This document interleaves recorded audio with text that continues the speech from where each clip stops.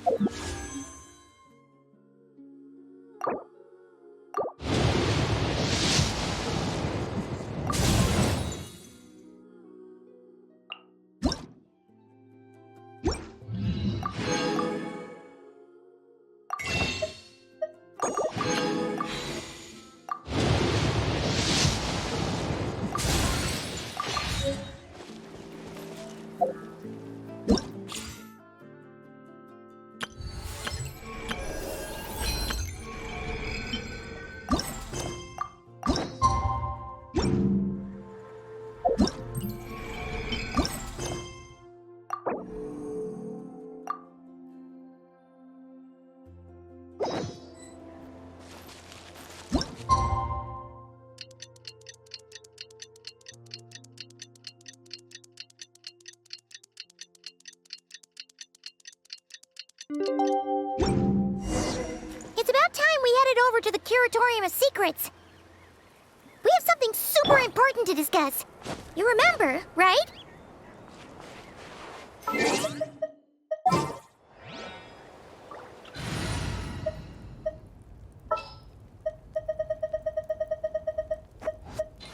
Allow me to lend you...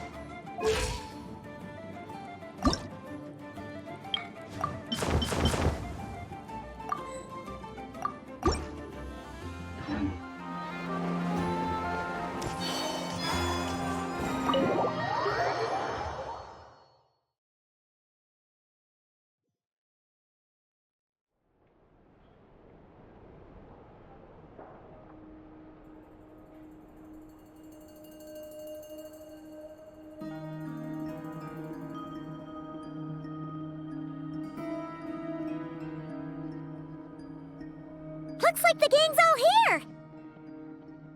Yep, all ready. How about you two? Green and good to go? Paimon's ready! Great, let's get rolling then. Great. Well, first things first. Wait. Someone's here. We heard your footsteps. Although... You've been here for a while now. I take it you followed the Traveler, but I don't sense any ill intent in you. Come on.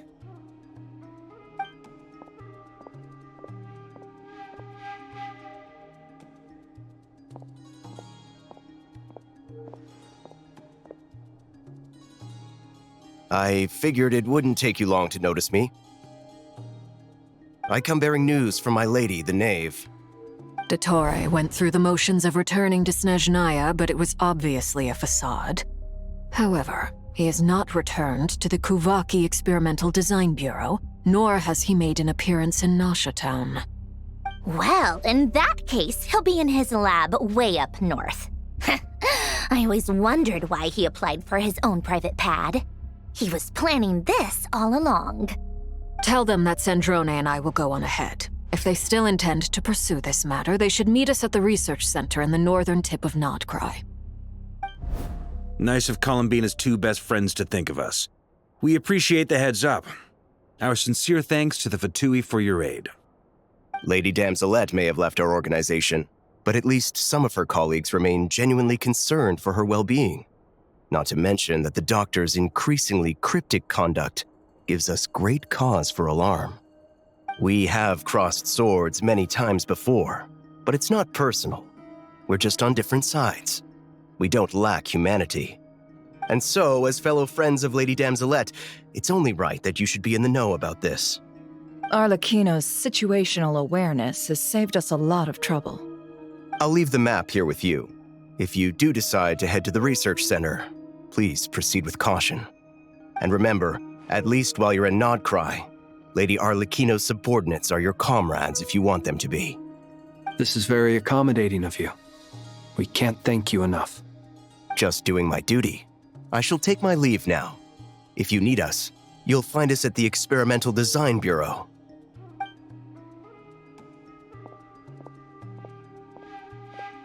So, the Doctor's left the Experimental Design Bureau and headed to some research center up north. Marionette seems to think he's been planning this for a long time. But when did it start? Before he even arrived in Nodcry? It seems his loyalty to the Tsaritsa is lip service at most. Behind the scenes, he may even be working against her. Whatever his motives, we know that he's decisive and incredibly ruthless. Facing him unprepared would be a recipe for disaster. At this stage, it's difficult to predict his next steps. I suggest we split into 2 groups. We need some people to stay behind and guard Nasha Town. Well, as much as I'd love to help, infiltrating research labs isn't really my area of expertise. But at least take Cool Your Jet's Ducky with you. It should be some help during the battle. And as for Miss Inefa, I suppose you will stay to protect Miss Aino? Detecting operational logic. Protect Aino. Priority. High. Just in case, Servarka, I think it would be best if you stayed behind as well. You can leave the research center to us. I mean, I would have said the Knight of Berea should probably be out on the front line, but okay, fine. Leave Nasha Town to me. Be careful out there, okay? If things get out of hand, fall back right away. Yehoda will be on hand to assist you. In my absence, she can handle any intel gathering work. You got it, boss. You guys make sure to get back here in one piece, all right? We will. Things are moving fast. We'd better head off soon if we hope to keep pace. So, it's infiltrate a secret research facility, or... Yeah, all right. Paimon will help out here instead. Sounds like it's gonna be a pretty intense fight. We all have to bring our A game here. So, anything you need to wrap up before we leave?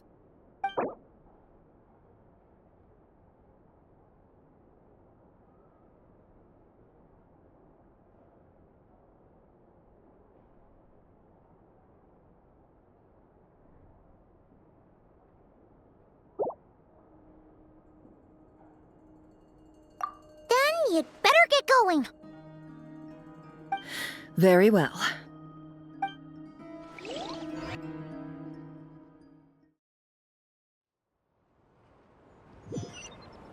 All these broken machines on the ground.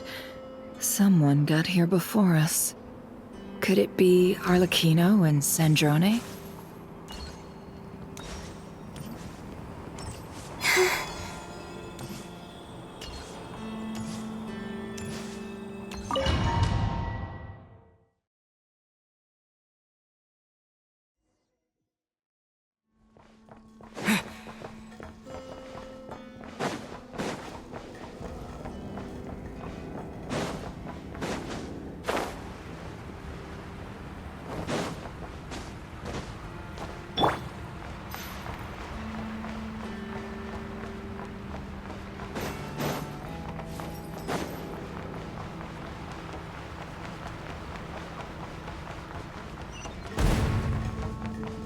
That's quite a welcome party. No more lies. Bombs away! Observe.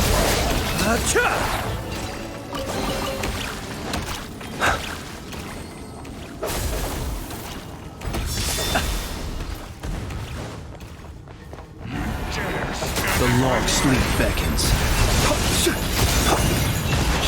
Close your eyes. Get back! I said get back! Do you hear me? Why isn't it working? No! Don't come any closer! Don't! Ah!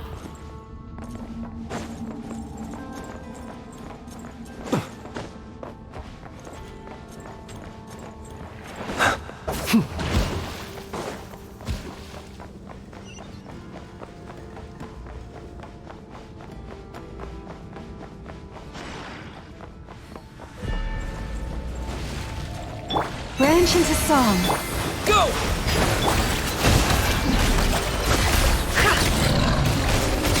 You poor souls. May your spirits find peace. Grab that key on the ground. We'll probably need it at some point.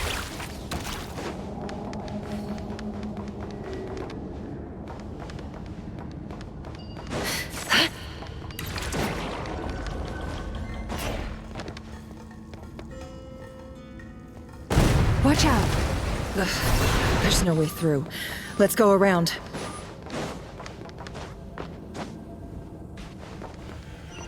Hup.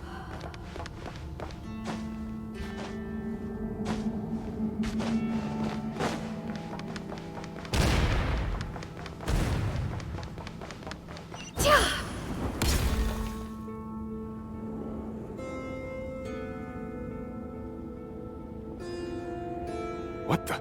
Trespassers? Here? What's wrong with you people?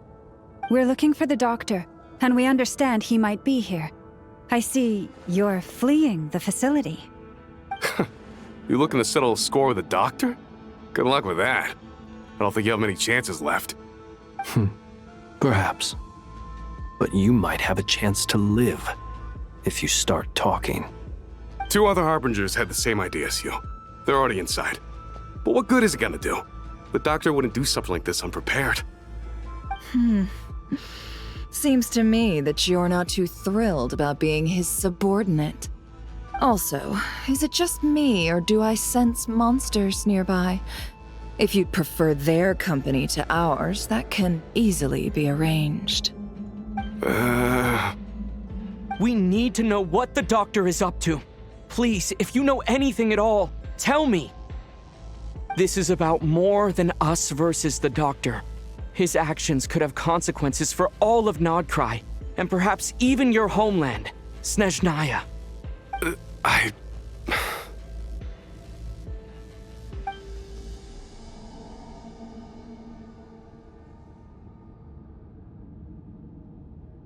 He's building something. Ambitious doesn't even begin to describe it.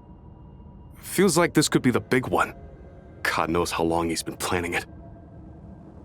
A while back, he told us he'd be returning to Snezhnaya.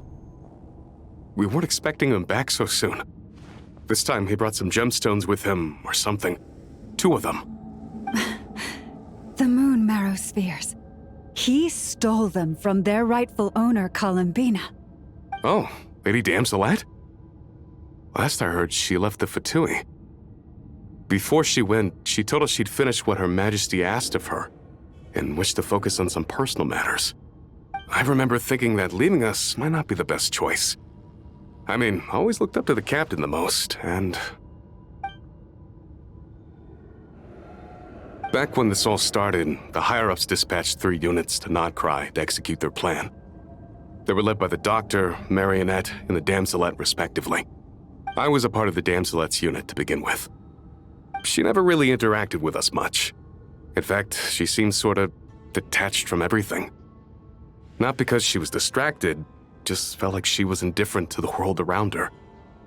Like she had no stake in anything that happened. She always seemed like she was staring off into the distance. Almost as if she didn't see anything worth living for in the present, so she had to look further afield. That's right. She always used to stare up at the sky. The Doctor used to stand nearby and watch her. Apparently they got along well at first, but somewhere along the way, she grew wary of him, started avoiding him as much as possible. After she left, everyone in our unit merged with the Doctor's. He's similarly indifferent to the world, except when it comes to the moons. He seems to have big plans for them. Right now, obtaining the 3 moons is his #1 priority. He even said if he can only get his hands on 2 of them, he'll create a 3rd one himself. How would he create an artificial moon marrow? Maybe the knowledge he gained from the Hyperborean phantoms has something to do with it. Thank you for cooperating. We appreciate the level of detail. I get the sense that you'd serve under Columbina again if you had the chance. Would that be fair? No, she's no longer a Harbinger. As a member of the Fatui, my loyalty will always belong to the Tsaritsa. I'm only telling you all this because I don't completely trust the Doctor. His actions do not align with the goals that first brought us to Nodcry. I understand. We'll do everything within our power to stop him.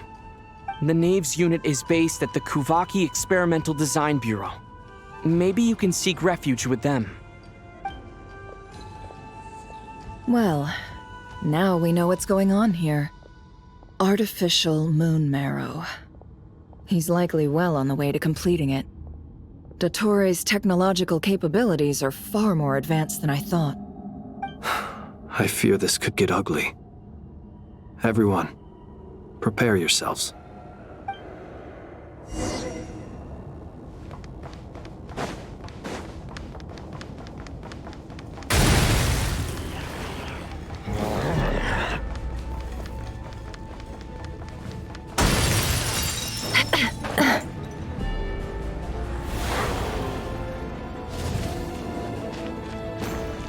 Leave this place. It all adds up.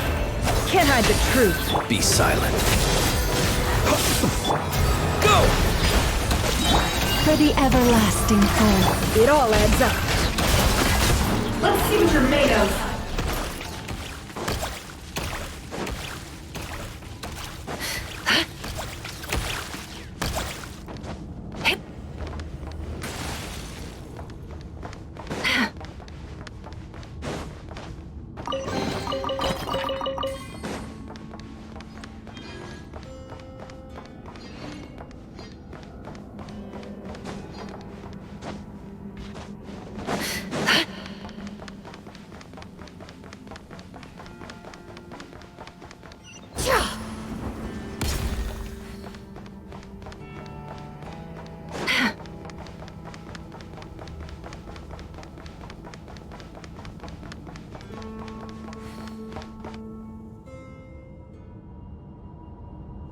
Welcome, one and all.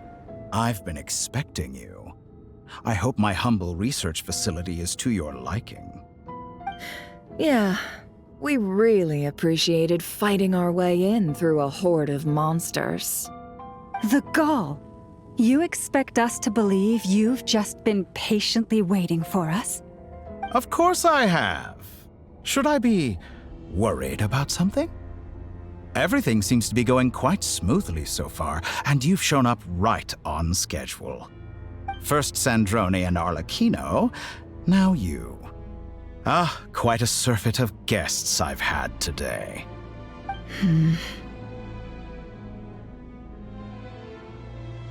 If you were looking for them, I should probably mention that Arlecchino disappeared as soon as she entered the facility. As for Sandrone, why, she stood right here only moments ago demanding answers from me at the top of her voice. Hardly out of character. She never was one for basic courtesy. But I have to admit, I was a little surprised to see her showing concern for someone besides herself. Does everyone you associate with undergo such a change in temperament? Speaking as a researcher, I have to say, it is not a change for the better. It threatens one's ability to remain objective. Well, since you ask... So you've got your hands on the moon marrow, and now you're claiming godhood. Don't you think that's a bit of a stretch, Dottore? I must protest what you are insinuating with that phrase, claiming godhood. I am not claiming anything. I am stating a fact. You're a researcher. I'm sure you appreciate the distinction between the two. Huh? Wait, you really think you're all that? You'll excuse me if I'm not being a polite little lady for you. We're colleagues. We both know what kind of person you are. By the same token, I knew you'd respond along those lines. You and I both understand that facts speak louder than words.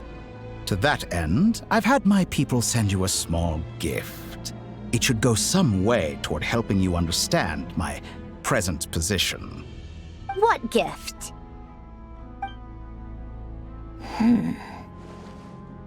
Where have all your troops gone?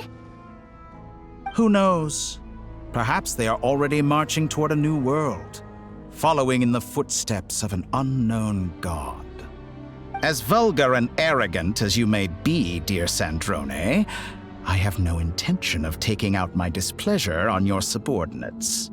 They will enjoy equal rights to my own. You sent your people to the Experimental Design Bureau?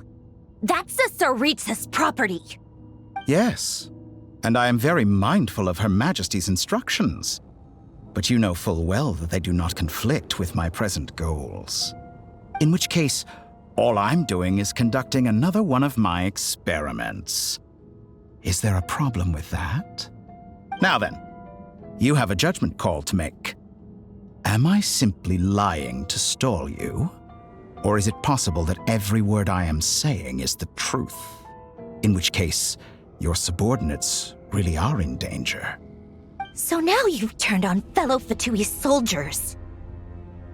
You're completely insane.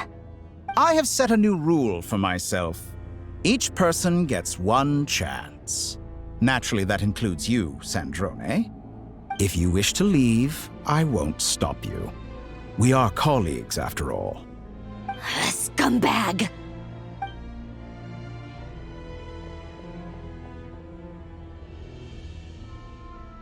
Still, I hadn't counted on Sandrone sparing any thought for the people of this world. Shame. I always found her self-centeredness to be one of her few better qualities. How can she ever hope to achieve greatness when she's so obsessed with protecting her little design bureau? It's more than a little disingenuous to speak of achieving greatness while taking hostages. Or does honor no longer mean anything to you? Honor? I have the marrow of 2 moons in my possession and will soon complete the construction of a 3rd. I will be the god of a new world. And you speak to me of honor? How charmingly naive. Those are sacred relics. You do not deserve them. In my view, many in this world do not deserve to be alive. And yet, I mercifully permit them to go on living, do I not? You'll come to regret your actions. Will I now? Let's see if you can make me.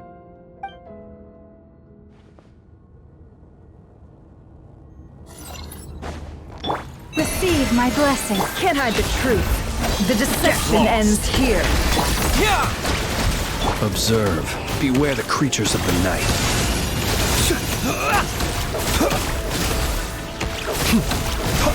Be silent. Branch into song, by the frost moon of old. No more lies. It all adds up. Water jet! Seek within. No more lies. Time to go clean.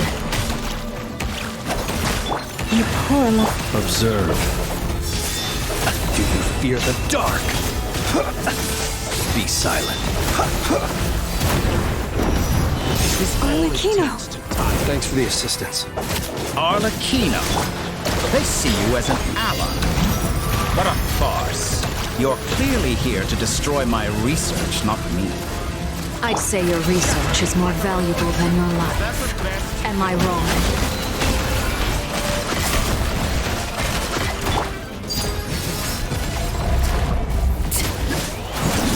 Witness my rise.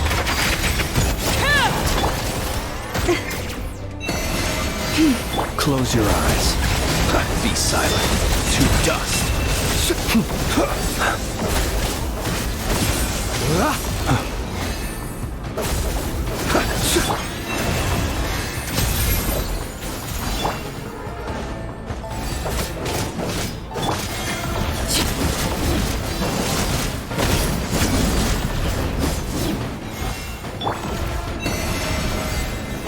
No more lies. Observe. Target acquired. Wipe out! With one heart, we pray. I expected so much more from you. It all falls into place. Interesting. Get lost.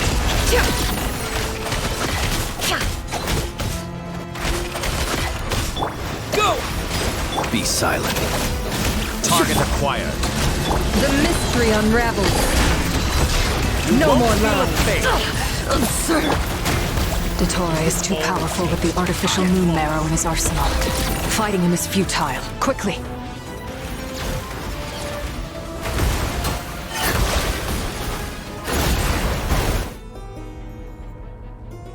Let's go. I've always thought it is wiser to flee than surrender.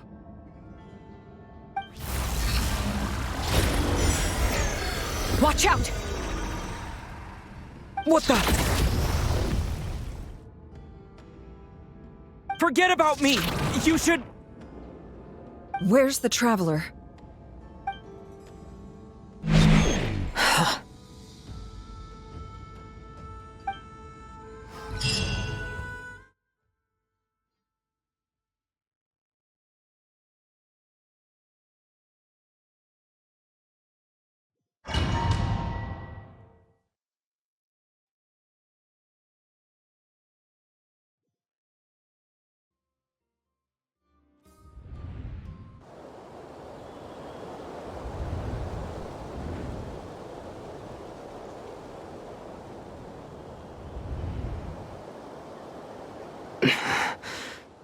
What just happened? Nasha Town? How did I get here? Strange. I remember being trapped by Dottore during the battle. And now all of a sudden, I'm here. Something weird is going on. I guess I'll start by exploring the area. Huh? Traveler? What brings you here at this hour? Huh? What are you in the mood for today? A hot dog? Or something else? We've got some special discounts at the moment. Want to see the menu? Sorry, I'm not hungry right now. Ah. Well, feel free to take a seat for now. Let me know if you change your mind. Everyone seems to be acting normal. Am I just overthinking? Oh, darling, look who it is. One of our regular customers.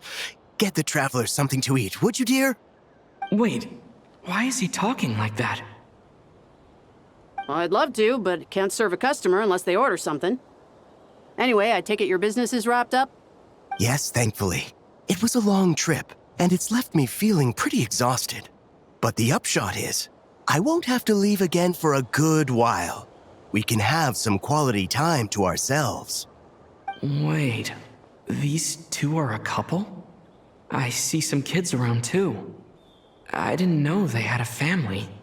Hey there! I haven't seen you in ages! What's keeping you so busy? I've been looking forward to playing with you again. You forgot already? You're silly. Daddy brought you over to our house recently. We had some snacks together. What is she talking about?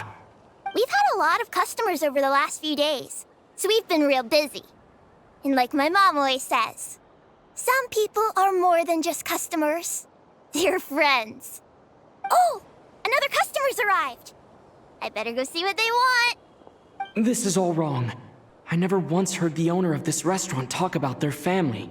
It certainly isn't a family-run business. And that child? I don't recognize her at all. Could this be a false memory? Very good. I knew you had it in you. Aren't you going to try the house special? When did he show up? No, none of this is real. You don't seem to like it here. That's fine.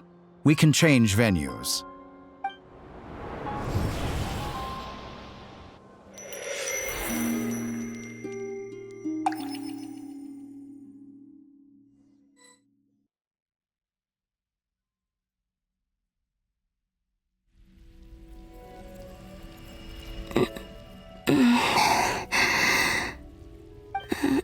I'm still alive. Where is this place? It took all my strength to open the moon gate, and then I leapt into it. So this is the moon's reflection? The mysterious realm beyond the gate?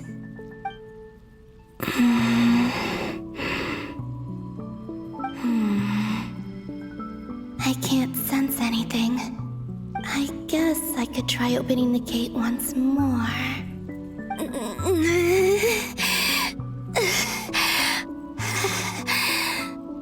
No response. Maybe this space can't be opened from inside.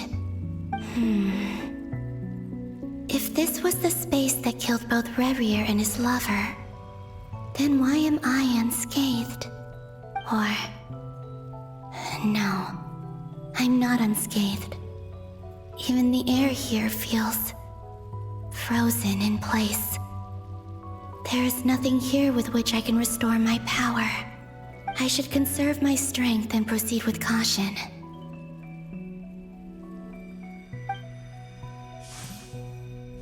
I don't believe Dotori's scheming will stop just because I escaped. If there is any chance that I can get back to the others, any chance at all, I must return.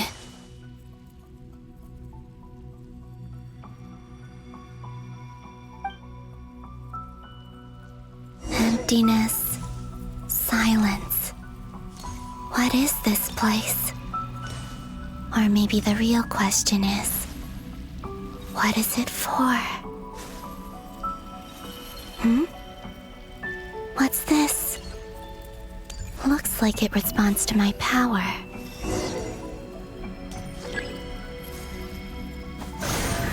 Golden. Like Kuvaki. Is it some sort of guide? And why does it feel so familiar? I might as well follow it.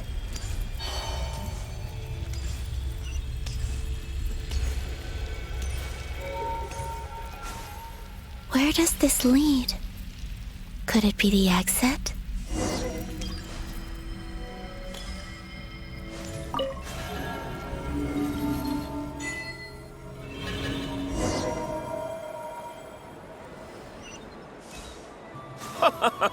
Welcome home, Moon Goddess. Is this Nasha Town? But isn't Moon Prayer Night over already?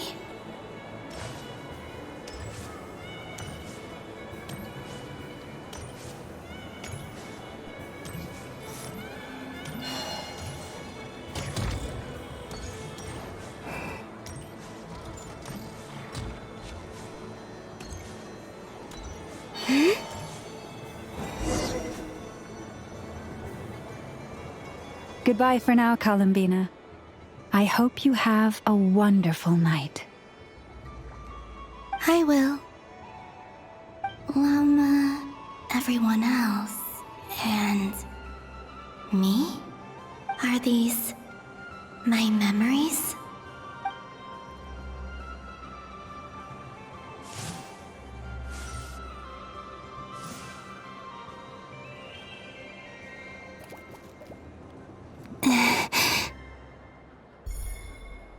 I can't touch them. It's as if we're separated by some impenetrable power.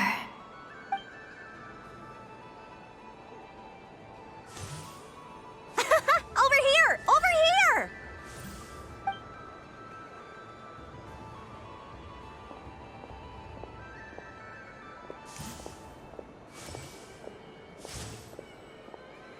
But the people in these memories pass right through me. Just like when I disappeared. If only I had known what would come to pass after that. Even so, I should still take a look around. Just being back here. It gives me the strength to keep going.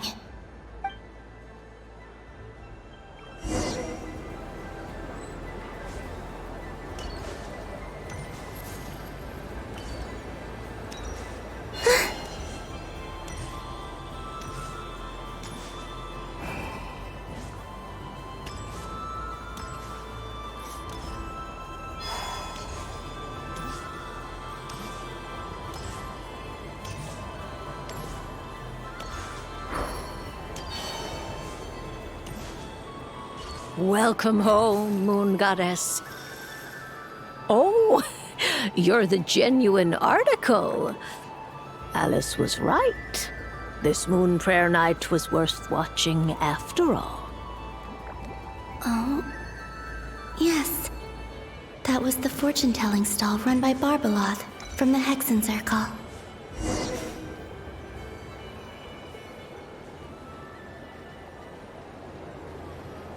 Please, draw the first lunar arcana. This represents destiny and is the foundation for the divination as a whole.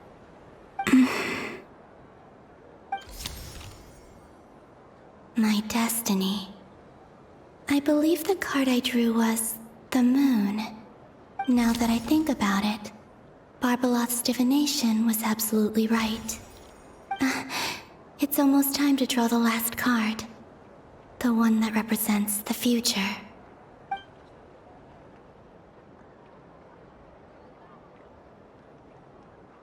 That was the card that popped out on its own. From here, I think.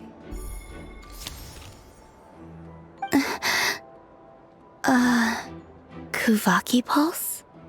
What? Fascinating. I've never encountered this before in my role as a diviner. What's going on? Did that card leave the deck? Because of my influence? All I did was try to touch it, and then... Maybe this memory space is not untouchable after all. Are there weak points in the barrier? Or is it possible that there's more to this space than my memories alone? This card is death.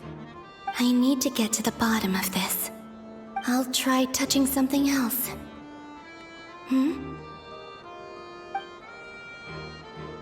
Is this the wind? No, it's gravity. It's pulling me outwards. No, Traveler!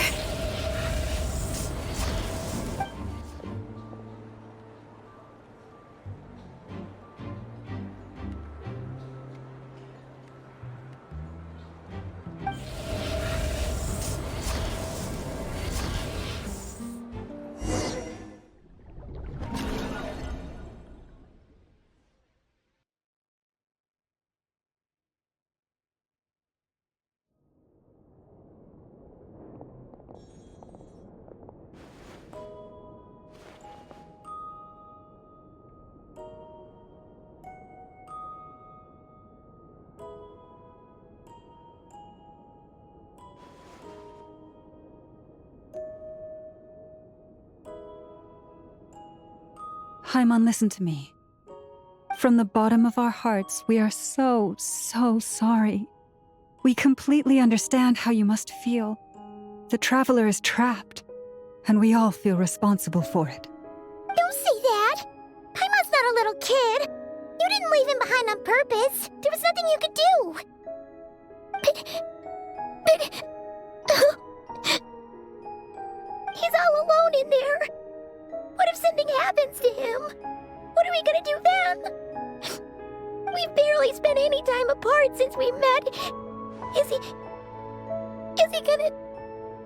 die? We must find a way to rescue him. We were all involved in the operation where he was captured, and we do not abandon our comrades. That being said, it won't be easy. Through conversation with the others on our return, we've arrived at a basic idea of what we're up against. Dottore's lab has clearly been in operation for a lot longer than we realized. We found many monster samples stored there. In all likelihood, they were materials he used to research his latest technology. We also know that through his contact with the phantoms of Hyperborea, he gained knowledge about the moons and certain Hyperborean technologies. Using this knowledge, he then fashioned an artificial moon marrow to serve as a replacement for the frost moon beyond the sky. Unlike Columbina, Dottore is not being rejected by Teyvat. And even with 2 of the 3 moon marrows, his power far exceeds all of ours combined. Once his 3rd moon marrow is complete, Dottore will have completely seized the authority of the 3 moons. Teyvat's most primordial powers will then be in his grasp. Does that mean... I'm afraid so. No one could have predicted this level of insanity, not even from Dottore. And unfortunately, his insanity is coupled with an intellect and ambition that not even his peers in the Fatui can match. This is dire. Sounds like the world is done for. The 3 moons' authority can influence the very fabric of time and space. I dare not imagine what a monster like him would do with that kind of power. The trouble's already begun, I'm afraid. On our way back, we discovered that part of Nodcry is being enveloped by an unknown energy. We cannot ascertain what is happening inside. I'm convinced this is Dottore doing. Not that there's any way to prove it. The issue is, we have no idea what his intentions are. The only thing more frustrating than facing down evil is knowing that it will surely come, but not knowing when. The doctor is guilty of numerous crimes in Mondstadt as well. One of our knights, well, former knights, his father was murdered by Dottore. His ideology and methodology are a danger to everything in his path, from individuals to entire nations.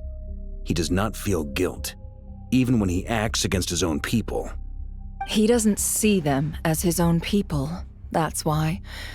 People like him see everyone else as beneath them. Right. He views other people only in terms of how they can benefit him.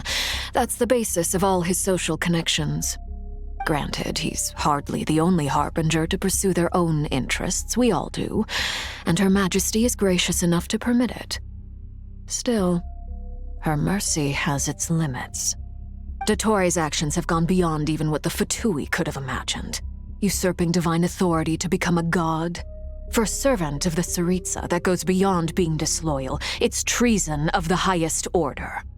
We can't expect him to heed the Tsaritsa's will once he gains the Three Moons' authority. Even we Harbingers consider him the most self-interested among us. Poor Traveler. Of all the people to get caught by... We have to go save him right now! Please! We gotta find a way! Paimon, I promise you, we are with you all the way. I get how you feel. I do. But it's gonna take more than strong emotions to take down an enemy like Dottore. What we need now is more information. Right. We can't even guarantee he's still at his research center. Before we can think about mounting a rescue operation, we need to confirm the Traveler's location. I'll find a way. Paimon knows, but... She's so scared. If anything happens to the Traveler... He might be the strongest person Paimon knows, but he's still human. He feels pain and bleeds just like anyone else. Then think things through before you stick your neck out. Unless you want to lose your head. Sandrone. Miss Sandrone, you're okay? Put the stuff over there, and be gentle with it.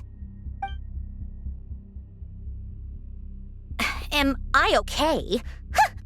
As you can see, I've had to move my whole livelihood out of the Experimental Design Bureau. It's been swallowed up by Dottore's energy field. If I'd left it any longer, I probably would have gotten stuck there. Ugh, Dottore always goes a little loco when he finds a shiny new toy.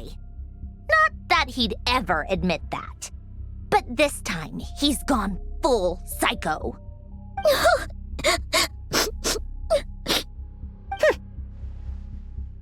Just go ahead and cry already. Sorry. Paimon's not trying to make it scene. It's just... She can't. Oh, Paimon. Let it all out. There's no shame in it. When you're overwhelmed by fear and despair, crying can help get it out of your system. You'll feel better for it. Okay then, while the baby of the group is having a moment, how about the grown-ups get to work? Give me your hand. You've made a discovery? Polonia, scan.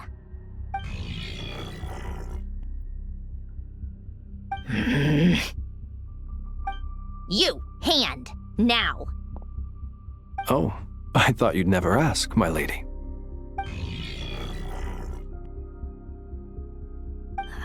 Curses! You're next, then you.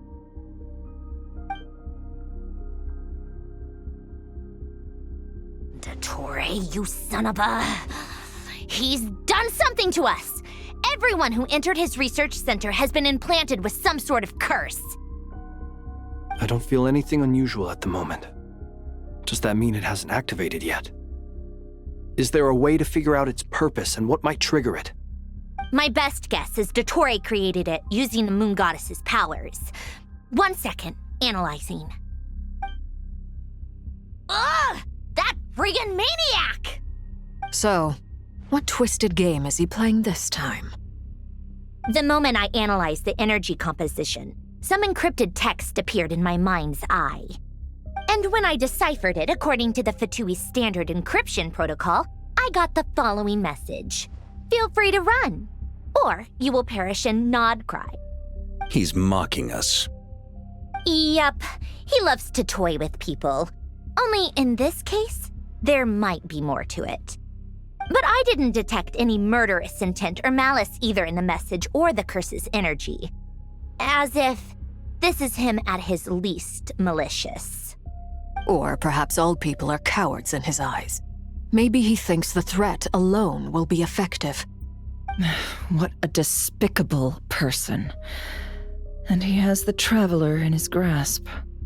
If I may, as unhinged as Dottore may be, he has always exercised great patience with the objects of his interest. I remember a comment he made when we first arrived in Nodcry. He said, "This world is, on the whole, an exceedingly dull place. But at least there are a few intriguing features, such as the gods, or the Traveler. Presumably, they interest him because they're unknown quantities. He wants to understand as much as he can about them." Agreed. The Traveler is Tevat's fourth descender. All Harbingers are aware of this. Since Dottore took such pains to capture the Traveler, he is unlikely to kill him right away. Okay, but we still have to do that rescue operation. Of course. I also think we need to read between the lines with Dottore's message. If he's encouraging us to run, that means we mustn't leave Nodcry under any circumstances. My guess is, his curse will only trigger if we leave.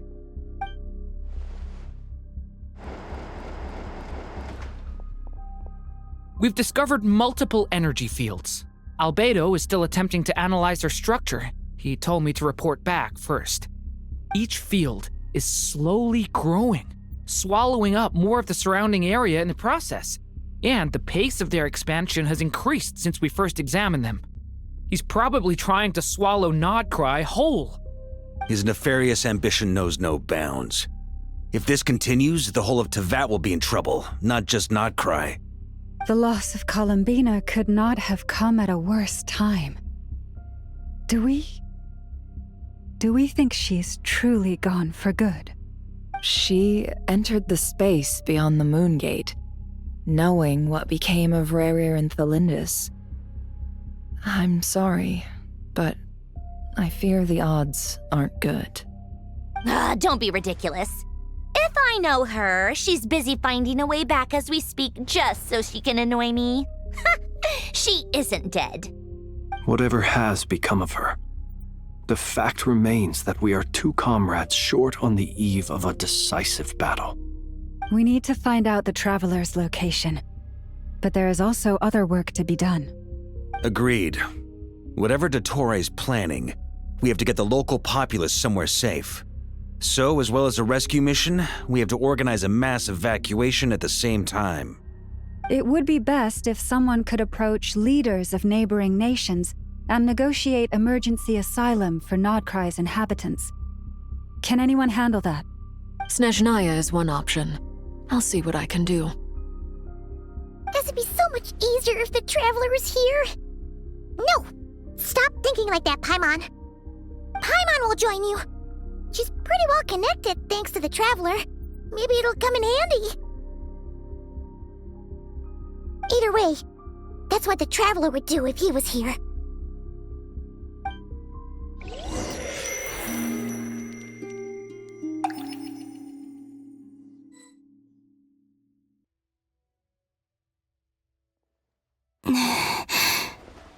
Back here again. That gravitational force that pulled me back. Is this where it came from? When I saw that memory of Moon Prayer Night, I think I influenced reality. Was it just a coincidence? Or if only I could have sent the others some kind of warning on Moon Prayer Night, maybe we could have stopped Dottore. I feel so heavy. Does entering that space consume a lot of energy? Well, even so, I have to keep moving forward. Back to emptiness and silence again. I should try and find my way back inside that memory.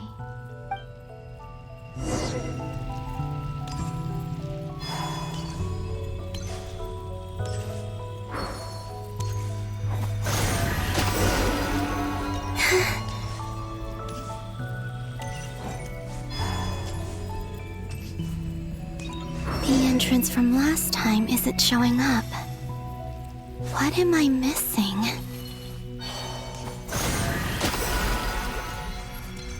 Looks like I need to gather these scattered fragments.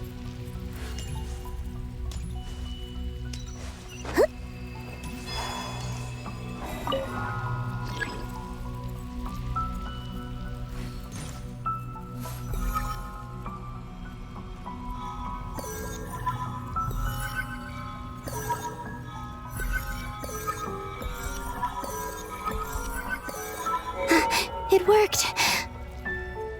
Hopefully I can stay inside for a bit longer this time.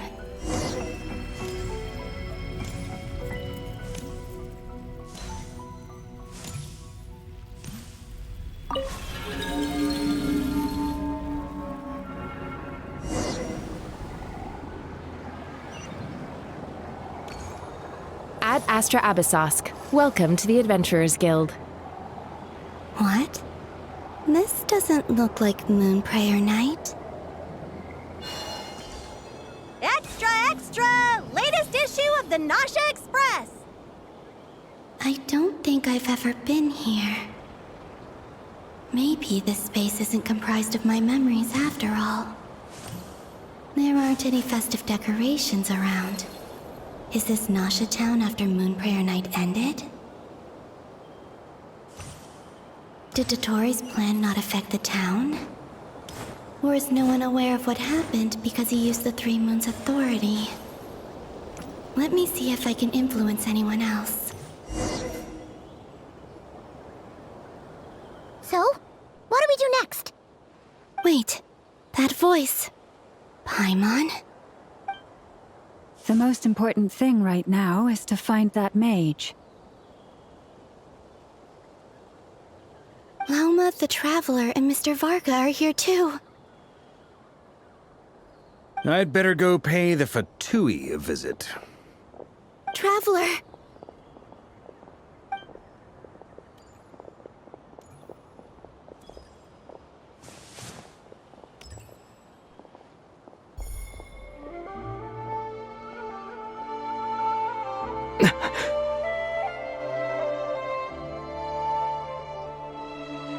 Columbina? I made contact. It's me, Columbina. Huh?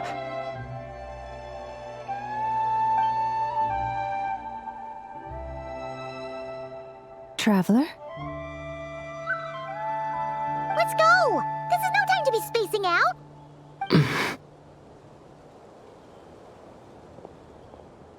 Huh? Wait a moment. This has happened before. This is what happened when I disappeared. I stood right over there, thinking that no one would ever find me again. It was only when he called my name that I decided to follow them. But did he turn around because he sensed my touch just now? Is it really possible that from in here, I can change the past? If I keep following them, maybe... Huh? It's that gravity again.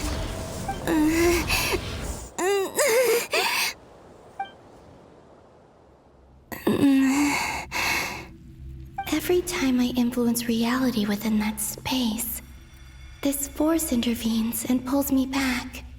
It's as if it's trying to stop me from leaving.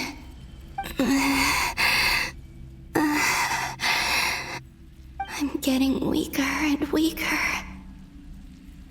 I'll just have to try another approach next time. Come on, Columbina. Keep going. You have to tell everyone what happened.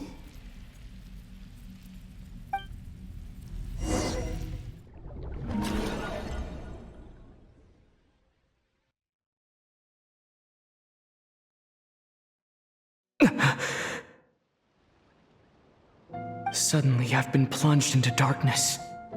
Alone. It feels strange. As if something has grabbed hold of me. Is Toray now powerful enough to interfere with space itself? Look at you, standing so still in total silence. I almost didn't recognize you. Hello there, traveler. He seems to be in a good mood. Wait, what's that behind him? Ah, so you noticed. This is the completed Trilune. 2 primordial moon marrows and 1 artificial specimen. You are wary of it. Good. Maintain that reverence.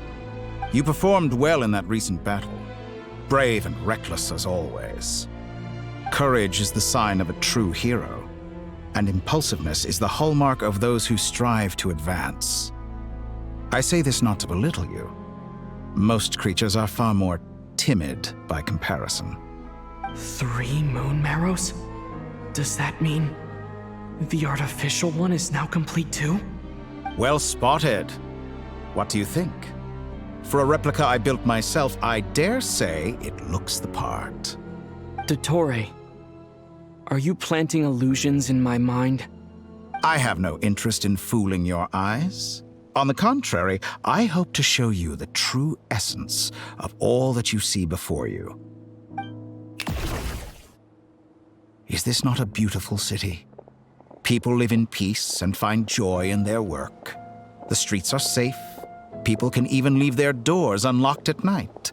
You might say it is the Elysium everyone dreams of. All available data indicates your values and worldview conform with the mainstream. This kind of society should be quite to your taste. False beauty is deceitful. Lies are to no one's taste. I wonder, is it your moral standards that are too high, or your expectations of reality? Answer me this. If someone existed in a sweet dream from the moment they were born, a dream in which they never once felt pain, which do you think they would consider superior? The dream, or the reality? That's pure sophistry. It has nothing to do with your actions. As I suspected. You have yet to understand all of this for what it really is. What do you want from me? You sound impatient. Do you think the only reason I'm keeping you is because I want something from you? If it's not, then why haven't you killed me yet? No one can stop you if you're as powerful as a god. I'm delighted you recognize that fact. I believe we last squared off in Sumeru. Ah, the memories. How time flies. You and I have both grown. I'm not surprised that Arlecchino and Sandrone worked with you. You've always a way of slowly but surely ingratiating yourself with all levels of society. People laud you as a hero, but I suspect there's more to it than that. Oh, but to be clear, I don't say that to flatter you. Do you always give your opponent an appraisal before you deal the final blow? Call it a long-time habit. I'm a researcher, and one of my duties is to give an objective assessment of my subjects. But you misunderstand. We are not opponents. Not at this moment. I just want to talk. Think back to Tartaglia, Arlecchino, Capitano, Columbina, and now even Sandrone.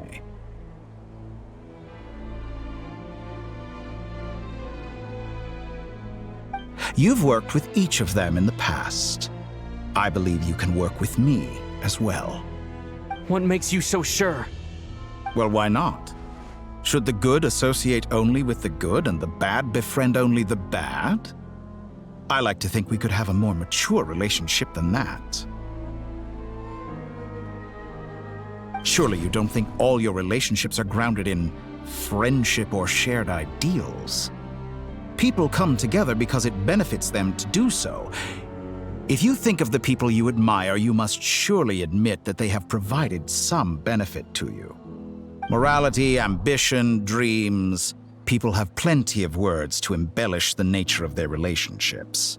But once you break free from those ethical frameworks, you will see that the only thing connecting the two of you is mutual benefit. And that is what I'd like to talk to you about. We're finally getting into it. He's probably been planning to kidnap me for a long time now. But for what exactly? He has the authority of all 3 moons. I won't be able to gain the upper hand in a fight. Best if I pretend that I'm willing to negotiate for now. You say you're a god, but you also speak of mutual benefit. What could a god want that the 3 moons cannot provide? Excellent question. But before I answer, I would ask you the same thing. Gaining Columbina's allegiance was a rare and extraordinary feat. But the Moon Marrows are now in my hands, and I have the edge over her. For this artificial moon is not being rejected by Tevat. Her identity and lineage may have been a thing of glory in the old world, but they were also shackles that prevented her from ever integrating into Tevat. I, on the other hand, you may view me as a thief, but I have overcome that limitation. So what is it that the 3 moons cannot grant you? What stops you from negotiating with me to get what you want? I don't make deals with lying psychopaths. That's quite an accusation. Are you expecting me to get angry with you? Well, this is one aspect in which my personal growth has served me well. In the past, my less mature self might have been disappointed, perhaps even angry, over a small setback like this. Like when you and Lesser Lord Kusanali joined forces to oppose me, for example. But things are different now. Just as the rich do not quibble with the poor, I no longer find myself perturbed by these trivial affairs. Human relationships end with conflicts of emotions and interests. But relations between humans and gods are different. And ours is even more unique. I have ascended to the highest heights and laid claim to unprecedented horizons. And you were no ordinary person to begin with.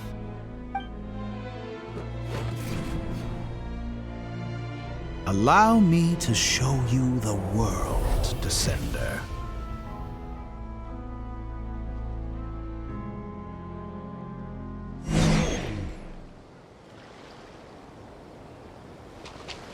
To stand, walk, jump, sit, and lie down.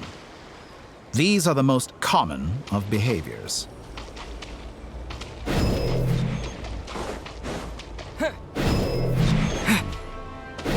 Have you ever wondered why we were born following such laws?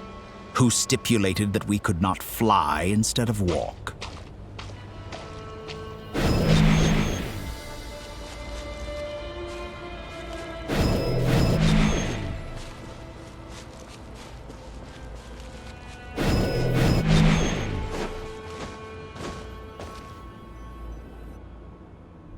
Someone of your talent and experience must surely know of the 4 great rulers who serve the heavenly principles. They govern life, death, time, and space. One wounded by a blade will die from blood loss or infection, and one who falls into a lake will drown in agony.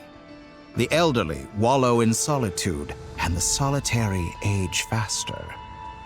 Eventually, new life is born, only to embark on the same path of suffering.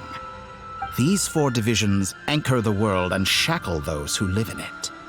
But they themselves transcend its boundaries, squandering the power bestowed by the heavens. All who live yearn for equality, but unless the gods prostrate themselves and profess that they are mere servants of the living, equality can never exist. Who makes the rules we must live by? Who has the right to restrict us? The limits of the body can be rejected.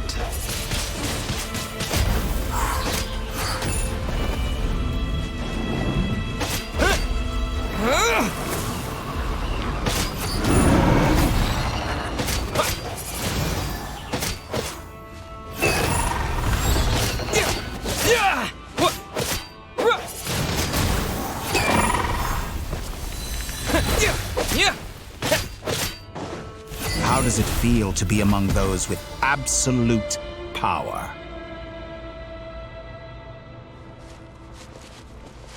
You cannot conceive the extent to which your flesh hinders your mind and spirit.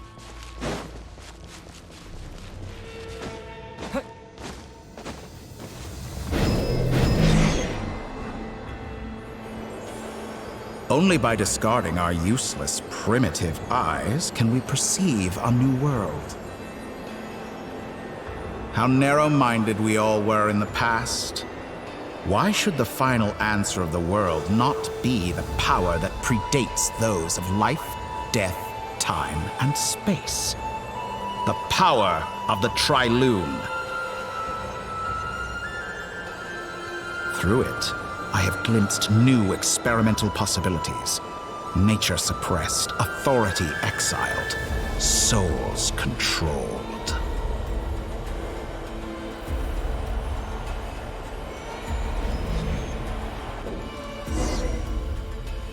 You know, I heard recently that a group of critics reviewed countless stories and drew an interesting conclusion. They found that it is more often than not the villains who strive tirelessly to push the boundaries of progress. In fact, long before this, someone voiced a similar idea in an academia editorial. I felt a great affinity with this perspective. I have never been afraid to step up and play the role of the villain. Fanatics are trampled down for their transgressions, and those who transcend are rebuked for their audacity. And so, the majority of creatures are too timid to follow my lead. But all sacrifices made during my experiments have been worthwhile, as you can now see. I can offer you something new, something unique, precisely because I am a villain. Think about it. We are eternally bound through mutual interest. Can you truly say you would never turn to malice if it could give you the life you dream of? After all, what value do perfection and purity really have? They are fragile and feeble things, utterly tedious. I say, better to be governed by a flawed humanity than a gnosis. The true seeker of knowledge is the villain who undergoes countless tribulations in pursuit of their goal. I'm sure many people have told you that you're different. Because I'm a descender? Exactly. Very clever. But what does that got to do with you? I do not conceal my wicked deeds, my selfish desires, or my greed. A true researcher must act as I do if they are to understand and speak of the truth. And yet, a knowledge seeker like myself will inevitably grow tired of studying Tevat beyond a point. You have traveled to all corners of the world and met many people. Along the way, there have been moments when you were misunderstood or even became a wanted criminal. And all the while, you have spent your days doing some of the most mundane jobs in the world. You fight and toil, claim minuscule rewards from my friend Pantalone, then you fight some more, winning some battles and losing others as your search goes on. And this cycle continues, with no end in sight. Surely you must sometimes grow weary of being stuck in this same loop day after day. We're completely different. I embrace everything that life throws at me. I am engaged in every step of my journey. How does that make us different? I too embrace what life brings, researching everything that interests me. Think of all the novel things I've managed to create, like the artificial moon marrow. Don't you see? As unique a specimen as she was, even Columbina is not irreplaceable. Take that back! She's gone because of your actions! I didn't say that to anger you. Though admittedly, I don't see what there is to be angry about. Anything Columbina could do for you, I can do better. I know what your ultimate goal is. You wish to walk the path your sister walked, and seek answers from her at the end of that journey, don't you?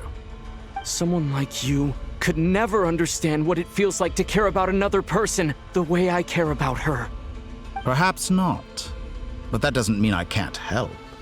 I could find your sister right now, bring her before you, and make her give you the answers you seek. Don't be so presumptuous.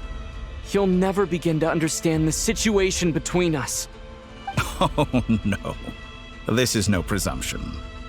I'm only offering what I know is possible with the power of the Trilune. But it seems like you would sooner continue with your journey through this world. Why? Do you truly desire this journey?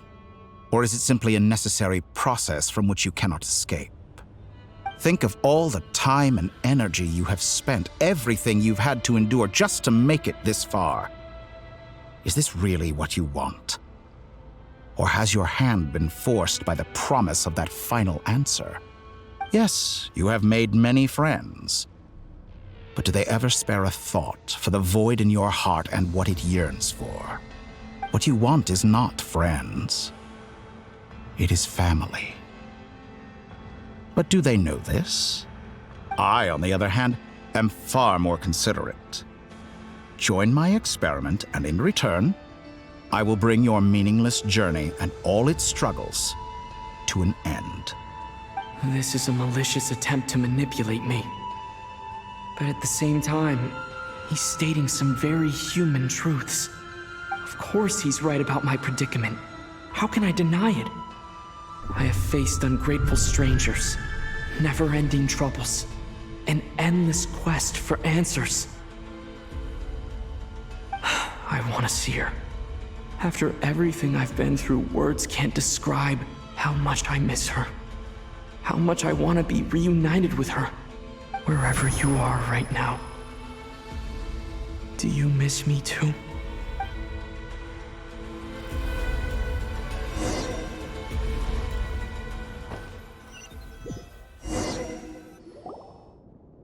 All right, everyone. Our next mission is clear. We need to contact all the major organizations, explain the situation to the public, and then begin the evacuation. The residents of Notcry are quite dispersed. The two most populated areas are the Southern Isles and Pyramida. Miss Lauma, I will leave Hisi Island and Nasha Town in your hands. I will liaise with the Fatui and Pyramida. Agreed. We will reach out to Natlan and Snezhnaya. Anyone found north of the Experimental Design Bureau should follow the Fatui to Snezhnaya. As for those dwelling south of that line, I will ask the Voynich Guild to help persuade them to leave. Then I, Mr. Varka, and the Frostmoon Scions will escort them to Natlan. The Voynich Guild has dealings with the Curatorium of Secrets. I will send them a letter vouching for your credibility. Yehoda, you should help Lauma. This is too big of a task for one person. My wish has come true. You're willingly lending me your most capable employee for the day. Well, good for you if all this only takes a day. Of course, if it takes any longer, I'll be charging a fee. Boss, wait! Don't I get a say in this? Oh, I'm sorry. Something to add, Yehoda? Well, no one's more important to me than you, boss. And remember how Lauma healed your eyes after that big battle? I think that's worth at least 2 or 3 days' work for the Frostmoon Scions. Are you completely incapable of acting in your own self-interest?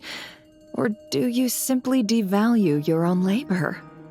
Are you sure you don't want to come with us? Who will see to our other work if we're all busy evacuating residents? Sandrone insists that Columbina is still alive, and we have a traveler to rescue. There's much to be done. But boss, I'm just worried that... Well, Nefer, I'll link up with you once my tasks are complete. What makes you think I'd need you to do that? I'll need it. And considering the way you approach certain matters, I think you'll be better off with me present. That's quite enough. Just focus on your work first. I bet we're in for an uphill battle here. But we can help out too. Inefa and I are gonna help Nasha Town's residents carry their stuff. Loading schedule. Store essential local research data and technology samples, then escort the people to Natlan. Understood. I will execute this to the best of my abilities. Great stuff. Thank you, ladies. I've contacted the Lightkeepers. A colleague of mine will join us shortly. I will persuade them to conduct a thorough search of the region to ensure that no civilians get left behind. As for me, I guess I'll be making an early return to Sumeru. I think it's important that someone informs the Dendro Archon of what's going on in Notcry. Roger that. Someone should inform Mondstadt, too. Mr. Duran, can I trust you to handle that? I think you fly faster than any of us can run. As an added incentive, get there fast enough and I'll see about getting your gliding exam waived. Really? Ha! Mission accepted, sir. I intend to stay behind and help Miss Sandrone with her research. She has some alchemy-related questions that she'd like me to explore. She recognizes your expertise, then. I wish you a fruitful collaboration. Thank you. In truth, I was surprised to hear her express an interest in subject matter outside of machines. I believe she has been investigating some Fontanian technology recently. She made a point of bringing the relevant materials with her when she left the Experimental Design Bureau. She's sorting through everything in her room as we speak. I should mention that we have one other friend who isn't present. He hasn't made his position in all of this clear. But if we know anything about him, he's likely investigating on his own. Paimon's been very quiet today. But I know how close she and the Traveler are with the Natlanese. She should come with us to the border. Okay. Paimon will do her best. Make sure to heed Sandrone's warning. Many of us have been cursed by Dottore. As such, under no circumstances should anyone cross national borders. Remain within Notcry. That aside, personally, I have faith in Columbina. Things look grim, sure, but who knows how it'll play out. Same goes for rescuing the Traveler. Both of them are important allies and friends. We'll be counting on you to gather intel on them, Miss Nefer. Oh, wonderful. You're all here.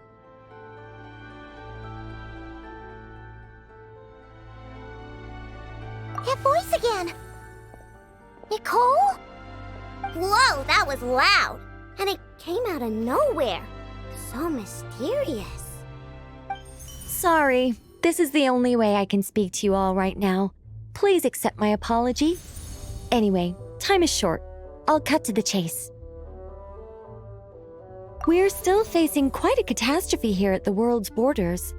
Alice has roped in every Hexen Circle member she can get a hold of. Except for me.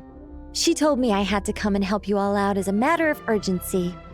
I quote, "You love talking, don't you? Well, now it's finally your time to shine. Take these. Make sure the whole party gets one each. You'll be in charge of making sure everyone stays connected."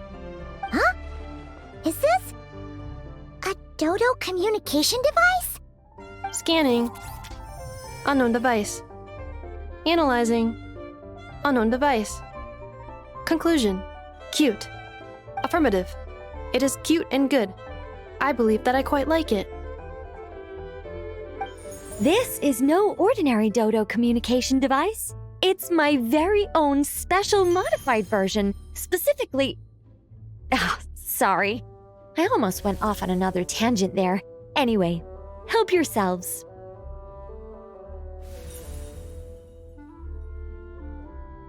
It will allow us to communicate over long distances within Nodcry. No more worrying about shuttling messages back and forth. What astounding technology. Am I right in assuming that it relies on your personal abilities to function, Miss Nicole? Yes, exactly. Right on cue, Albedo. I'd love to brag to you all about how it all works. But no, next time. Anyway, I'll be right with you all, serving as a communication hub. That's all from me. Head off as soon as you're ready. I'll be staying here to keep watch, and I'll be sending you my blessings.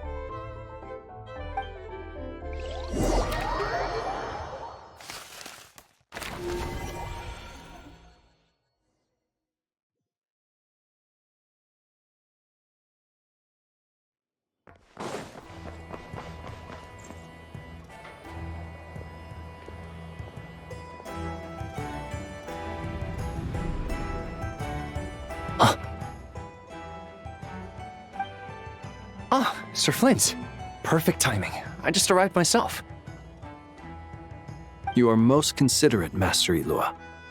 But in fact, I know you have been sitting here for quite some time. If you saw me, why didn't you say something? I was curious to see how long you could sit still for. Also, shouldn't you have managed to sense me approaching? That would be a first. You always seem to appear out of thin air without making a peep. Also, how many times do I have to tell you not to address me as master? I don't qualify. I beg to differ. Why should a young man so well versed in social graces as yourself not be worthy of that title? Please, Lord Flint's. Sir Flint's. I'm begging you, don't flatter me into complacency like you do with everyone else. You understand me better than most. My newest acquaintances tell me I love complimenting others. What do you think? I think they don't understand why you do it. You just love puffing people up till they're a big, happy ball of hot air that floats away into the sky. In all sincerity, I can only hope that they bring good tidings when they come back down to Earth. Is the situation that bad? We just held a strategy meeting. Let me fill you in.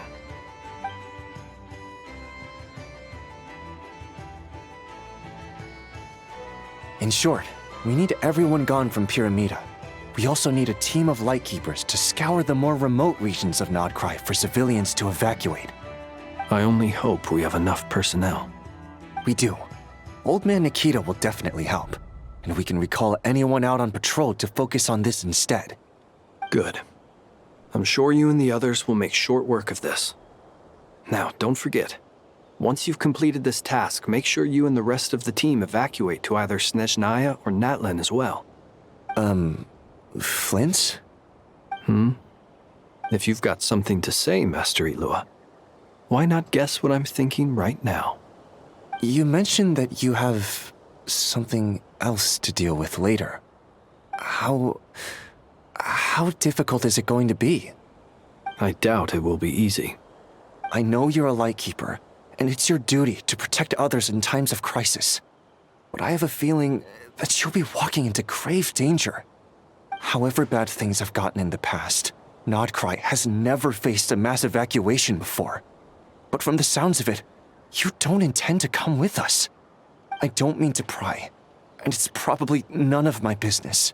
But whatever it is you're intending, you don't have to go through with it, you know. I've been afflicted with some sort of curse, and I'm told it may well trigger if I set foot outside of Nodcry. As such, I cannot leave. I have to act, if for no other reason than to fight this curse. What? No. Why? Why would anyone want to curse you? There are plenty of people out there willing to trample over others in pursuit of their own goals. Frankly, Sir Flint, I am furious. You're making light of what is an incredibly serious situation. Indeed I am. And? And what? I told you, I'm furious about this. Nothing I can do about it, I'm afraid. Things happen, and we just have to deal with them. If you find yourself feeling angry, perhaps start by drinking a big glass of water. Hey, you mean you're completely unmoved by my anger? I'm devastated. Then allow me to express my sincerest regret. Come by the lighthouse sometime. We'll catch ourselves a few fish, have a little barbecue, play some cards, and bask in the sun. Maybe I need to spell this out. Lean in a little, Flint's. Oh my, this doesn't bode well. Word is that you were caught up in a real horror show recently. People were amazed that you returned safe and sound. They've been debating whether you're even human. I've returned safe and sound from plenty of crises. When you say people, do you mean other people? Or do you just mean you? Fine. I'll be frank. You're not human, are you? Heavens. Now that's a horrifying thought. You know what? Forget it. We'll revisit this once it's all over. A sound plan. Albeit a little ominous sounding. Just promise me you'll come back in one piece, all right? For you, Master Ilua. How could I refuse? Also, please pass my regards on to our colleagues. Tell them, thank you all for your assistance. Please put safety first as you proceed with the operation.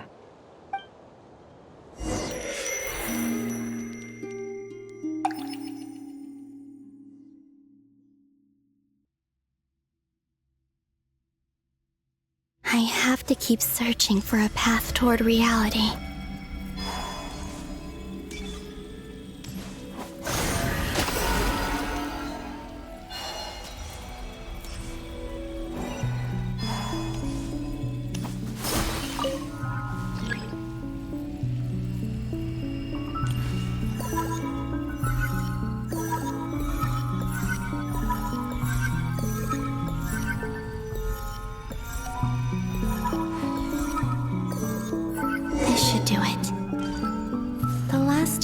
I tried to influence reality in this space.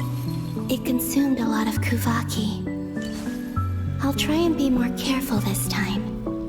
I need to leave key clues behind using less power. I hope everyone still remembers what I said on Moon Prayer Night.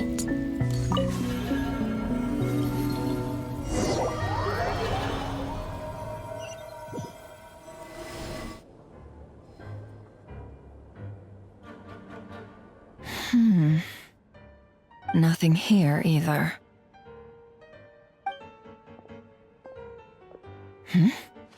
Flint's? Ah, Miss Nefer. What are you doing here? Unless... I just spoke with Ilua about arrangements for the search and came for a walk nearby. As for you, why would... It appears we think along similar lines. And neither of us likes to accept things at face value. As well as figuring out how to gather intel on the Traveler, I wanted to confirm some of my own suspicions.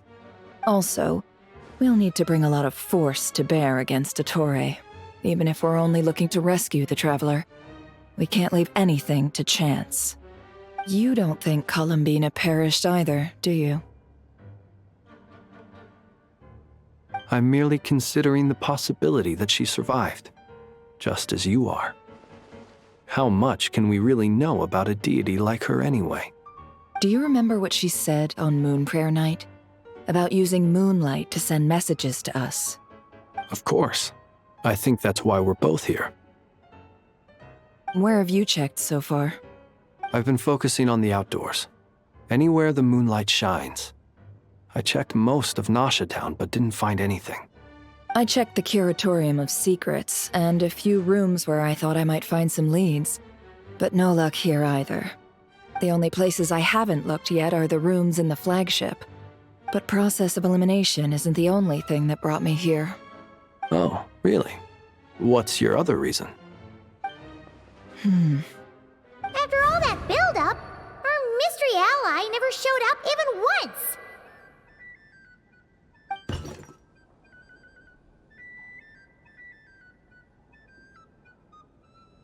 Huh? Am I imagining things?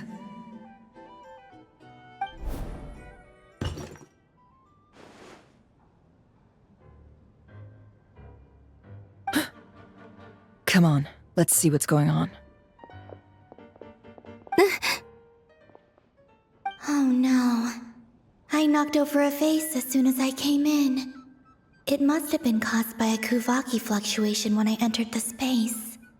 Although, it seems like I'm not about to be pulled away this time. It looks like as long as I'm careful with my actions, it doesn't count as influencing reality. Anyway, is this the flagship? The Traveler mentioned that's where he was staying. I only went into the lobby last time, so I've never actually been here before.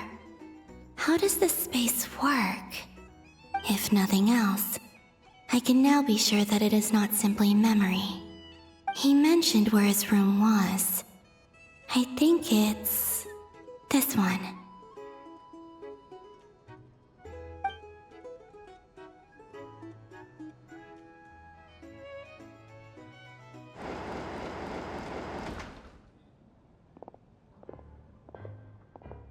The door is closed.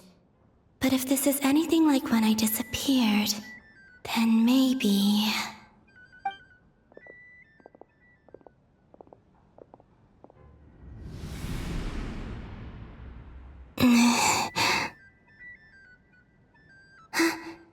I'm in.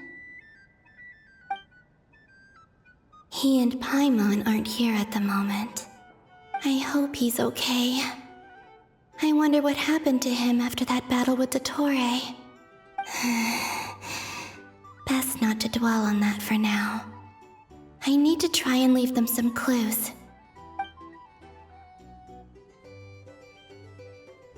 Please, Traveler. I really hope you find this.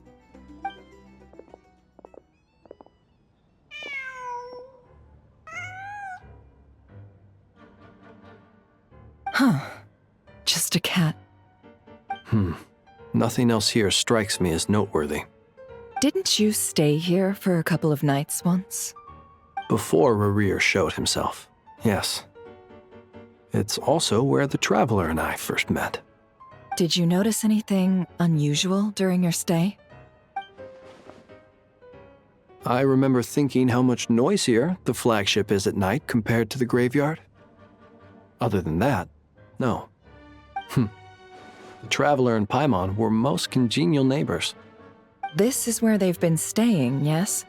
Over here? That's right. I wouldn't usually condone breaking and entering, but we can make it up to them later. Focus now. I have to write a message on the wall using Kuvaki, just like I said on Moon Prayer Night. Simply open your windows on nights when the moon shines bright, and the moonlight will naturally flow towards the words I have written. Here goes. I'll need to carefully control my strength.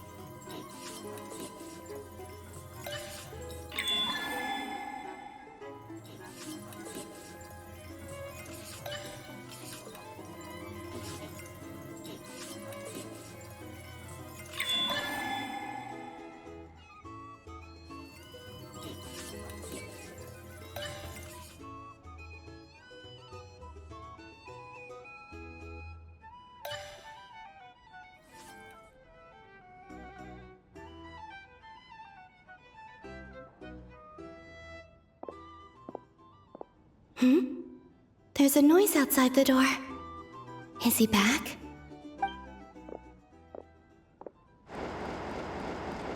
Please, you have to see these words.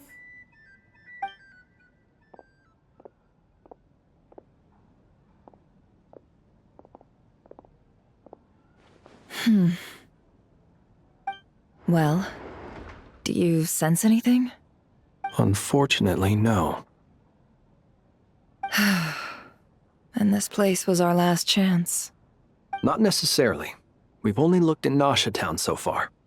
Miss Columbina said she would leave messages at her friends' dwellings. It's still worth checking where Miss Lauma lives and where I live. Let's try and make some time to look into those then.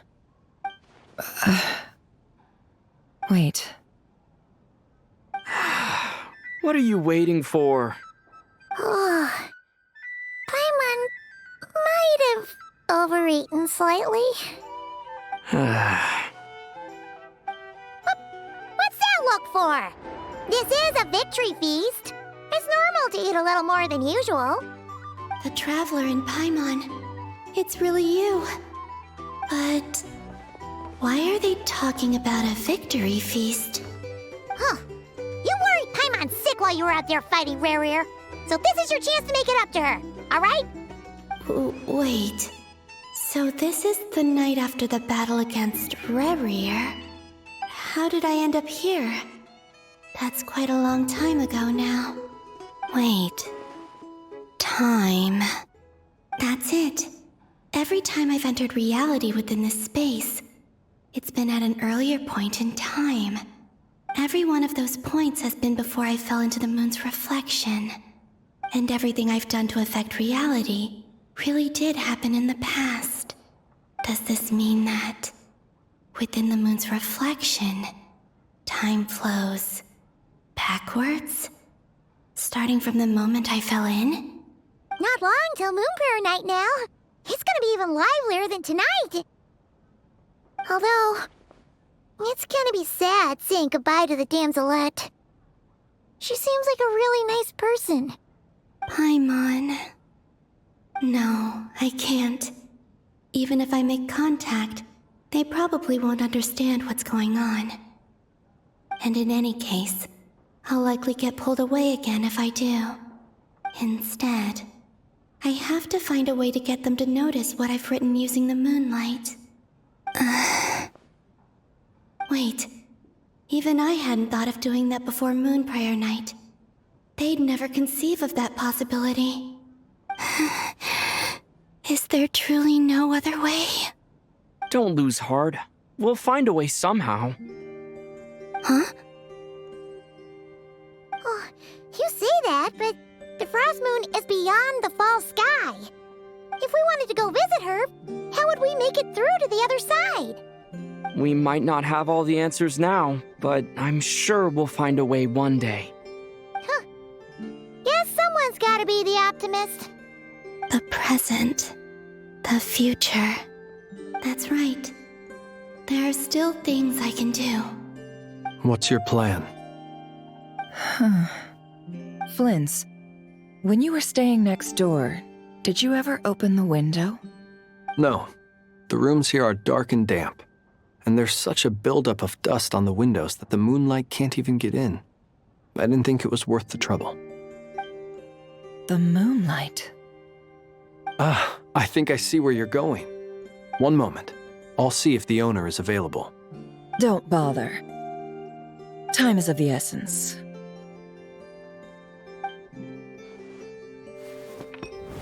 Time.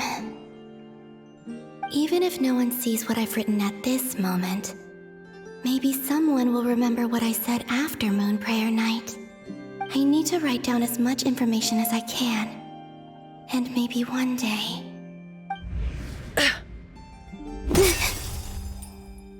Huh? What's up with you? You can't even hold your cup steady. Are you getting tired? A little. Well, you should probably hit the hay then. You've had a really tough couple of days for you.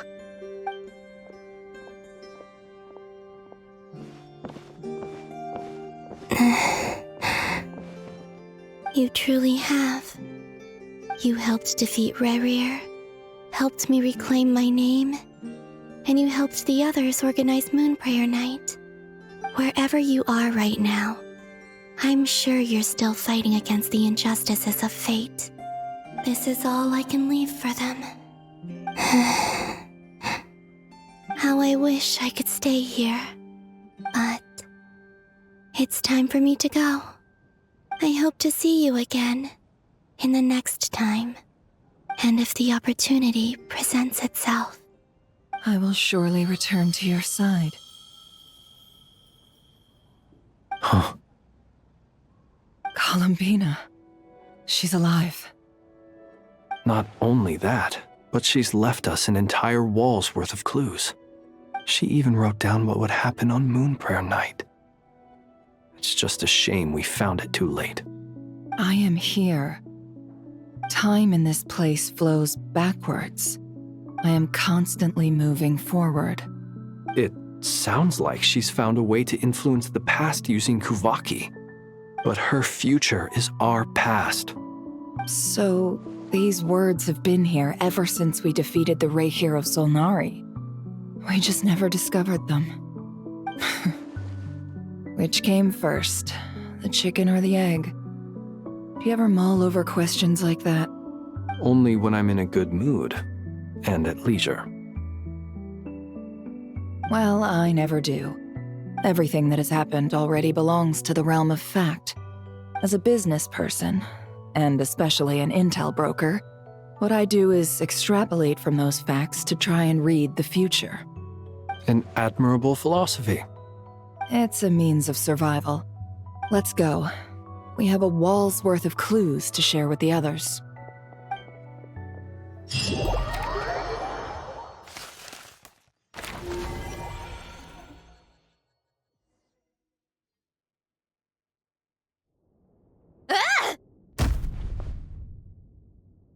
It appears that the doctor's energy signature has changed to something similar to Kuvaki, but not like the Kuvaki we're used to. Nodcry's Kuvaki devices will only have a limited effect on it. I can see why you've chosen to place your hopes in alchemy instead. Also, I must say these books are rather profound. My subordinates just shipped them in from Fontaine. Some of them are from the Narcissenkreuz Ordo. Some are incident reports from Petrichor, and then there's a few test reports for these junk machines. Additionally, after some further scanning, I've discovered something extremely annoying. What's that? Tevat's skies contain multiple moons. A long time ago, when I did my first scan, I detected 3, just as the legends say. But when I checked again just now, I detected 4 moons. So there's one extra? Yeah. Originally, I thought that if I could still find 3 moons, that would at least mean Columbina's still alive. But then it occurred to me that apart from the frost moon, Tevat's moons are just husks. And husks surely shouldn't show up in the scan, since they're not alive. It's weird, isn't it? If we can't even distinguish between a dead and a living moon, how are we supposed to know whether a moon goddess is still alive? Or does this mean that the moon marrows are equivalent to the moons themselves? It's certainly possible.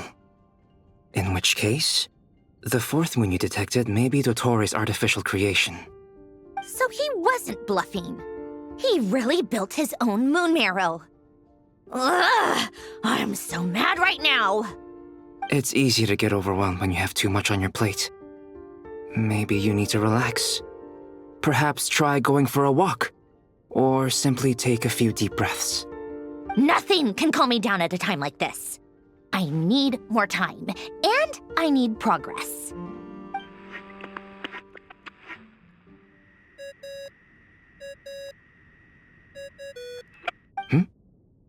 It's Mr. Flynn's. I really hate that ringing tone. Ugh. First the 4 Orthants of the Narcissenkreuz, then moon marrows. Now what? Oh, sorry if we're disturbing you. Might I ask what's troubling you? What do you want? We're busy. Are you still at the Curatorium of Secrets? Yeah. Look, everyone else is still out, so there's no hurry. Plus, I'm busy, so I would appreciate if you gave me some space. Even though we have crucial intel to share? Fine, I'm listening. Do you intend to share it via the Dodo communication device? Ordinarily, I would, but this is a unique situation. I think it's best that we discuss it in person. See you at the Curatorium.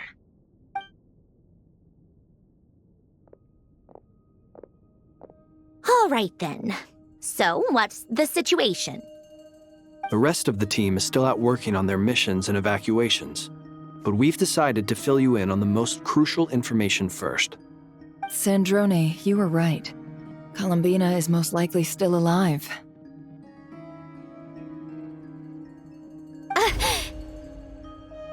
That's the best news we've received in a while, by a long way.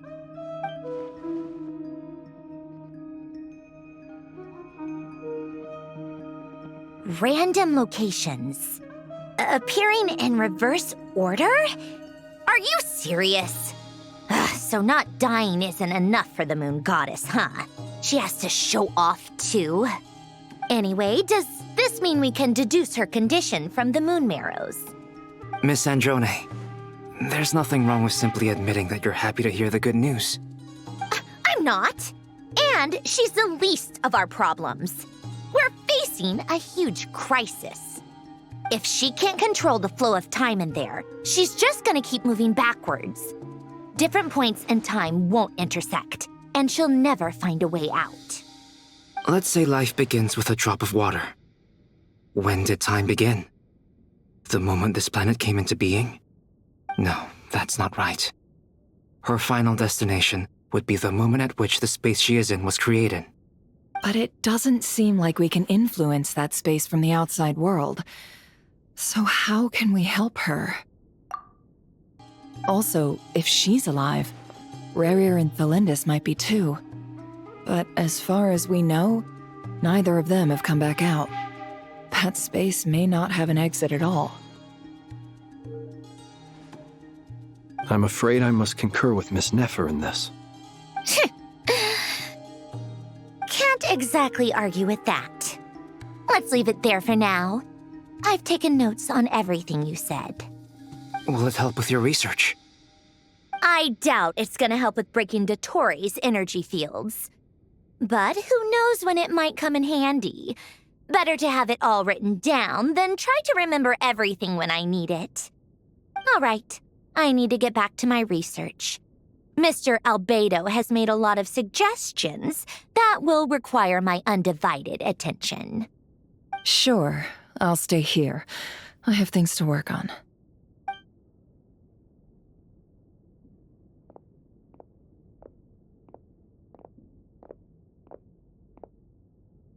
Paimon, are you there? Oh, right. She went with Varka to Natlan, didn't she? Good thing we've moved her and the Traveler's luggage in here. Speaking of the Traveler, where could they be? There's a note from Paimon. Paimon here. Not in at the moment, but if anyone needs to borrow her stuff or the Travelers, go ahead and help yourself. Paimon won't be mad. Also, Traveler, if you get back before Paimon, make sure to get some rest. Paimon misses you a lot, but put your health first, all right?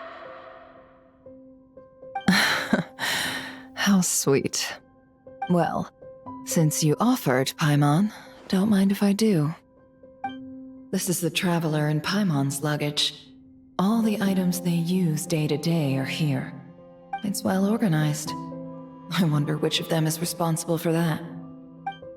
What do we have here?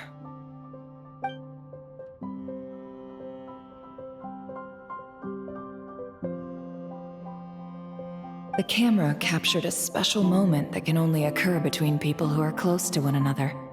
You can really sense how the photographer feels about their subject. I wonder why this picture was placed outside. Is it because Paimon recently looked at it?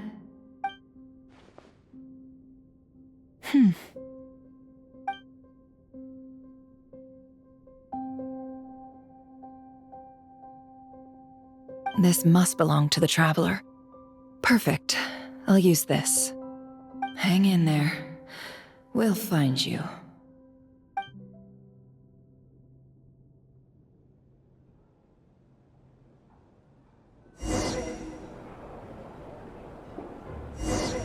Polonia.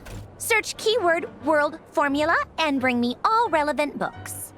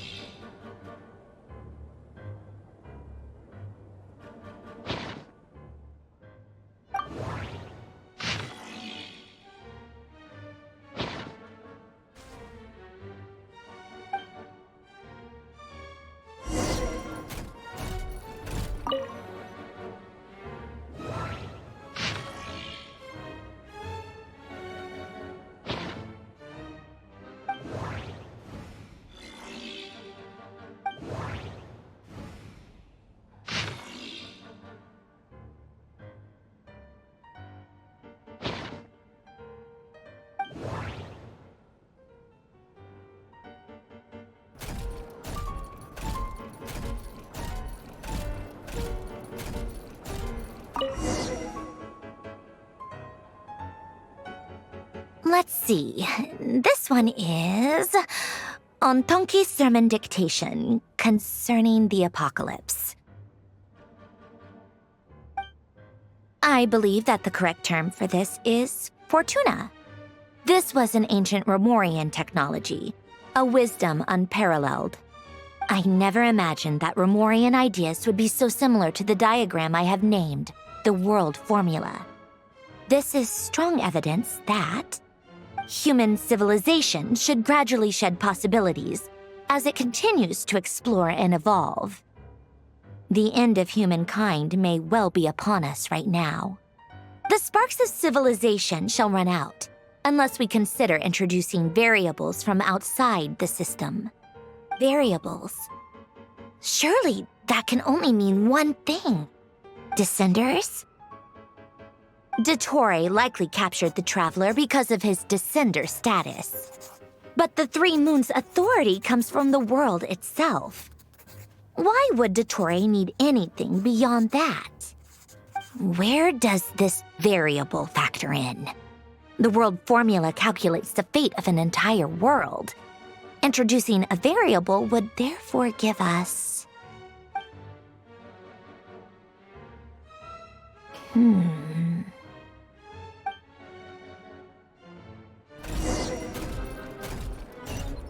Polonia. Search keyword pathway and bring me all relevant books.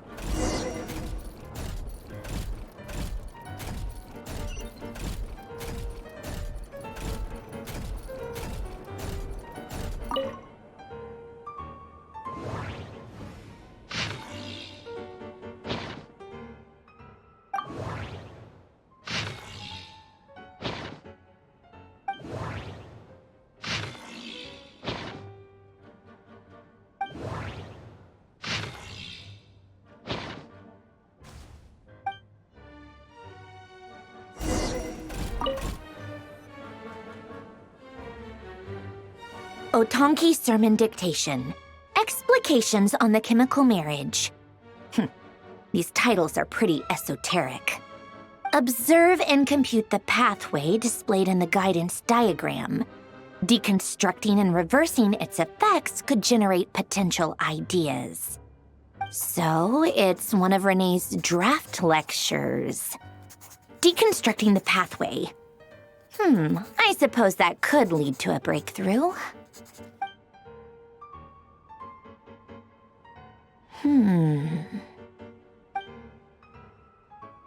Ugh, this is so long. This guy sure loves showing off his knowledge.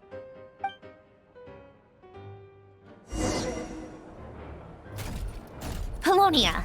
Search keyword tree model and bring me all relevant books.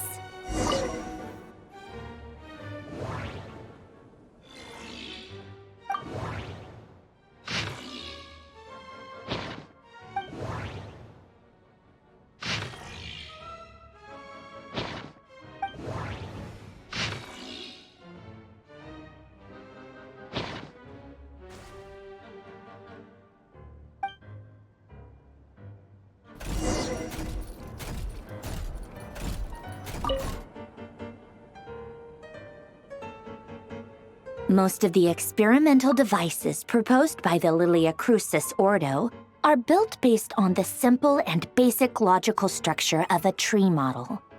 Lilia Crucis. Guess they were trying to cover up the name of the Nautitzenkreuz Ordo?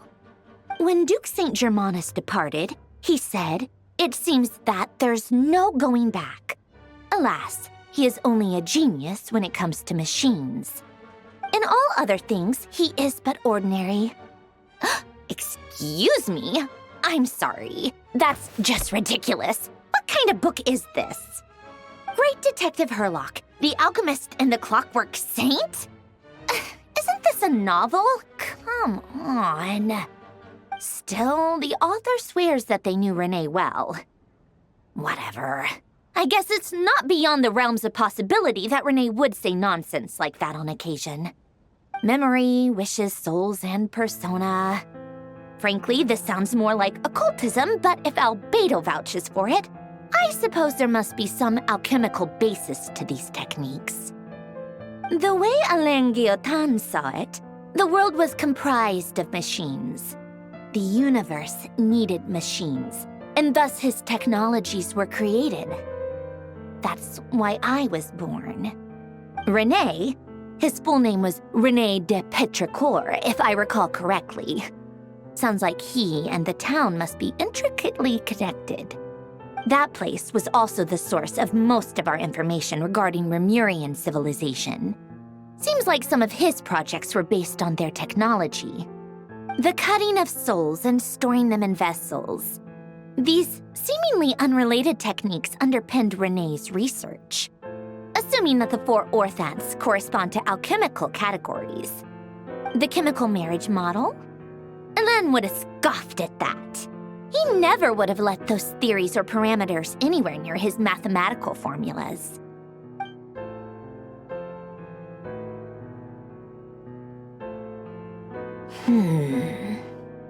What was Alain's view on René? I know he mentioned the name, albeit very rarely. Oh, now I remember. Alain's old notes are here too. They mentioned René once. René seemed most out of sorts when he spoke to me. A lack of sweet foods has dulled his mind, I should think. Either way, his words are not to be believed. Yep, that sounds like Alain. My subordinates actually did a half-decent job digging out all these materials. Makes a change. Good for them. Some of Alain's old files are completely consistent with these records. He must have gotten them from the Tower of Gestalt. I never knew he got his hands on René's records that early. He may have kept them, but he never even attempted to use them. Didn't believe a word they said. Come to think of it, René's world formula was filled with calculations of constants. That shows he believed that the fate of the world to be predetermined. As for Alain, it's been too long. I forget what he said. What would he have said? A guy like him, fervent believer in machines, but not headstrong enough. The world can be changed. It is worth persevering. Yes, that's how he used to think at least. He created that procedure to save this world. Yet the scale of the world's fate proved too enormous. The result was beyond his ability to calculate. He died having never seen the outcome. And there I was, left behind in the ashes of his dreams. Did you really never take a close look at René's research? Or did you read it but deem his philosophy incompatible with your model? The very thought of trying to incorporate his ideas probably made you feel sick to the stomach. Well, don't worry, because there's a whole new category of lunatic in town. Next to Dottore, every other madman looks sane. You once asked me what I wished for. Should have asked him instead. He's the one pining for things you'd sooner die than witness.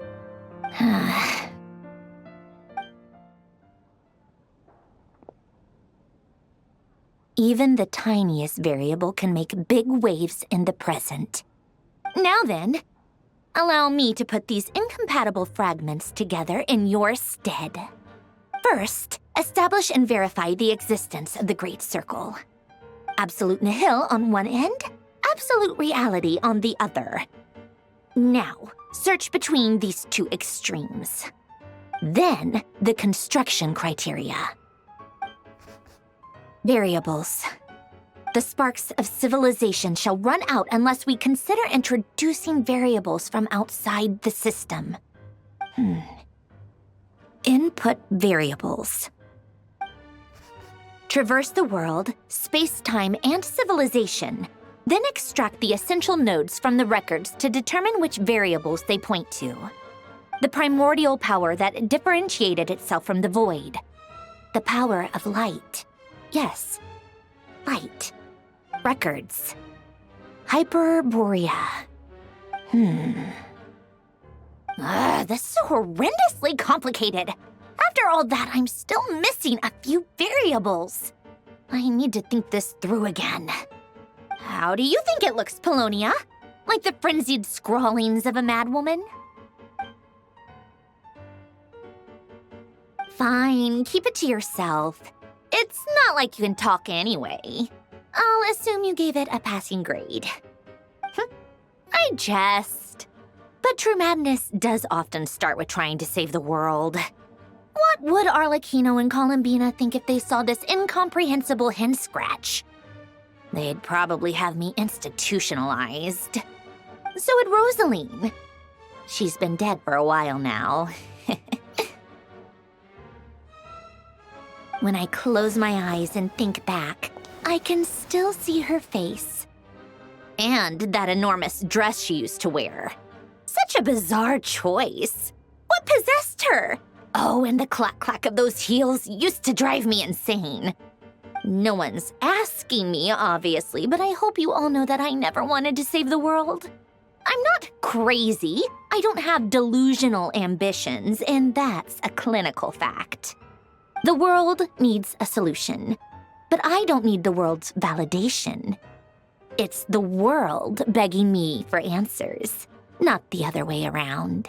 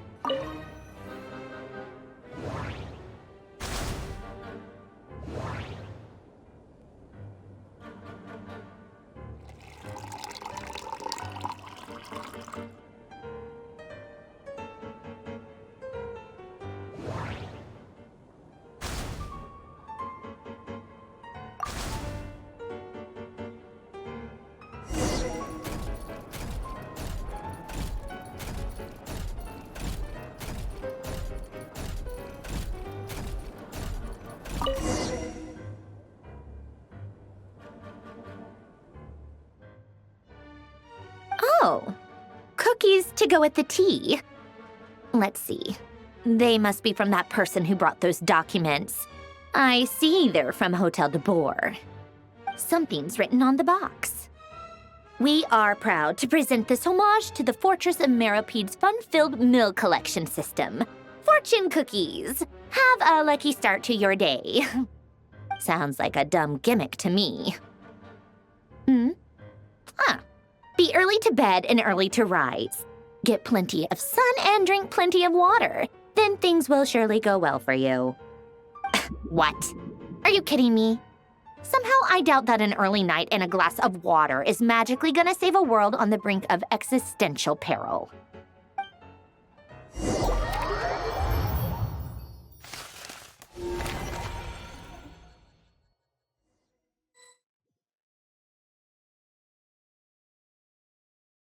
Lady Arlecchino, word has reached us that Lady Marionette's troops are all in position.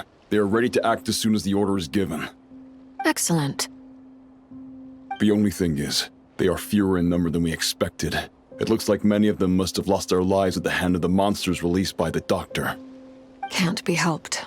Allow them to join our ranks and keep in contact. As you wish.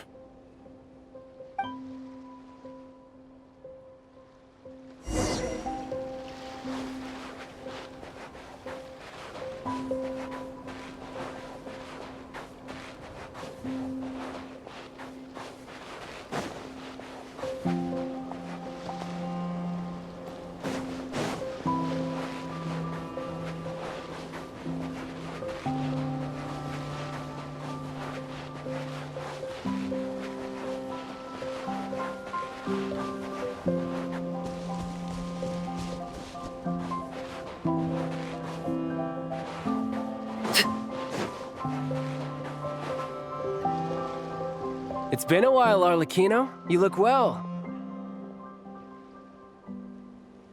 Did Dottore really have to build his lab right on the sole path between Snezhnaya and Nodcry? Had to go on a huge detour to stay out of its line of sight. Sounds like an arduous journey. I assume you've brought word from Her Majesty? Of course, all part of the job. Firstly, the Tsaritsa has authorized Fatui Internal Affairs to review Dottore's case. They will reach a formal verdict on whether he has turned traitor and whether he poses a threat to Snezhnaya. While they're working on that, I've been ordered to come and receive the refugees from Nodcry. They are nearby. My team will escort you to them shortly. Great. Aside from that, Her Majesty has a message for you and Sandrone personally. Huh? Where is Sandrone? She stayed behind to work since I was making the trip anyway. It seemed sensible to have one person on standby at base while the other came out to meet you. All right, guess that's just how she rolls. In that case, tell her that the Tsaritsa's decree this time is pretty awesome sounding. I think she'll like this one. Still, I wonder what... Wait, what's that? Did one of our troops turn into a monster? Take him out.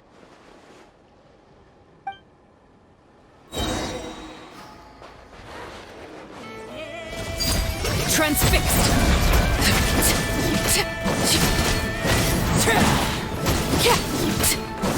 You've gotten stronger, Arlecchino.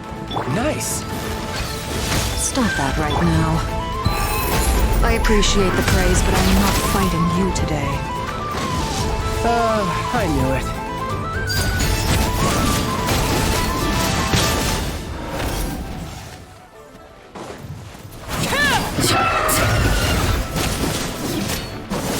You're mine!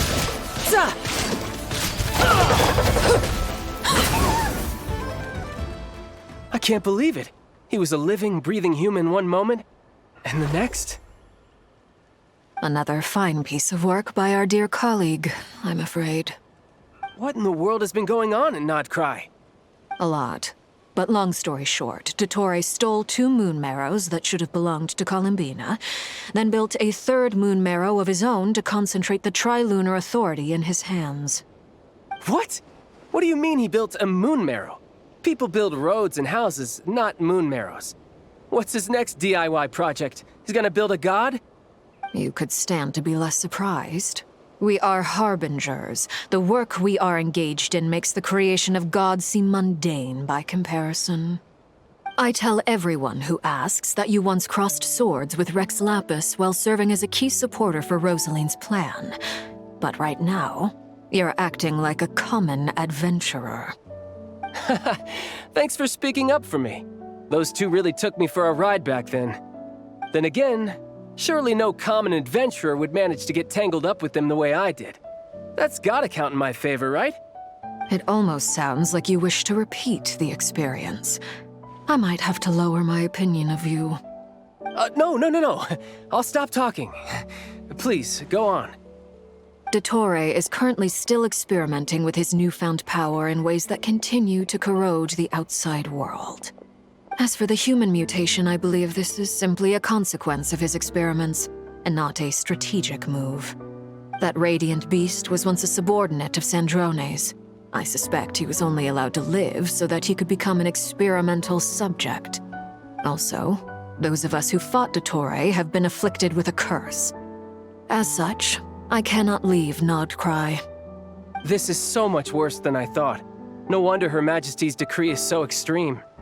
While these exceptional circumstances persist, the Harbingers are hereby authorized to use unilateral executive powers. Should Dottore pose a threat, Arlecchino and Sandrone are permitted to eliminate him. My thanks to Her Majesty. I will pass these good tidings on to Sandrone. Her Majesty has also declared that she will refrain from launching an attack on the now evacuated Nodcry due to the presence of unretrieved research material. A wise decision. By the way, how's my old partner doing? I'm assuming they're with you? Partner? You mean the Traveler? I'm afraid I have bad news. He was captured after our failed assault in Dottore's lab. His whereabouts are currently unknown. What? Why? Since when does Dottore have a bone to pick with him? That is indeed the question. I'm not sure he does. He must have some other goal in mind. This won't do. I have to rescue him. You can't. We have no idea where the Traveler is. What am I supposed to do then? Stand here twiddling my thumbs? Sandrone is working on it. The best thing you can do right now is complete your mission. Fine. I guess I'll leave this to you then. One last thing. Tell the Rooster to get the message out to the gods and citizens of every nation in Teyvat. Beware. An uncontrollable pollution is spreading forth from Nodcry. The source of that pollution is a madman drunk on the success of his experiments. The Fatui and our allies will endeavor to contain the threat. However, if Nodcry falls, things are likely to escalate. Considering Dottore is one of our own, all Fatui stationed in Nodcry consider it our duty to stay and fight him to the bitter end. Whatever the cost. Hey, don't be too pessimistic. If it comes to it, I'm sure Her Majesty won't stand by and do nothing. I hope you're right.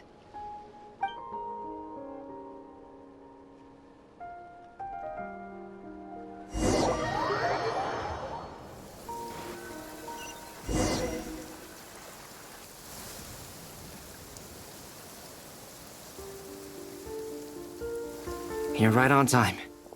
Thanks. Hey, do you think I'll get that gliding exam exemption?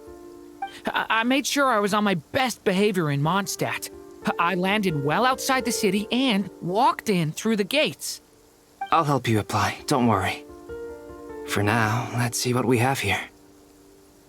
What are the doctor's energy fields even made from? The usual attract and repel principles that govern Kuvaki don't seem to apply to them. They are very mysterious, but ultimately, they appear to be comprised of energies from the three realms. Thanks to research by Master in the Hexen Circle, we know that Teyvat's 7 elements are derived from the more primordial power of the Light Realm, which is antagonistic with the power of the Void Realm. Since you have the power of the Dragon Durin within you, I'm sure you can already tell that this energy field contains no abyssal energy. That's true.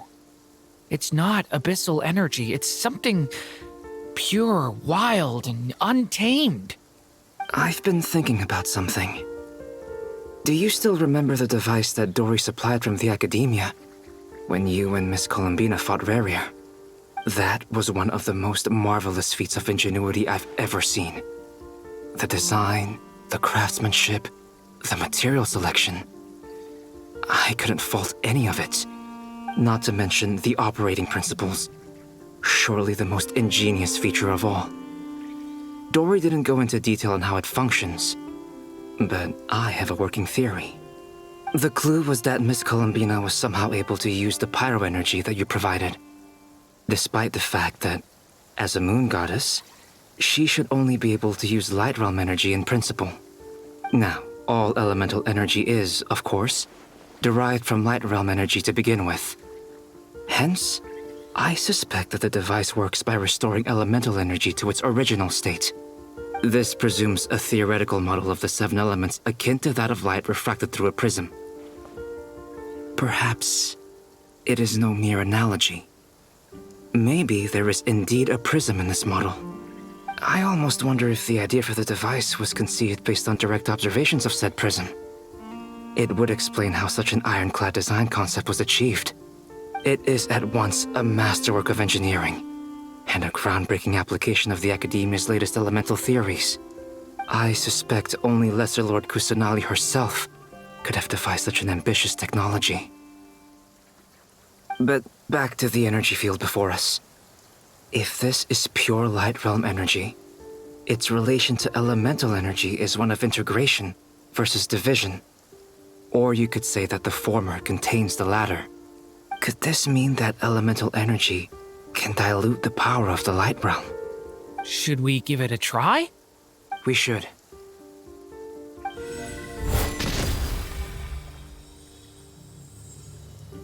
Ha! It works! Clear signs of disruption were detected at the periphery of the energy field. This indicates that elemental energy can disturb or even negate the field. Now you try. All right, here goes. It's working! Switch to abyssal energy and attack again. No surprises there. Abyssal power drains the energy field to a significantly greater extent. I now feel confident in asserting that the energy field is indeed pure light realm energy, and that elemental energy can dilute it. But the energy field is huge. How much elemental energy will it take to neutralize it? We don't have to neutralize it completely. We can try other approaches. That's all for theory. Would you like to continue watching?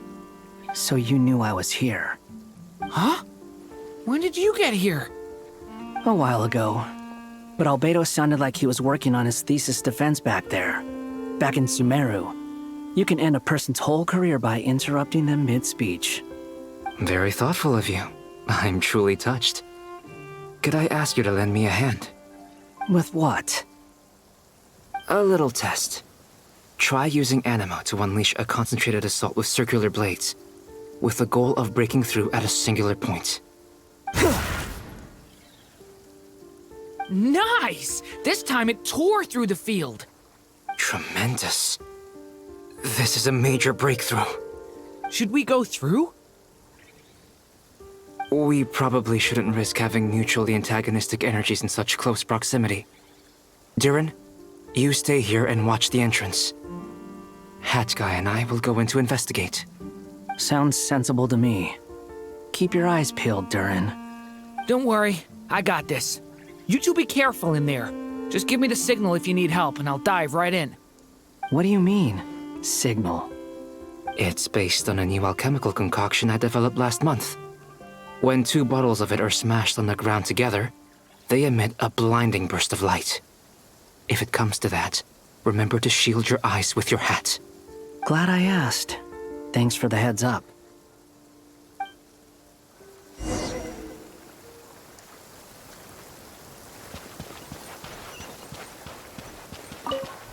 Like I thought. Beyond a certain distance, we can't see the opening where we came in. Maybe that's to prevent people from escaping. Sounds like Dottore style to me.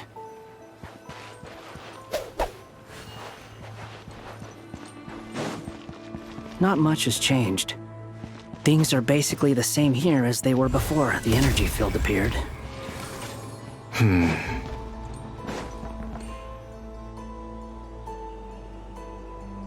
They have no heartbeats and they're not breathing. We can only assume they're dead. But there are no visible wounds. Also, there's an animal squatting next to each body. It's watching us. That's not an animal's gaze. What are you trying to tell us? Doesn't seem eager to talk. I guess maybe it's just an animal after all. Let's keep looking around.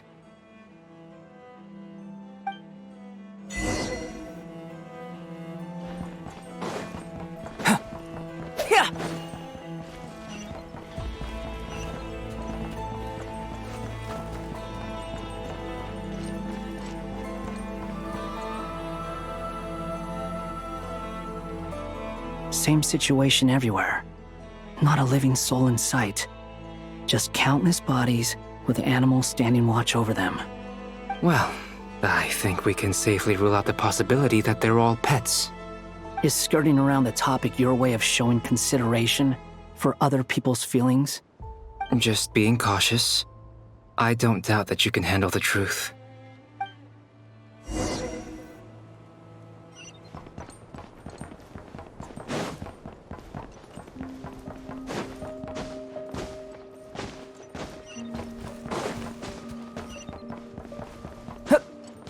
Careful.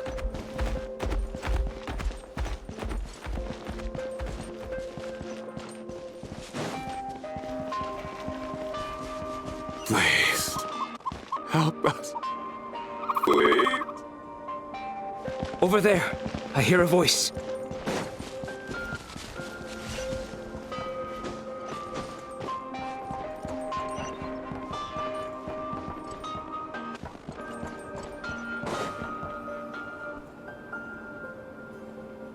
Please, help us. Please. What happened here? I don't know. Suddenly, everyone collapsed. Then my line of sight got lower. I still have some of my senses left. I gotta get out of here.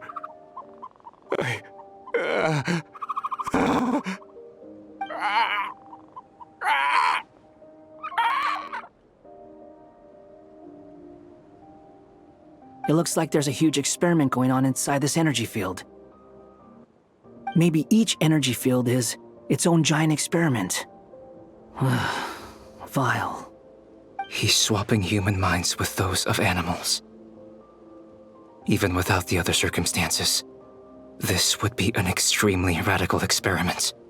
Those people may have lost their sense of selves, but they are not fully animals either. If they were, they would have left. But instead, their instincts are driving them to remain by their dead bodies. We should go.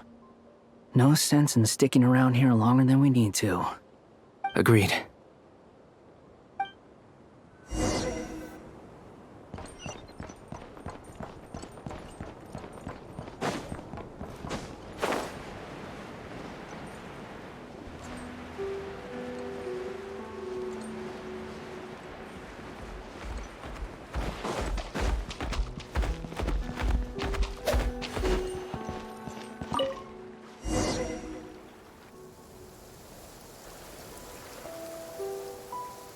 You're back! Everything okay? We saw some things that take a strong stomach. Otherwise, we're fine. We should share our findings with the others.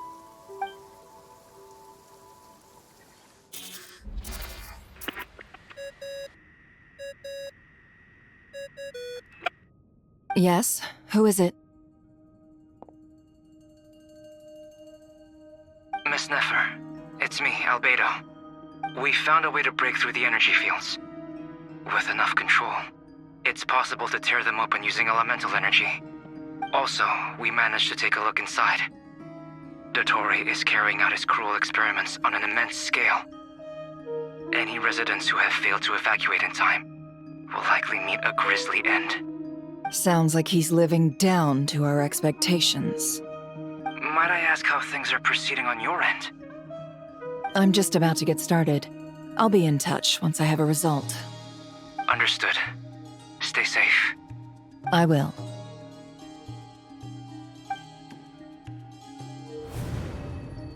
Well, Nefer, I'll link up with you once my tasks are complete. What makes you think I'd need you to do that? I'll need it. And considering the way you approach certain matters, I think you'll be better off with me present.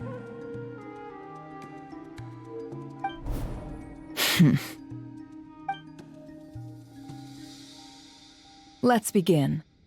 Entering simulation mode. A vast wasteland. Is this the Traveler's inner world? I was expecting something more vibrant, to be honest. Wait, someone's there. What are you looking at? In that case, I'll look at it with you. I want to know all about everything you've seen and experienced. Is there somewhere I should return to? Or should I stay here and be the hero everyone says I am? I don't dislike my current life. Roaming the land, fighting battles, accomplishing missions, earning a living, looking after Paimon. It's not so bad. I guess the only thing that's missing is that you're not here with me.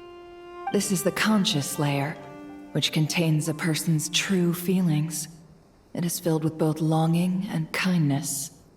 I suppose anyone who lives long enough ends up wishing for someone who can't be there. Maybe it's the only way we can feel truly alive. Time to delve a little deeper.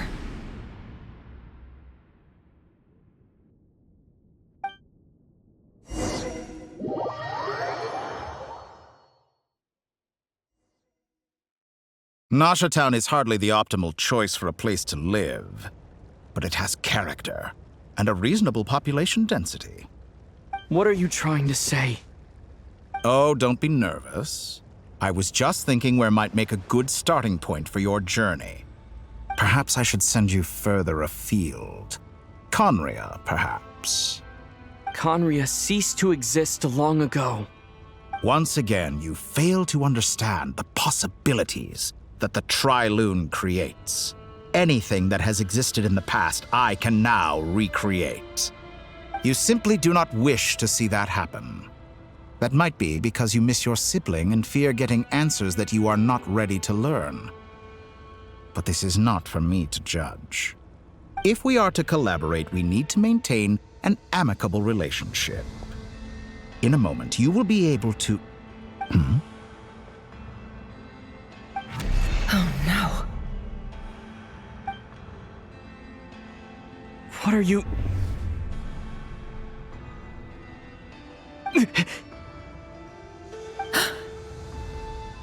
What are you gonna do?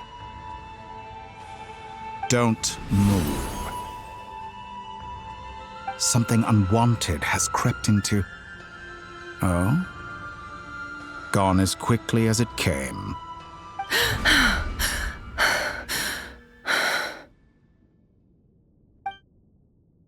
Did you save me? If I hadn't cut the connection, Dottore might have caught you from the other side and destroyed you. This was a good idea, but once is plenty. You were exceptionally brave. Excellent work. Thanks, but now's not the time for that.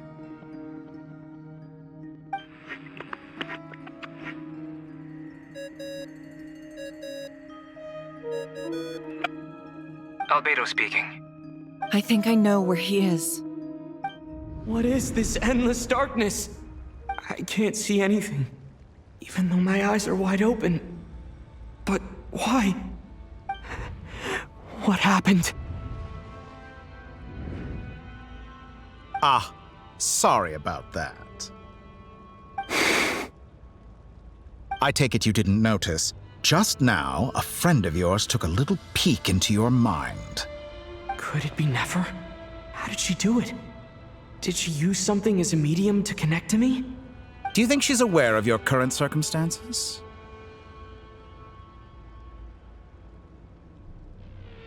Oh dear. Have I stunned you into silence? I only wanted to slow down your time a little so I could stop your intruder in her tracks. It would have been nice to capture the spy. I must say, I'm finding the ability to adjust the flow of time rather intriguing. The moment you closed your eyes, time seemed to grow impossibly viscous, didn't it? A whole month passed before you opened your eyes again, but only for you. No one else was affected. I dare say this is something only a god can achieve. Point taken. You've proven once again that you have god-tier powers. Oh, you misunderstand. This wasn't about proving a point. I was testing things out. I find I learn best by doing, and I have to admit, time is not the easiest dimension to control. I only wanted to make you sleep for a short while, but it ended up lasting a whole month. Clearly some finesse is required to wield the authority over time as I wish. I hope you're not angry with me. It was only a month's discrepancy, nothing too serious. Had I been off by a year, a decade, or even a century, that would have been quite a different story. You could have frozen me for millions of years. So much for collaboration. You aren't showing much sincerity. Millions of years? To what end? I wonder if you don't understand humans all that well. They are very pragmatic creatures who understand only that which they can perceive with their senses. If I had you sit here for a week, I imagine people might sympathize. But if I left you here for 100, 1,000, or 10,000 years, the sheer size of that number would cause it to lose all meaning to them. They would not have the capacity to comprehend your suffering, and thus they could not empathize. Unfortunately, while gods do exist in Tevat, it is ordinary humans that account for most of the population. Their lifespans are so limited, their bodies so fragile. Did you ever really hope that they could begin to understand someone like you? Your long life and unique origins make you fundamentally different from them. How long will it be before they start to treat you like the alien you are? Before you are ostracized, outcast? Alien? Even I feel bad for you sometimes. This world has made you into a slave. So many times you have served its will, and not once have the powers that be ever thought to grant you the one simple thing you wish for. You have been treated most unfairly. I can change that. I will grant you special privileges and give you back the status you rightly deserve as a descender.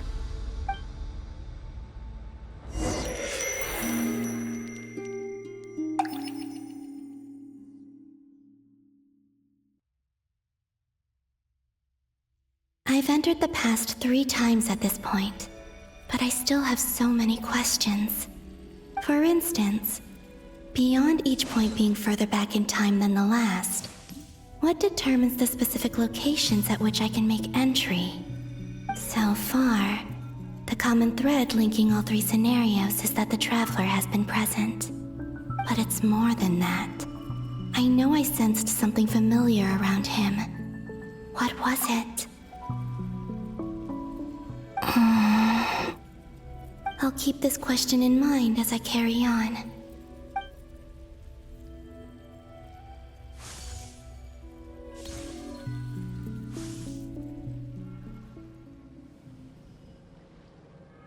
Humans, you never change. Always trying to use powers you neither comprehend nor control. This looks like Star Sand Shoal. Was this before Rerir regained his physical form?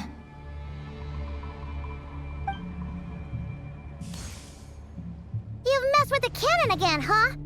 Sorry, but this round's not gonna go your way. The cannon. That's right. I was at Silvermoon Hall and I sensed an abnormal Kuvaki fluctuation coming from Nasha Town. And right after that, came an ominous power emanating from Star Sand Shoal. My body was once torn into countless pieces and hurled into the swirling chaos of time itself.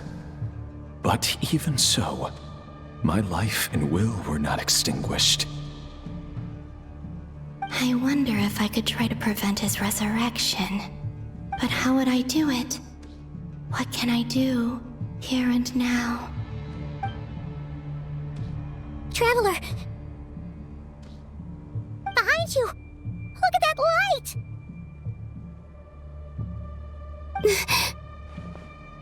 No, I won't make it in time.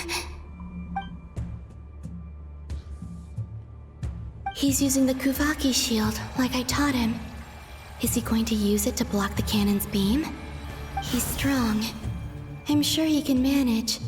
But the force released when the beam impacts the shield might lead to collateral damage. EC Island. The Frost Moon Scions will be exposed to lethal levels of Kuvaki. A question, if I may. Kind Miss Columbina.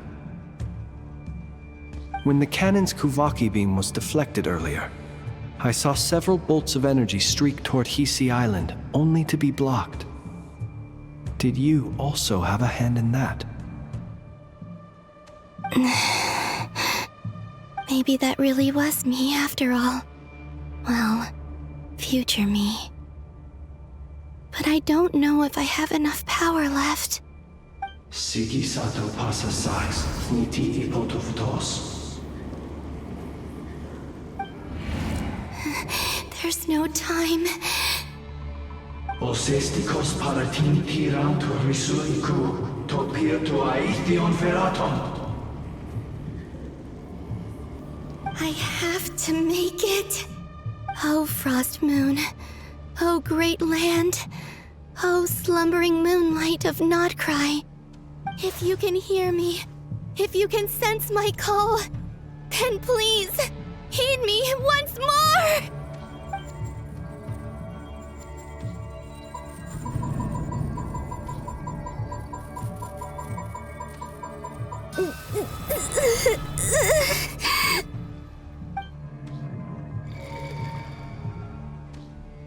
Did it work?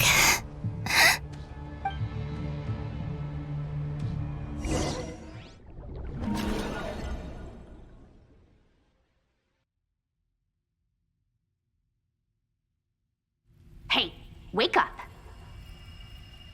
Hey, did you hear me? Columbina, I said wake up now! Oh, good morning, Sandrone. It's 3 in the afternoon, actually. And could you kindly not use my quarters as your personal nap room next time? But I feel so safe here. And your coffee, right? It's so bitter, but it smells lovely. It's like you were raised by wolves in a forest or something. What did you drink growing up? Grass tea? The Frost Moon Scions certainly led a more frugal existence than the Fatui. Then I'll bet you've never eaten one of these before. It smells delicious. That's because it's a Fontanian recipe. I had a little free time today, so I made a batch. Rosaline will be here shortly, but if you really can't wait, I guess you can go ahead and... Hey, at least let me finish before you start eating! Did the Frost Moon Scions not teach you basic table manners? Or did the rules not apply to you because you're the high and mighty moon goddess? These are so tasty. Of course they are. I made them. I was worried they might contain traces of machine oil. What?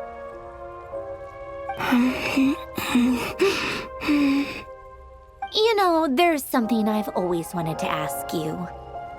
Why did you leave your old home and join the Fatui? I mean, I'm sure their food was awful. But there's gotta be more to it than that. Well, life there didn't go quite how I imagined. What were you expecting? You're a god. Your followers are gonna make some demands of you, right? Surely you can just answer a few prayers here and there in return for the free food and drink. How bad can it be? Well, would you help other people just for free food and drink? The doctor told me that you were created by a great mechanic, Lord something Fisher. The Lord Artificer. Ugh, some people can't keep their mouths shut. Oh, Lord Artificer. And didn't he have something to do with the, narcissist? Narcissenkreuz Ordo. Yes, that was it. Narcissenkreuz Ordo. So, would you try to fulfill their wishes? You must be joking. I wouldn't go even if they paid me. I don't even know them. Exactly. Well, I felt the same way. I did not know the people who made demands of me. What do you know? We're on the same page for once. In his later years, Alan did ask me if there was anything I wanted to do. If I had any wishes of my own. Well, I don't. And I'm not in any mood to fulfill someone else's either. Who's Alain? He was the... You know what? Never mind. You're not gonna remember. Anyway, the point I'm trying to make is, neither of us is the self-sacrificing type. Let me ask you this. What sort of place would you like to live in, if you could choose? A place where people don't ask me for things I cannot give them. Where they don't worship me, or fear me, but just want to chat with me like a normal person. I'd also like the freedom to come and go as I please. And ideally, it would be somewhere with the smell of coffee and snacks. Not to burst your bubble, but no such place exists in the world. Now, take your snacks and scram.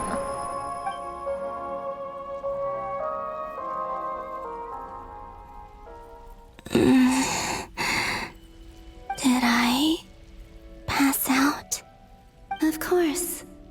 I'm back here again. I dreamed of events from my past. Sandrone. Traveler. I miss you all so much. Back there. I guess I managed to harness all the Kuvaki energy on Hisi Island. But how did I do it? Time is flowing backwards here, and I can use that familiar power to enter the world of the past. That mystery ally everyone talked about. It was me all along. I can sense that there isn't much more power remaining up ahead. What lies at the end of all of this? Will time keep flowing into the past? And will I ever find my way back?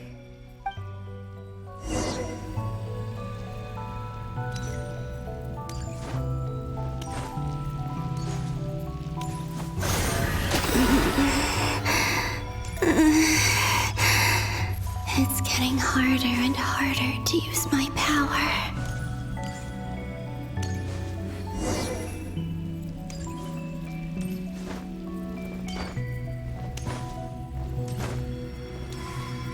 I'm no match for the Abyss in this state. I need to avoid the contaminated fragments.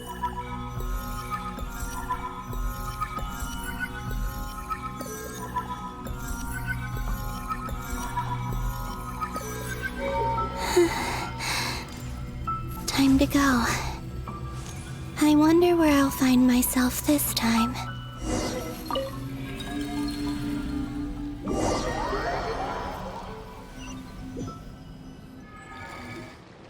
The Final Night Cemetery. This is where Flint's is based. Or not?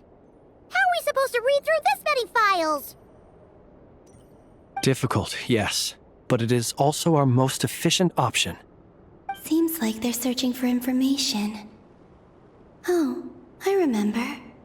Flint's and Varga talked about some files on the Wild Hunt. Was this my doing too?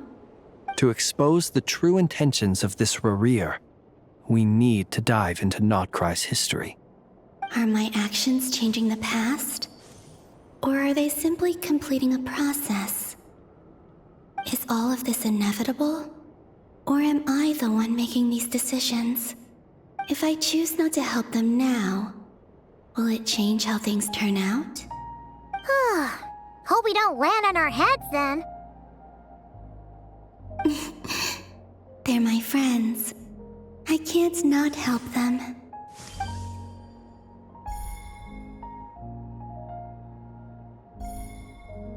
Ghost! And the other one was... here. Hey! Another file's moving!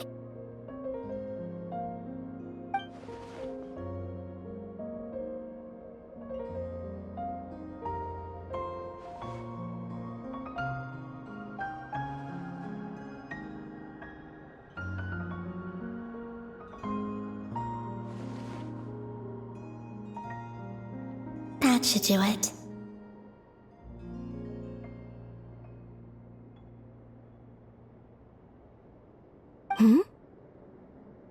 Luanatar? You can sense my presence? Wait!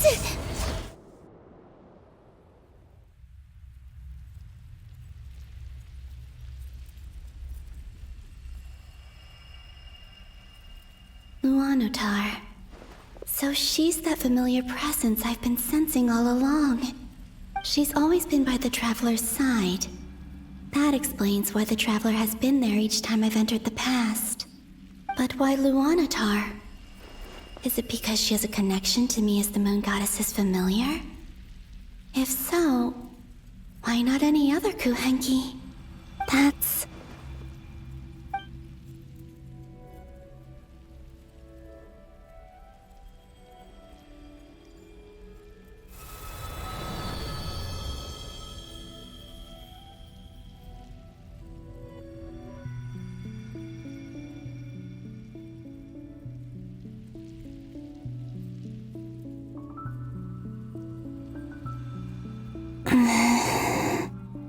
I cannot sense any power up ahead.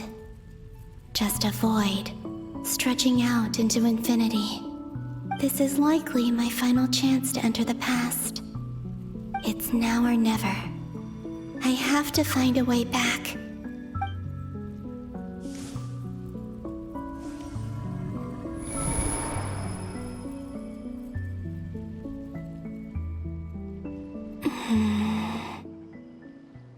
Easy Island? How far back in time is this? Where's Luanatar? I can't sense her presence this time.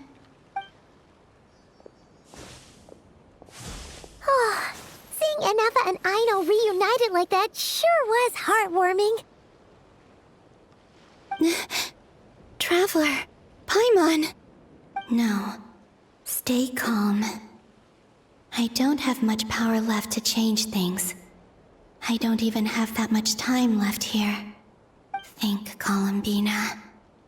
How do I find a way back? A way back... to where? Do I go back to Moon Prayer Night? Or to the future that followed? And if I return in my current state, what will become of me then? Dotori's actions that day proved that he'd been planning that for a long time. He had already seized the power of 2 moon marrows before capturing me. Even if I managed to get back, how can I fight against him when he wields the Tri-Lune Authority? I can't. If I go back like this, I'll be playing right into his hands. I have to find some way of rivaling the power he has usurped. Wait. Time flowing backwards. The Tri-Lune Authority. Does that mean... I think I know what the final destination of this lunar reflection might be. I know what I must do. Speaking of homes, we must already be close to where the Frost Moon Scions live. The vibe here feels different. Just like the scenery. But how do I communicate my plan to my friends? Should I write it down here? No. Someone else will see it. I need something with a close connection to me. Something I can use as a medium to tell them what's happened to me in here.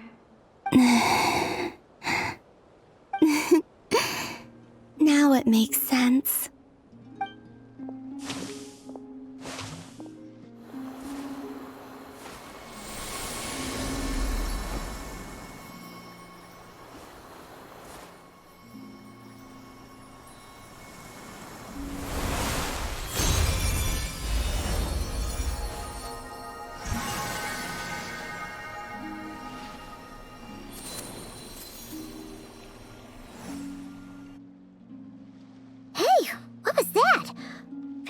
Some sort of breeze blew by, and then the petals suddenly turned into... Huh? It was I who brought Luanatar into being. I gave up a piece of my own soul to create her. That's why I could sense a familiar power from the moment I entered this space. It also explains why she's been present in every past location that I've entered. Because we have a deep connection. Hey there! What's your name? And the reason why there are no more gates to the past after this point is that Luanatar hadn't been born then. No wonder I sensed the trace of a blessing when we first met. But I still didn't recognize the soul hidden within you.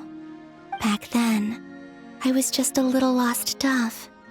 I had yet to become Columbina Hyposelenia. Go on now. We've got stuff to do. Best you find someone else to hang out with. Hey, you scared it off. I'll be counting on you. Remember to stay by the traveler's side, guide him, and help him in my stead. Oh, and bring him to the garden where the moon prayer blossoms grow. There's a little lost dove there who will need his help.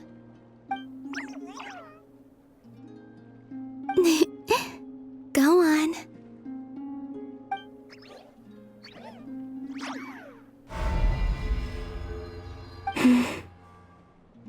You too. Go and live your story. As for mine must go in a different direction.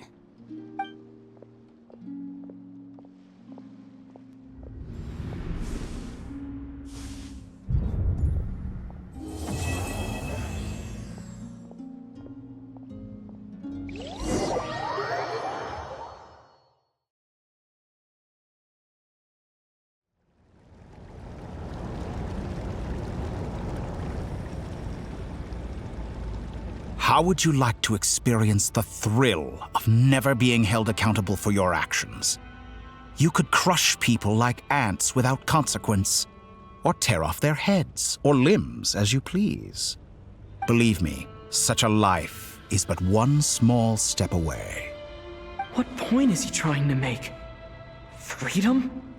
But the freedom to kill? To do evil and get away with it? Why would you offer me that? The creation of a world is the ultimate scientific experiment. I have taken my research to the highest level, where I shall be not just a god, but also a servant to many sacred spirits. I shall heed the truth and perform holy deeds.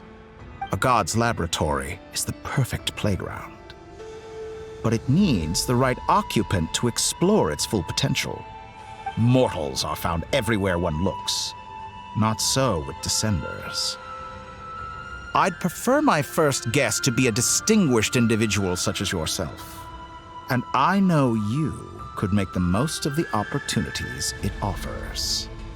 So the condition for entering the new world is to take innocent lives. In the same dilemma that Rerir once faced. Could I really bring myself to kill others for my own benefit? Rerir did. And look where it got him. Have you made up your mind? I can't do it. Your playground is no place for me. You're putting your hopes in the wrong person. But we both know I'm not quite the hero you say I am either. I have my own reasons for the journey I'm on, and they aren't all selfless. You've grown a lot since we last met, but there are still things you are unwilling to compromise on. This will only hinder you. Why don't I lower my requirements a little as a gesture of goodwill? I'll give you a little time to learn to be a less noble soul. That'll make things much easier for you. I really doubt I could live that sort of life. And yet you already sound less defiant than a moment ago. The benefits appeal to you because you can read the signs of the times. Why don't we return to my research facility? Your last visit was so rushed. There is much that I have yet to show you.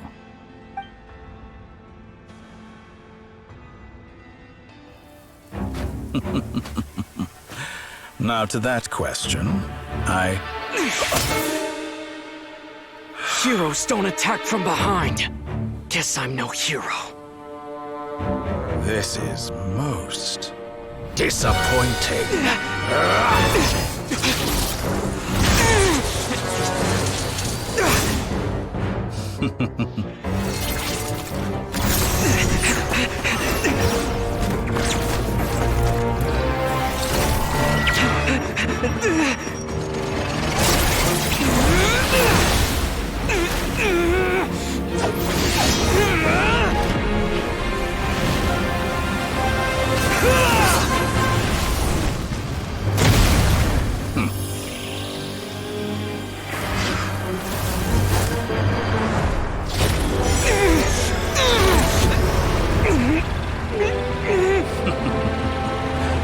Now then.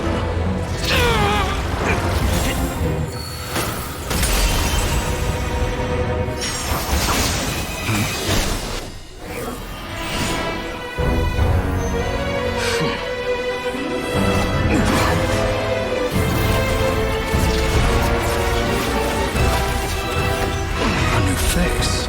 Interesting.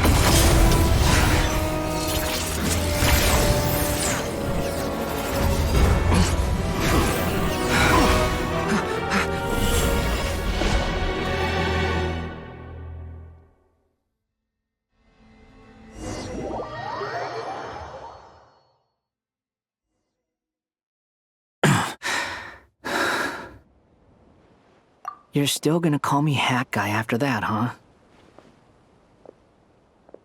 I didn't see anyone else in there who needed saving.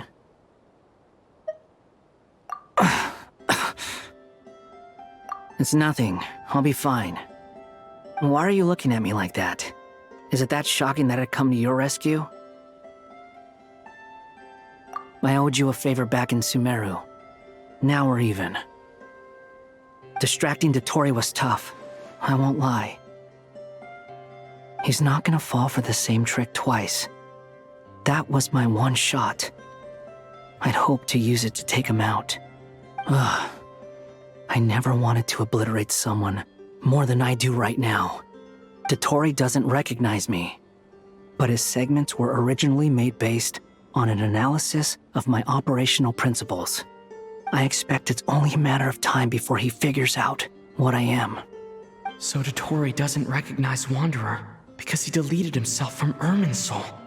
Did he really miss his only chance for revenge by saving me? Why the long face? Hey, I'm not blaming you, okay? And I'm not complaining either. Rescuing you and killing Dotori are equally important goals.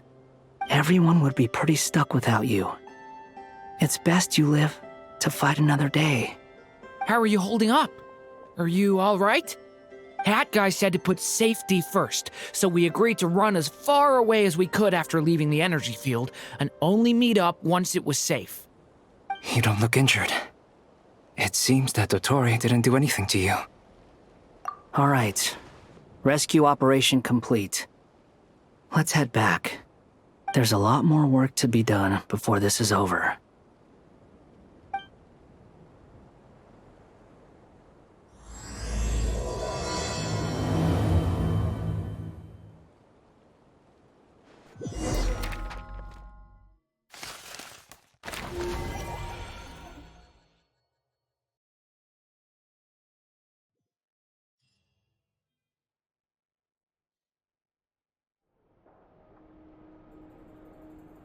Understood.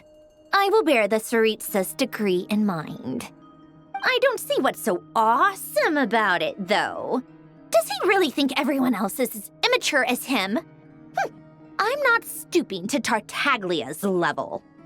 I thought you might say that. How's your progress? Quite promising, actually. That alchemist Albedo gave me a few ideas.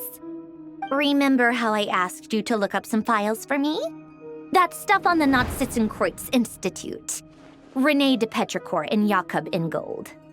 Alain Guillotin despised René's theories and methods, but he never managed to come up with better alternatives either. So I adopted some of René's ideas. I thought Alain was like a father to you. He and René were mortal enemies, were they not? And what would you say if Lenny and his friends one day learned something useful from someone you utterly detested? I would applaud them for it. That would mean that they have surpassed me. For all we know, Alain Guillotin might have thought the same thing. Not that it matters, though. He's dead, and I'm alive. So it's my call to make. Once you die, it doesn't matter how great you were in life. Only the living get to decide what happens next. Hey, come on out. They're back. Huh?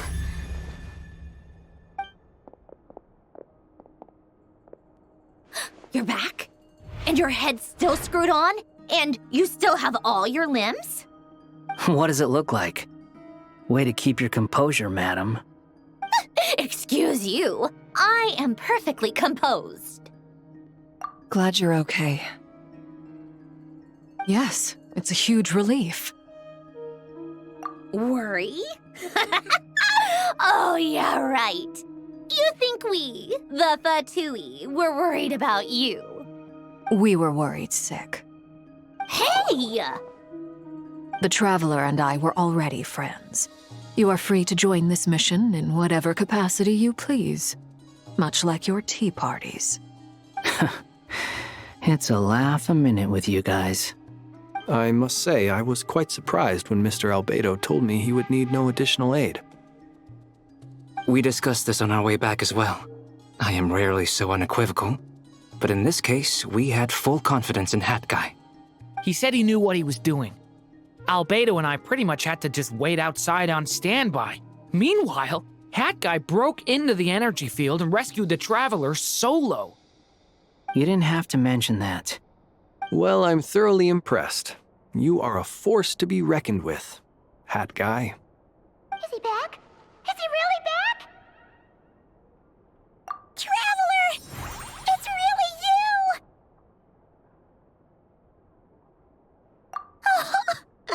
Oh, thank goodness! Paimon missed you so much! You can finally breathe easy, Paimon.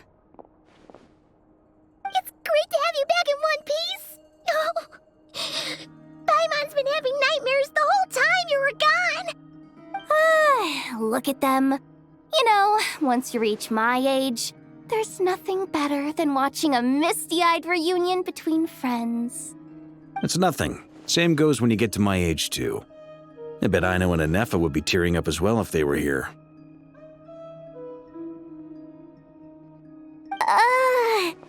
Varka, I'm not sure Anefa can cry. Oh, yeah, good point. Hey, your eyes are looking a little red and puffy. Come here, let's hug it out. What? Ew, no. No, thank you. You're not my dad, okay?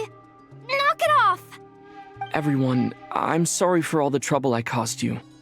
But the silver lining is, I didn't come away from this ordeal empty-handed. While I was being held captive, I learned a lot about Dottoro's current capabilities, and what he plans to do with them. Allow me to explain.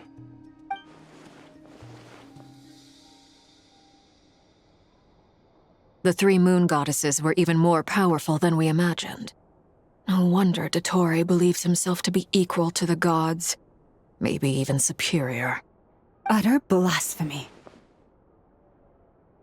While everyone was gone, Nefer and I made an interesting discovery, and I believe Miss Sandrone has something to share too. Ma'am, perhaps you could do the honors?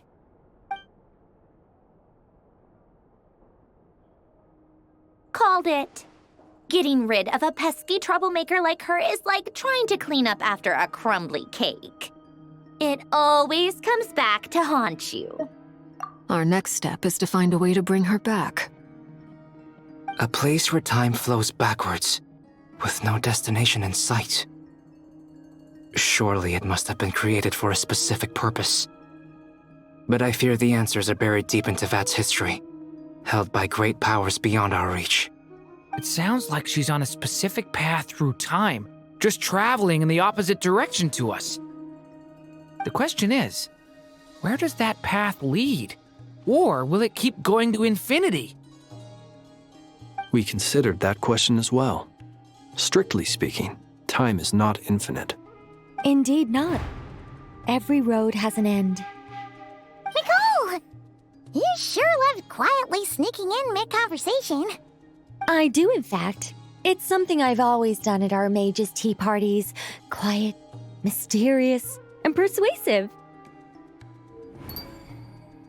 You wonder what lies at the end of her road. Well, just as the world has a beginning and an end, so too does time.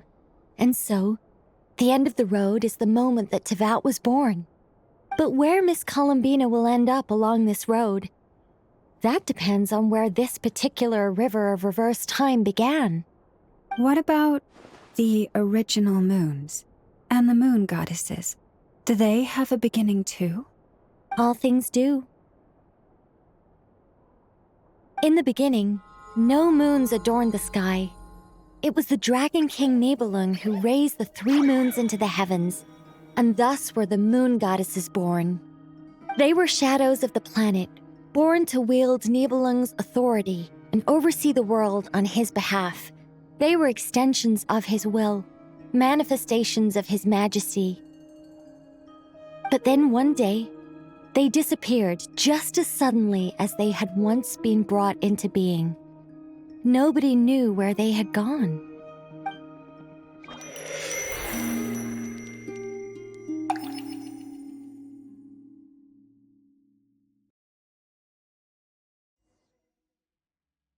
Like I thought, no more paths back to reality have emerged since. But how can I be sure that I'm going the right way without scenes from reality to keep me on track? I can't even be sure of how long I've been walking for. The further I travel, the less stable this space becomes. There are even moments where I can sense something that feels like abyssal energy. They can just materialize out of thin air. I have to keep my wits about me.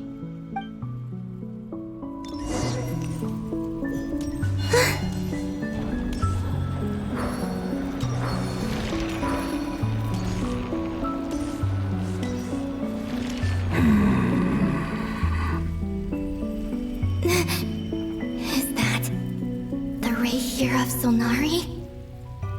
I can't believe he survived. How did he do it?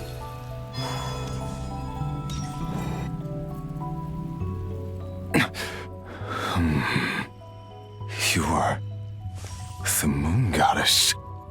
But how? Please, there's no need. I'm not interested in fighting anymore. I find that a little difficult to believe. Yeah. Honestly, so do I. The way you used my own power against me was a brilliant strategy. And then, in the final moment before I was thrown into this space, I got to see an old friend. Mr. Dainsleif. Right. It was so long ago now. But we were friends once. And when I first got here, I was filled with hatred, remorse, and rage. How I cursed and devoured I tore everything here apart. I was consumed by the desire to leave this place and have my vengeance. But to no avail. This is a place with no exit. This is the second time I've entered this space. Though I have no memory of the first, I was torn to shreds the moment I entered. But this time I survived. It must be partly because of this new body, and partly because of all the Kuvaki I absorbed in Nodcry. Are you the source of the abyssal power in here? Not all of it. Some is from when I first arrived here and tried to destroy everything. But there was already a degree of abyssal power here before I entered. And like a venomous snake baking in the merciless sun, it tried to slither into my shadow. Tried to? So, you rejected it? Yes. Because after that, the world suddenly became silent for a moment. What do you mean? The voices in my head, they were gone. And then I saw her. Her? Thalindis. My former lover. Never mentioned that she saw a memory of Thalindis leaping into the moon's reflection. More precisely, I saw her afterimage. I'm sure the real her is long gone. She was just an ordinary Conrian. She couldn't have survived here for very long. Anyway, why have you come here? Didn't you know it was a dead end? If I hadn't escaped through the moon gate, my friends would have been in far greater danger. Oh, I see. Because of your power. The power of a moon goddess. What? You'd like to know how I know, wouldn't you? The one who resurrected me said so. I could hear a deep lust for power in his voice. Do you mean... Dottore? Dottore. So that's what he's called. He'd been collecting fragments of my body for a long time. All so that he could resurrect me at the moment of his choosing. I had no interest in his research. But being as corroded by the abyss as I was, we were aligned as far as hunting the moons and recovering my strength were concerned. So that's why the Wild Hunt suddenly became so active in Nodcry. When I left the Fatui in my weakened state, Dottore must have felt that his time had come. Moon Goddess, could I ask a favor of you? What? I know this is a lot to ask, especially from someone who tried to kill you. If you refuse, I won't fight it. But this is the only thing I desire now. Nothing else matters. What do you want? I'd like you to take a message to Thalindis for me. Thalindis? But... Yes, she's dead. But like I said, I saw her afterimage. I can sense that some part of her soul remains here. Far, far ahead. Why don't you go and speak to her yourself? I can't. I don't know why, but I can't move freely in this space as you can. All I can see is a glimpse of her, walking away. Just like the moment when I last saw her in life. In return, I will clear these abyssal obstacles for you. No, not in return. I'll clear them for you, whether you want to help me or not. It feels like something I ought to do. Why? Yeah. Why, indeed. I've been asking myself that question a lot recently. Why did I do the things I did? I'm tired of it all. Tired of the person I became. People used me. And then I turned around and started using others. I hurt a lot of people. think I grew tired of it long ago, but I wouldn't admit it to myself. And ultimately, that's how I ended up here. What do you wish to tell her? All of it. My past. My mistakes. Everything that happened after we were separated. Is it okay if I give her the abridged version? Yeah, I'm sure there's plenty you can skip over. Just tell her the important parts. Whatever you think that means. Like the part where you relentlessly tried to kill us? It's up to you. Love demands honesty. But my relationship with Thelindis was built on lies. We hid too much from each other. But after living my whole life in the shadows, I don't want to hide anything anymore. I will do my best.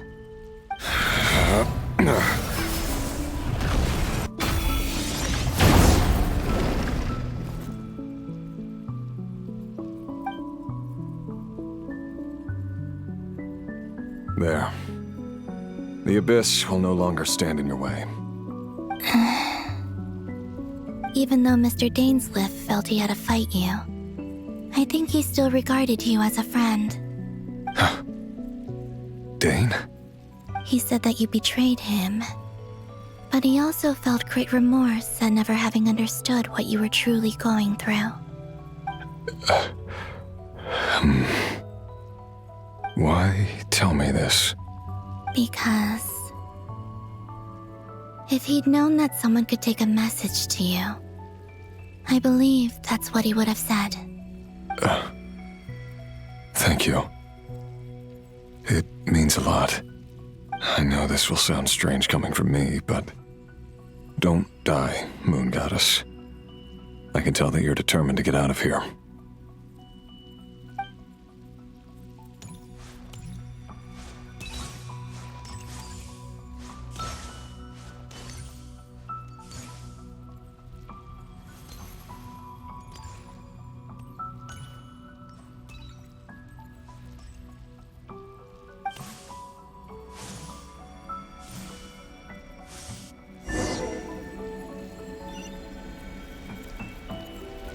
He kept his word. The Abyss is no longer obstructing my path.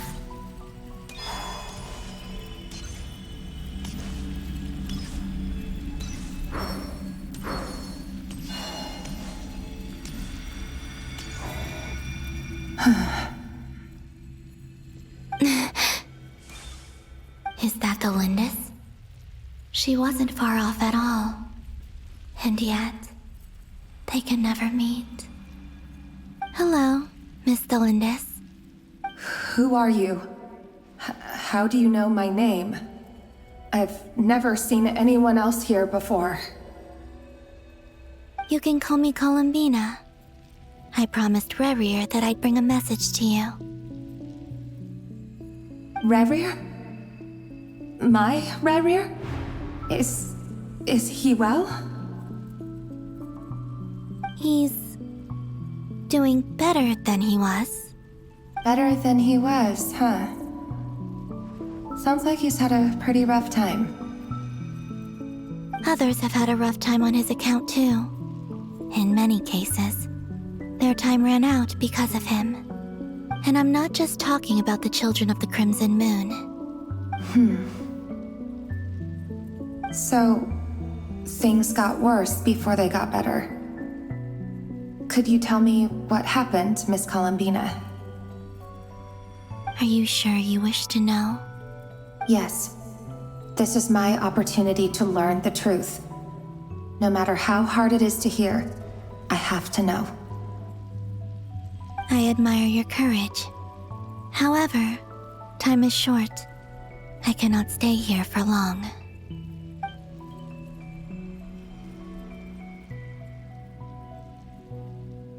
Rerir had seeds of hatred in his heart, and many people nursed them for their own ends. On some level, Everything he did was to try and find a way to see you again. But in the end, he came to regret his mistakes. He wanted to apologize for hiding his past from you. Beyond that, he did not say specifically what it was he wished to convey to you, but I'm sure that you've always been on his mind. You are what has kept him going over all these years.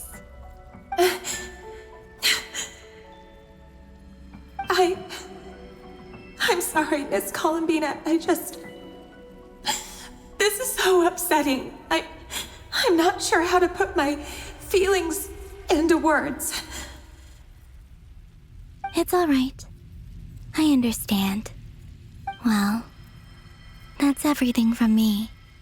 So, I guess I'll be... Wait.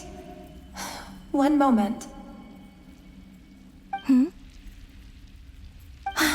Time flows backwards here.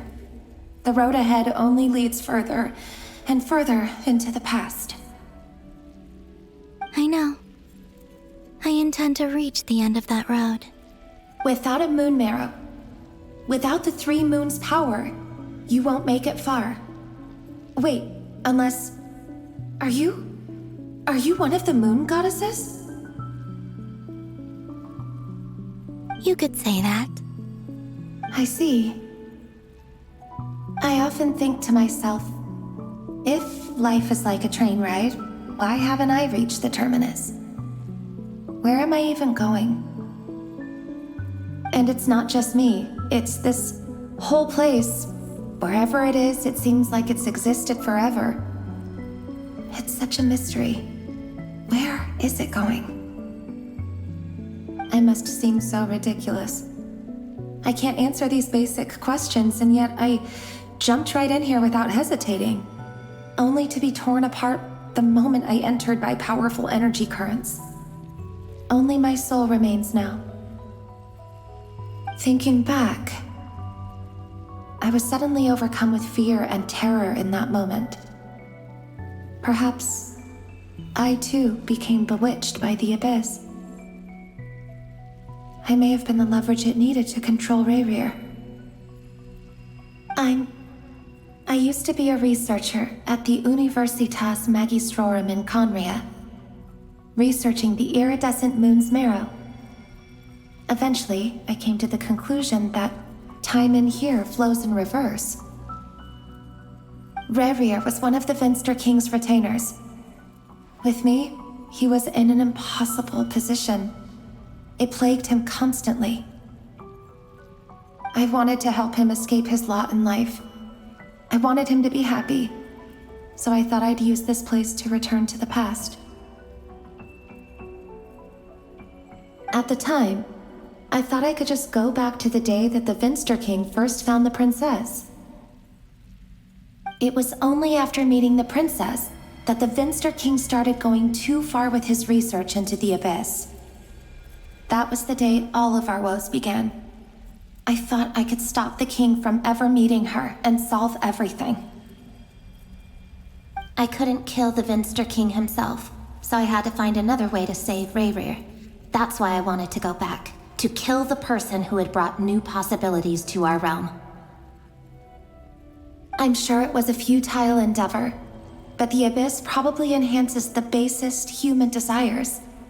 So I naively hoped I could change everything. But I was simply too weak. Like a speck of dust against the whole universe.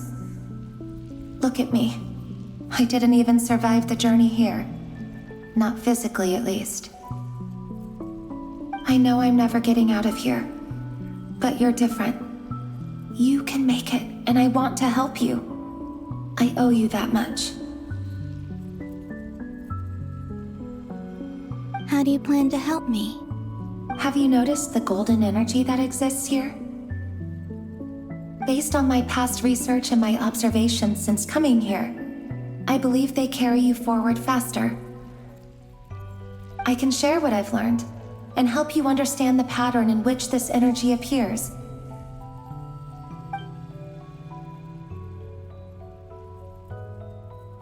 I think you just might... Now, I know you you will be able to change the past. Also, I've been speculating about where this space ends. The documentation was scanned, but from what I know of the legends about the moons, the oldest ones seem to begin with Nibelung, king of dragonkind. I have no way of verifying any of it by this point, but if it's true, you might be able to reach that era if you keep walking. Understood. Thank you, Miss Thelindis. I'm the one who should be thanking you. If you hadn't entered this realm of everlasting death, what use would my deductions be? Thanks to you, they have some meaning. About Rayrir, I'm so sorry. For everything. It wasn't your fault. That's not true. Because we both feared bringing trouble upon each other, neither of us ever told the truth. And that dishonesty sealed our fates. But enough about that. I wish you a safe journey, Miss Columbina.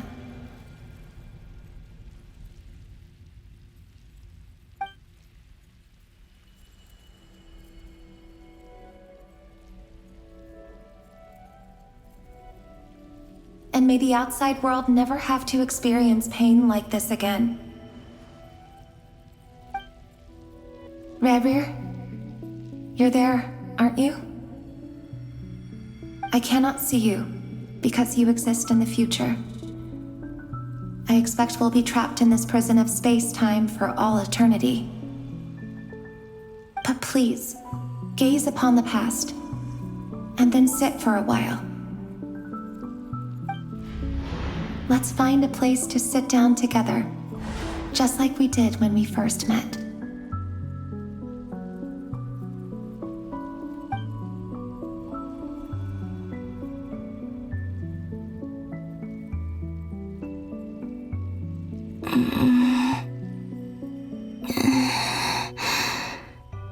How long have I been walking? How much further till I reach the end?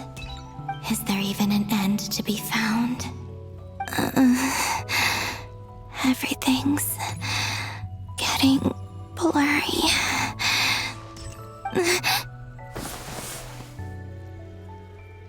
Huh?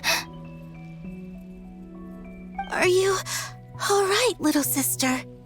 Have you come from the distant future?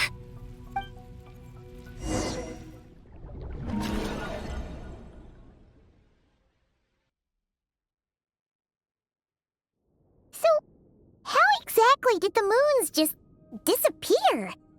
Shouldn't it be a little harder to get rid of major creations like moons? The world is a vast and ancient place. On a certain scale, all life lasts for but a fleeting moment. Miss Nicole explained that the moon goddesses likely perished in the War of Funerary Flame. The moons themselves were also destroyed at that time, save for the Frost Moon, from which a new moon goddess was later born. Am I missing something then? 'Cause the stories say that the moon goddesses were born on the moon, but doesn't Columbina say she was born in Nodcry? Huh, you're right! Why do their birthplaces differ? What's the difference between the two generations of moon goddesses? Also, remember what Sandrone said? Her scans detected 4 moons.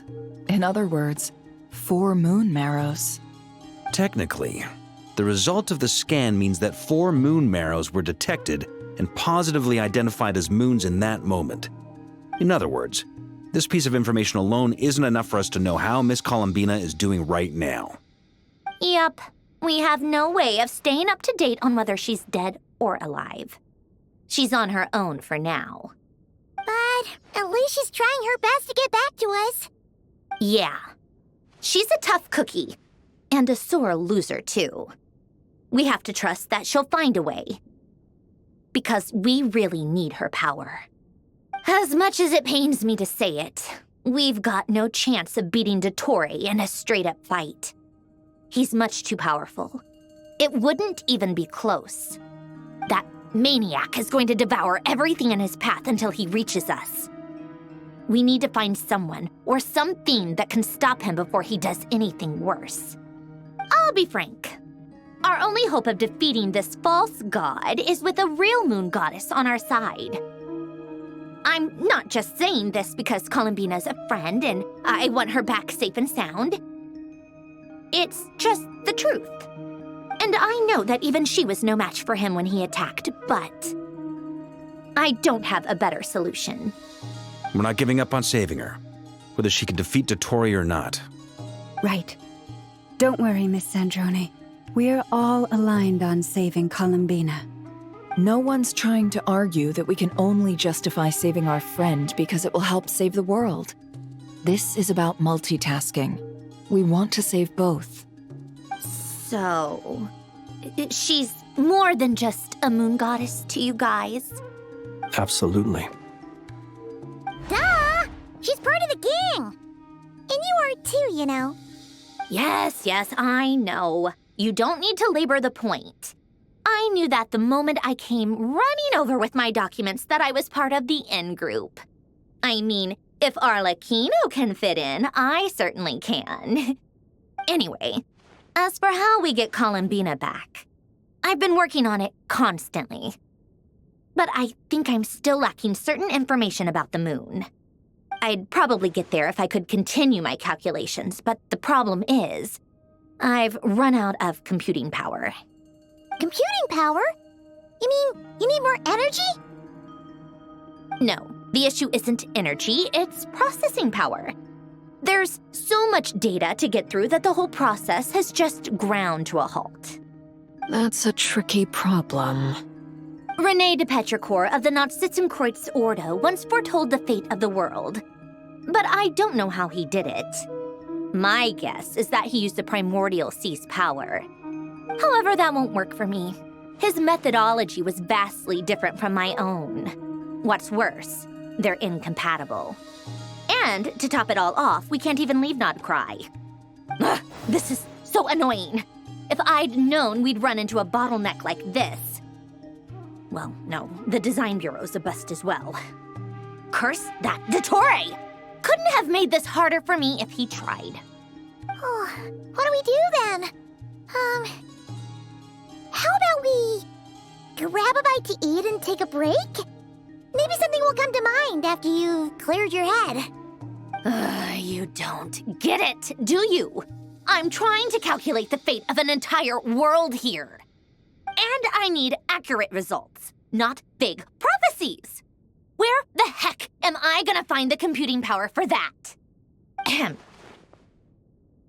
Anyway, time to shelve the discussion on technical difficulties. Being a killjoy isn't very ladylike, after all. Either way, we've done what we can. Rest well, everyone. Remember to let us know if anything new comes up. Hat guy? Is he hinting that we should talk outside? Let's go somewhere a little more private.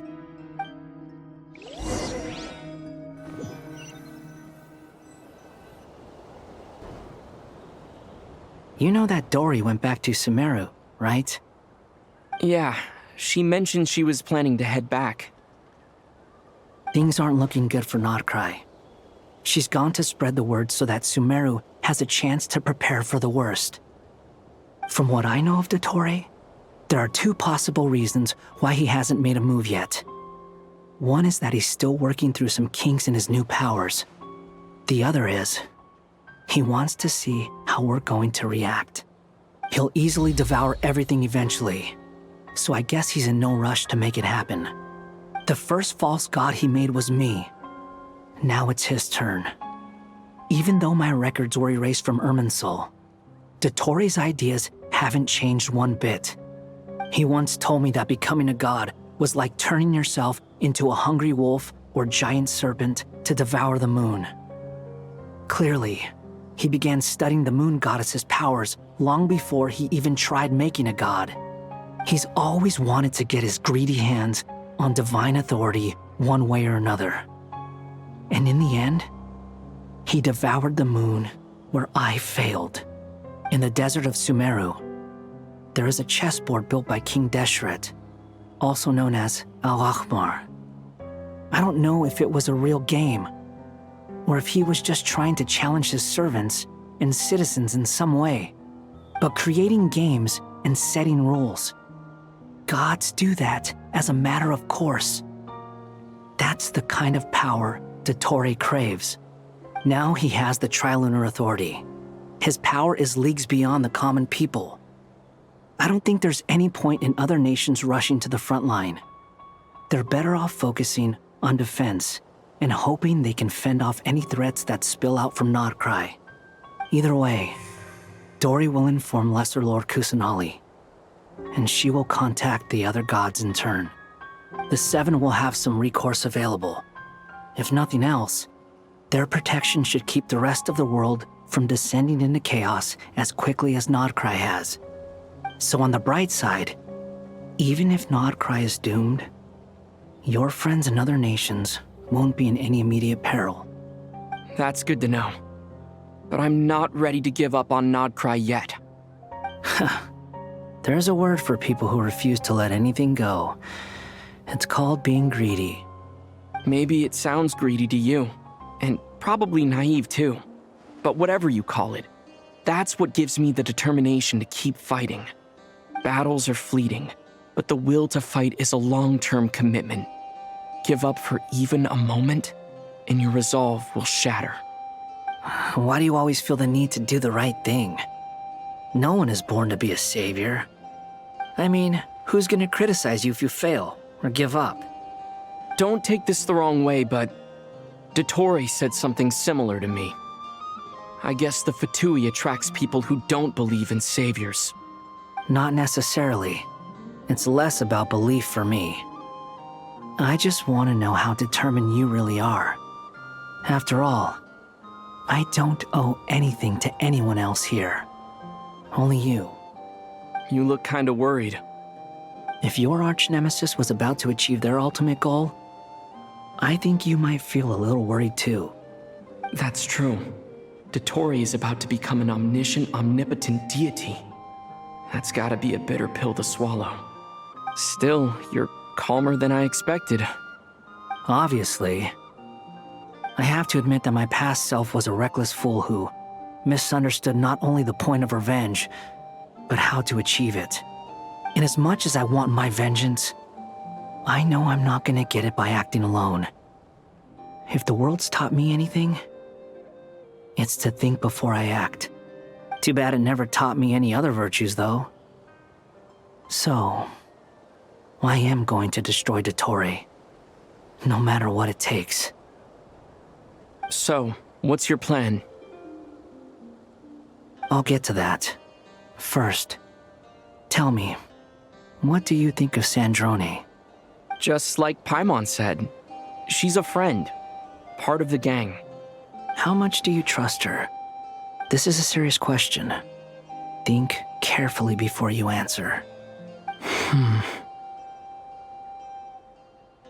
Although she's with the Fatui, she has her own values, and she's helped us a lot.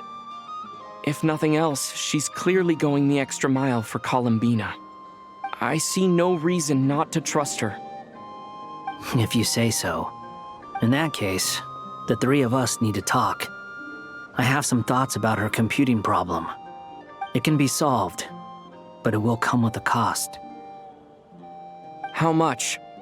If I can afford it, I'll cover it. Sometimes your heroism really backs me into a corner. You know that?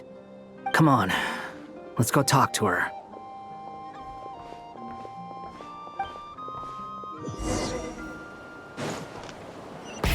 Rev the engines!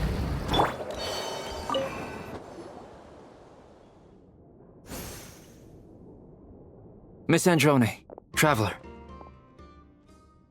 Hey there. Paimon's here too! She was just helping them sort through their things. How did your chat go? That was fast. The call only just ended. Well, you said it was urgent, so we got here as quickly as we could. Albedo, I have some alchemy questions for you. I see. Looks like my knowledge proved useful after all.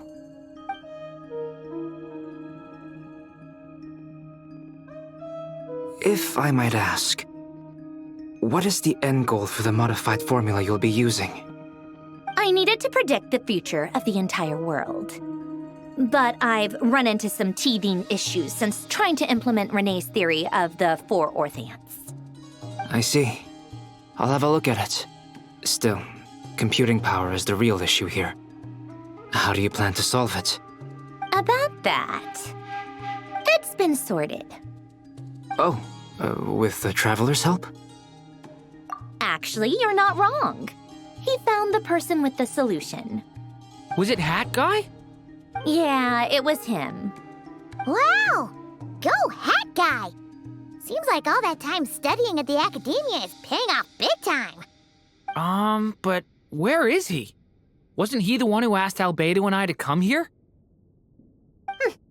Come with me.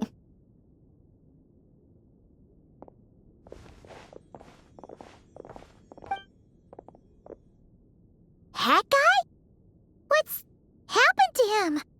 Hat Guy! Can you hear us?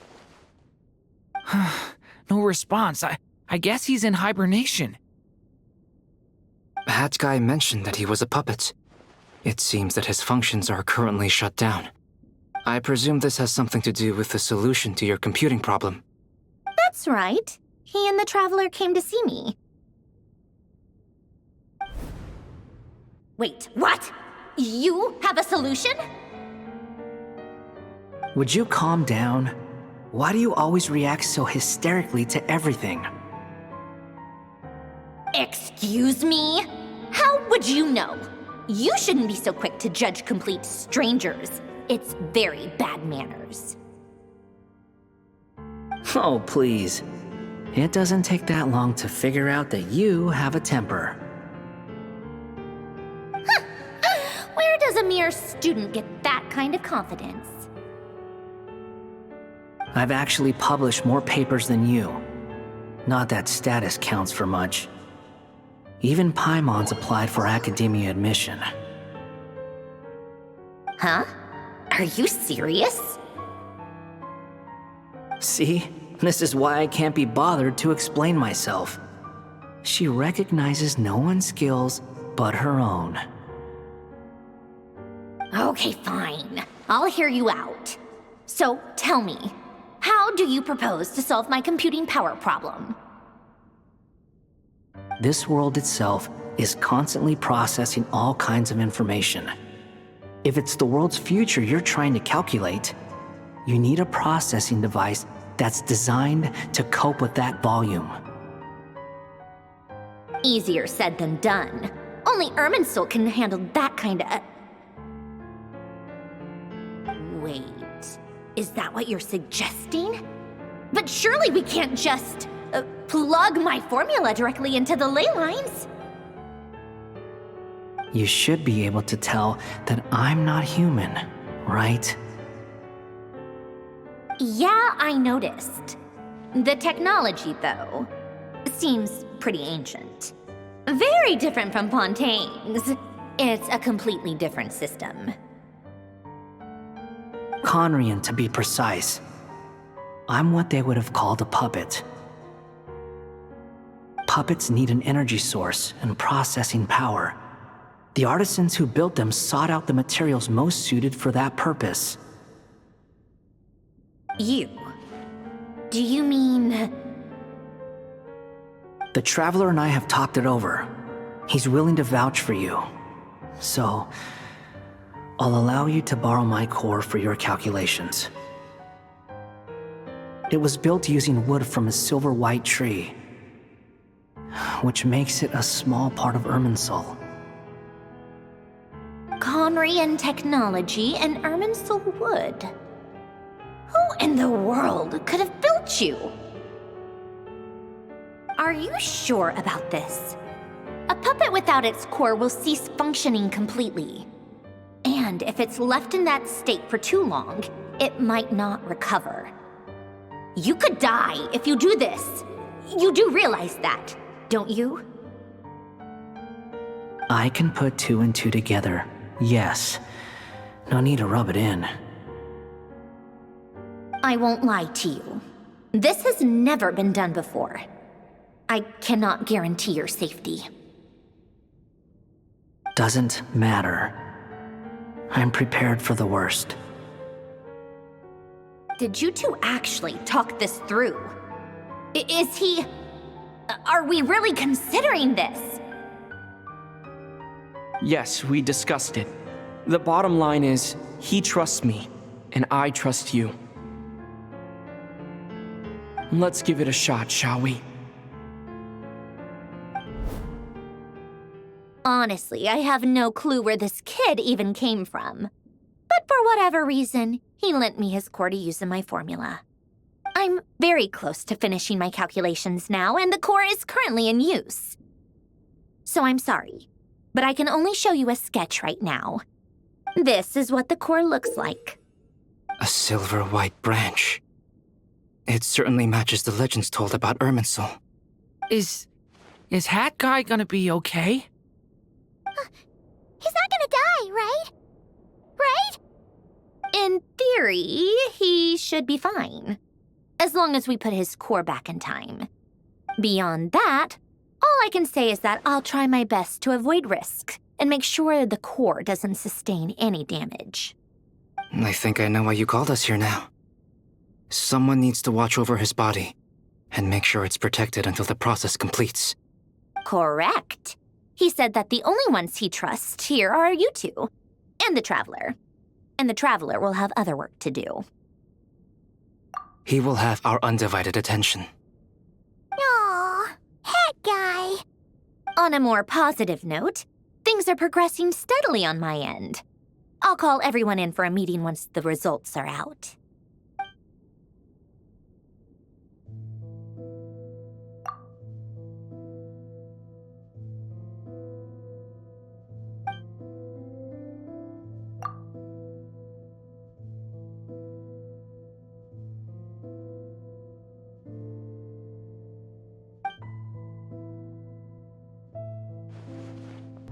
The worst case scenario with the core removal is either a system reset or a total loss of function. But I'm not afraid. A quiet death should have been my fate long ago. A core is completely different from a heart. It's like another vital organ entirely. I never believed it could be a true replacement for what I sought. But in the end, it turns out the core was more useful to me. Pretty funny when you think about it. It's like the punchline of my entire life. Do you think there's any difference between a puppet and a human? If not, then this would just be another samsara. I have already experienced both a past life and a next life. Part of me wonders whether I'm only capable of making this decision because I've become a real human. What's with that expression? Isn't this a good thing? Sandrone will succeed, won't she? She has to. She will. We all have to persevere until this is over. That's right. And I'll protect you all until the moment of victory arrives.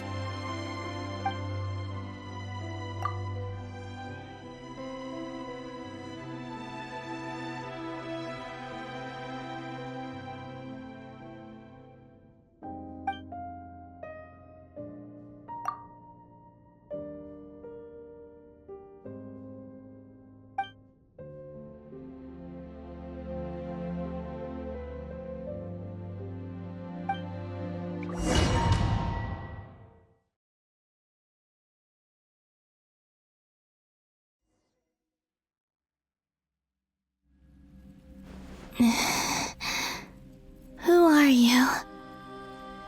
Call me Sonnet. You have the same power as Canon. Sonnet. So, you're the goddess of the iridescent moon? Oh, goodness! You recognize me? Well then, What's your name? Columbina. Columbina hyposelenia. Hyposelenia? What a lovely name. Did you choose it yourself? It was a joint effort between me and my friends. Friends? You mean your friends in the heavens? Huh? Oh, sorry. You must be exhausted. I apologize. Hang in there. Let me introduce you to my older sisters. Do you mean the other two moon goddesses? Arya and Canon? Wow, you sure know a lot. Hey, does that mean that our story goes on into the future?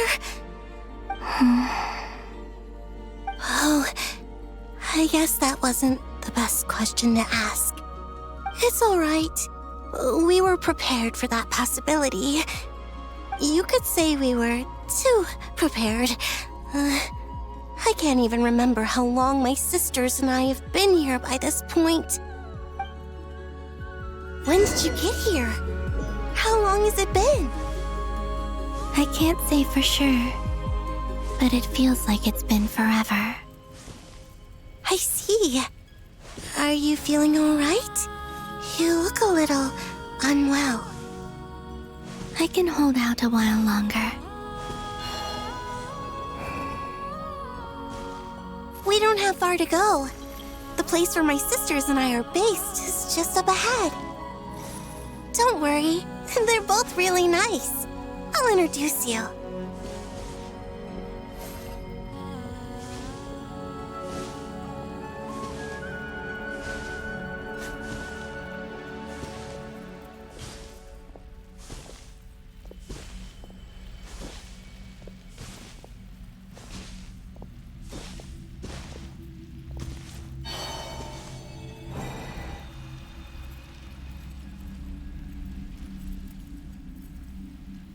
Sisters! I'm back! And look who I've brought with me!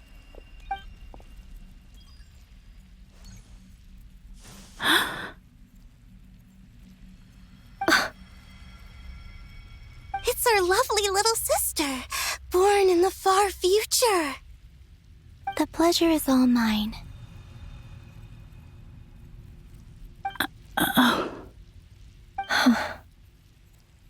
Allow me to introduce you to Columbina hyposelenia.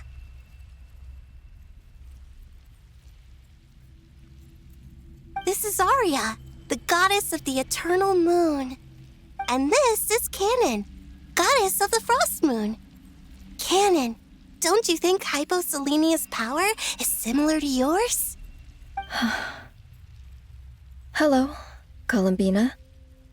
I apologize for our startled reaction just now. And please, forgive our little sister if she's been annoying you. She tends to talk a lot. It's fine. You seem shy. Don't worry, Columbina hyposelenia. No one can hurt you here. Could you tell me where here is? Please. I must know.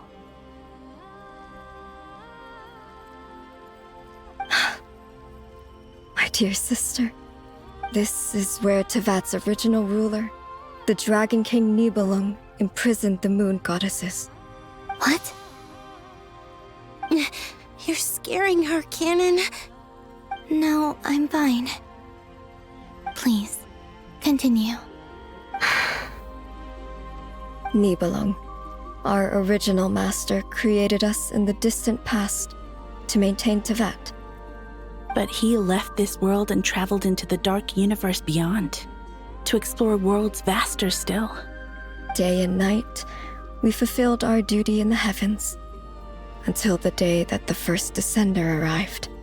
The great ruler of the firmament. The heavenly principles. Is that what later generations call them? I see. But we did not reject them at first, nor did they seem to harbor ill intent towards this world. We coexisted in peace. They were like a guest in our home.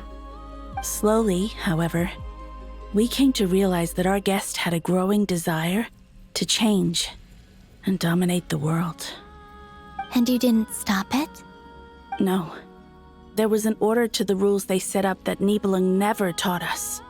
We wanted to know if this order would bode good or ill for Tivat.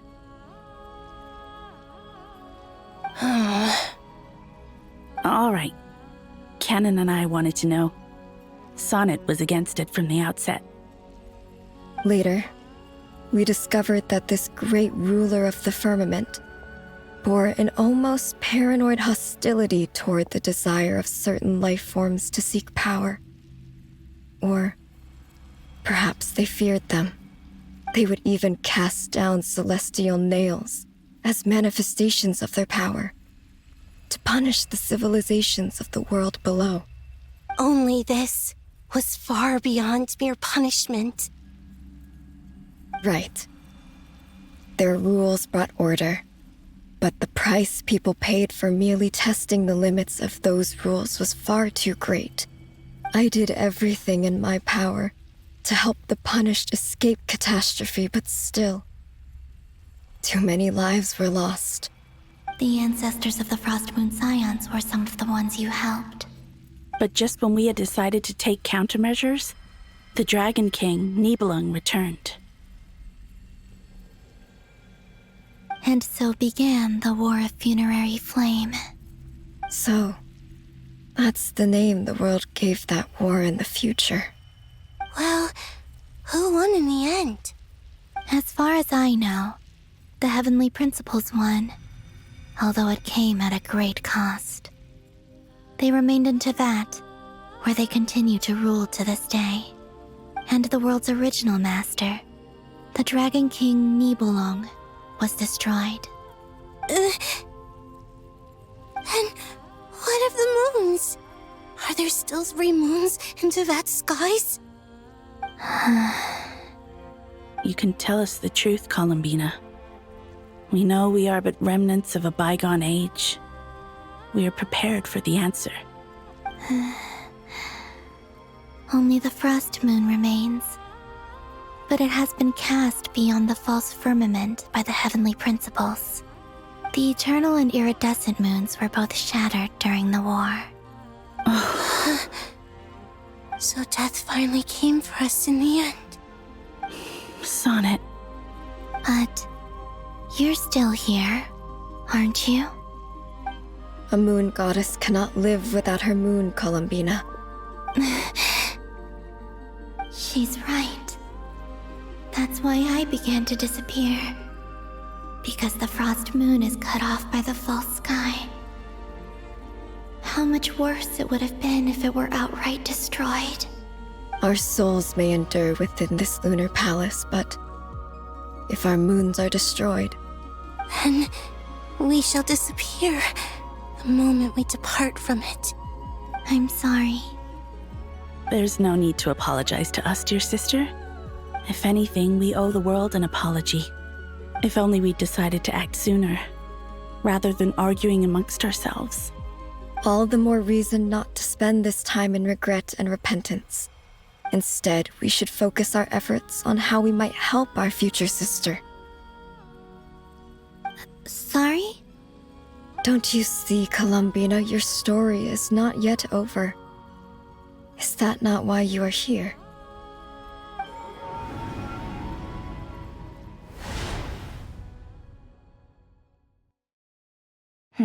It's done. Initiate numerological array. Continue running primary process. Calculate the world's fate through extrapolation. And identify nodes of potential change. Secondary process, scan for moons. Still 4. The number of moon marrows hasn't changed. Wait, let me think. Is it possible that there's something I've been misunderstanding about the moons all along? Variables. Variables in the world. I know where potential variables within the world come from. So what about the moons? Are there any variables there? Like their life or death, for instance. What if being alive or dead makes no difference to a moon? But that's so strange. Even immortal gods can die. Why would the moons alone be? Wait! I've got it! If alive or dead is considered a variable, we might have had this wrong the whole time. No one ever said that a moon marrow equals a living moon. We just made that assumption ourselves. Initiate secondary process. Scan again. This time filtering out interfering perimeter, moon marrow. I don't care if they're natural or artificial. Get them out of my search results! Why? It says 3 moons still exist in Teyvat, even after excluding the moon marrows. But we know for a fact that 2 of them are dead. Redo the scan. Narrow the results to living moons and real moons. No, scrap that. Narrow it down to moons that have lunar authority and remain alive. Why? Why is it still 3? What is this, Columbina? Has the world lied to us? Or are you the one pulling the wool over our eyes?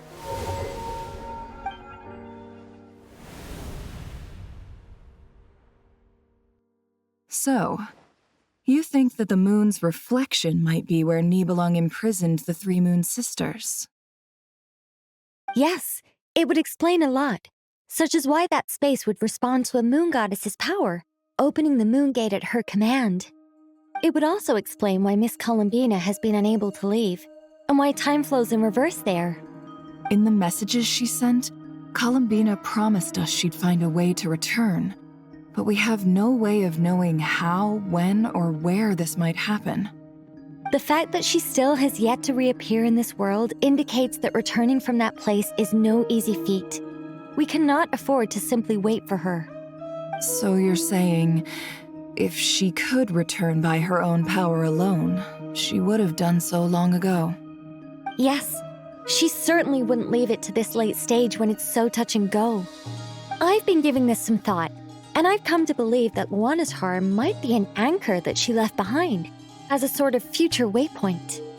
This could also explain why Luanatar is always by the Traveler's side. Sounds like a plausible theory. If that's the case, there must be some criteria we need to fulfill to allow Columbina to return to the present. The question is, what could they be?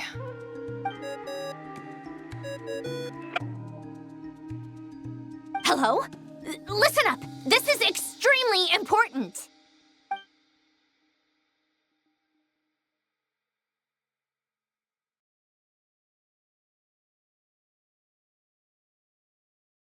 Not only is Columbina alive, but she may well exist in a form unimaginable to us. I'm still unclear on the details, but she's done something truly inconceivable in the past. And the clue to what she's done lies in the moon and Teyvat sky. Truly amazing. Oh, I'm so delighted for her. I'm sure we all feel the same. And I'm sure Columbina is ready to get back here and fight by our side. I'll keep my calculations going and try to find some way of coordinating with her. But that's not an excuse for everyone else to slack off, okay? All of you had better keep trying to think of solutions. How can the dead moons still live? And Luanatar?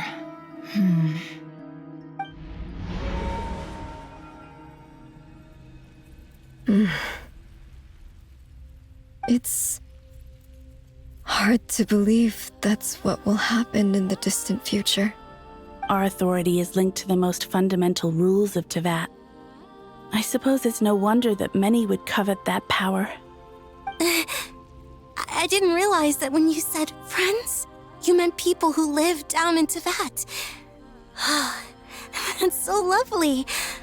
I always wanted to go down there and have some fun. Have you ever tried leaving this prison? Of course. Between us, we've tried everything. But no matter where we go, this space will eventually bring us back here. It's like the center of a whirlpool. Everything ultimately converges here, at the moment when Nibelung imprisoned us. In that case, have you tried using any of those pathways that connect this space to the real world? Sorry? What are those? They're passages through which you can make small-scale changes to reality by using Kuvaki. Or am I the only one who can use those passages? Because part of my soul remains in reality. Kuvaki. What is that? You don't know? It's a unique kind of elemental energy found only in Nodcry, the land from which the moons arose. Oh. Well, it's true that the moons first rose up from the part of Tibet you say is called Nodcry. But there is no difference in the elemental energy between there and anywhere else. What? Could you show us some of this Kuvaki hyposelenia? Maybe if we see it, it'll make more sense. Okay. Isn't that just your power? What? But it's everywhere in Nodcry. In the air, in the land. Even the creatures who live there have adapted to its influence. How curious. This Kuvaki certainly did not exist anywhere in the world before we were imprisoned. Let alone influence living creatures. So, how exactly does it affect them anyway? Can they float in the air like us? This is so strange. Why would their reality differ so much from mine?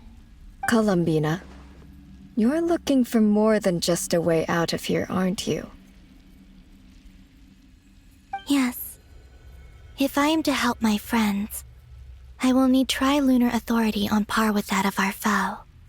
You mean... you'll need our power? This sounds extremely risky. The three moons' powers are not mutually compatible. Concentrating them into one goddess will be a very painful process. And if anything goes wrong, it could tear you to pieces. I know. But I'm willing to take that risk. Even so, let's say we successfully transfer our authority to you. How will you take it outside this prison? Niblin constructed this realm specifically to prevent us from using our powers to interfere in his war. No moon goddess can leave this place alive. What if I don't leave alive?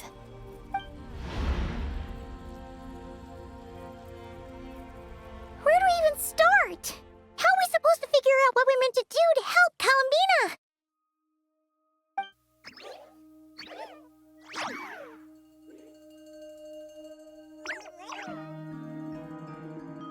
Columbina? What do you need from us? If she really got to the beginning of time in there, how do you think she'd leave us a message?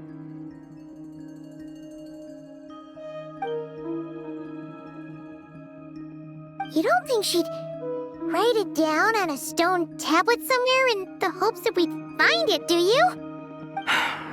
Seems unlikely. Columbina may not talk a lot, but she thinks deeply about issues like this. Let's review what we know.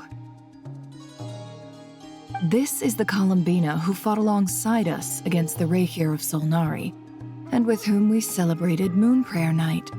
She knows our personalities, our ways of doing things, even our unique strengths and abilities. So, if she wanted to tell us something from a long, long time ago, what would she do? Oh.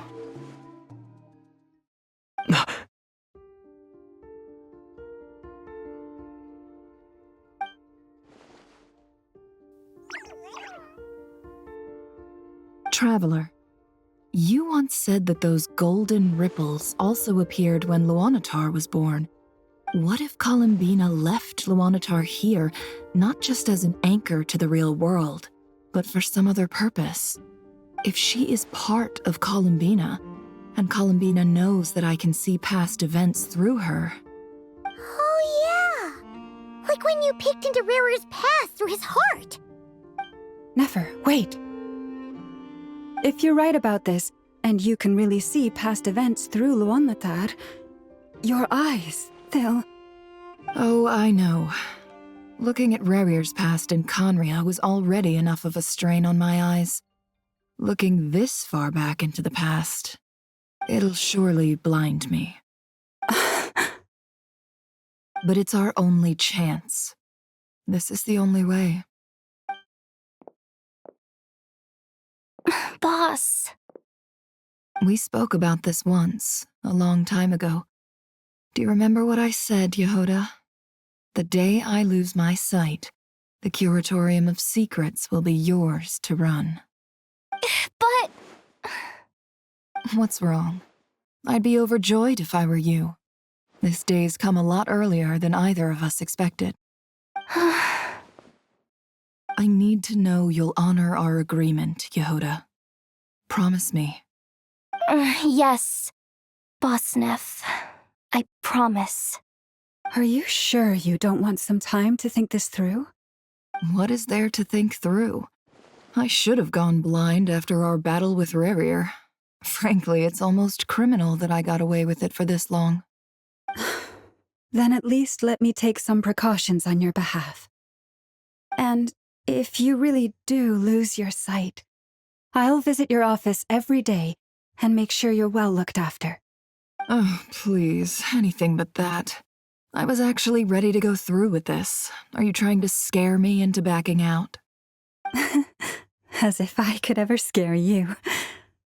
I'll assume you're just joking to calm your nerves. All right, enough chit-chat. Let's do this.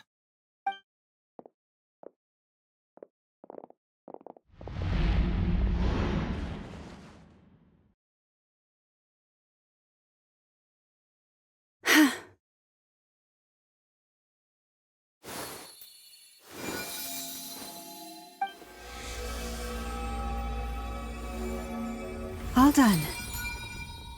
Good. Now give me some space.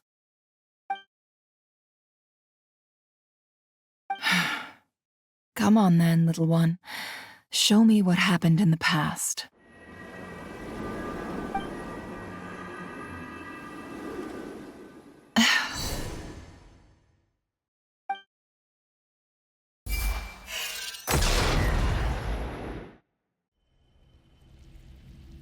Between the Trilunar Authority, Kuvaki, and the sole-surviving moon, the Frost Moon, I think I might know how to get back.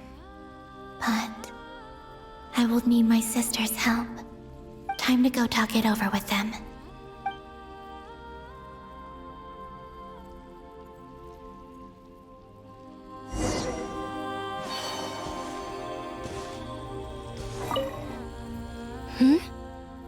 Have you decided what to do?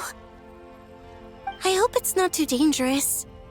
You really scared me when you said that thing about not leaving here alive. Come on, let's go find the other two.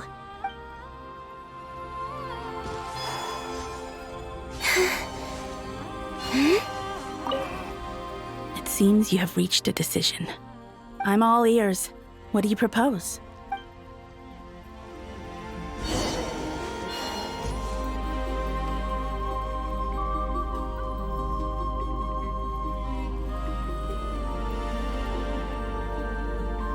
Have you figured it out, Columbina? Tell us. How do you plan to leave this place? I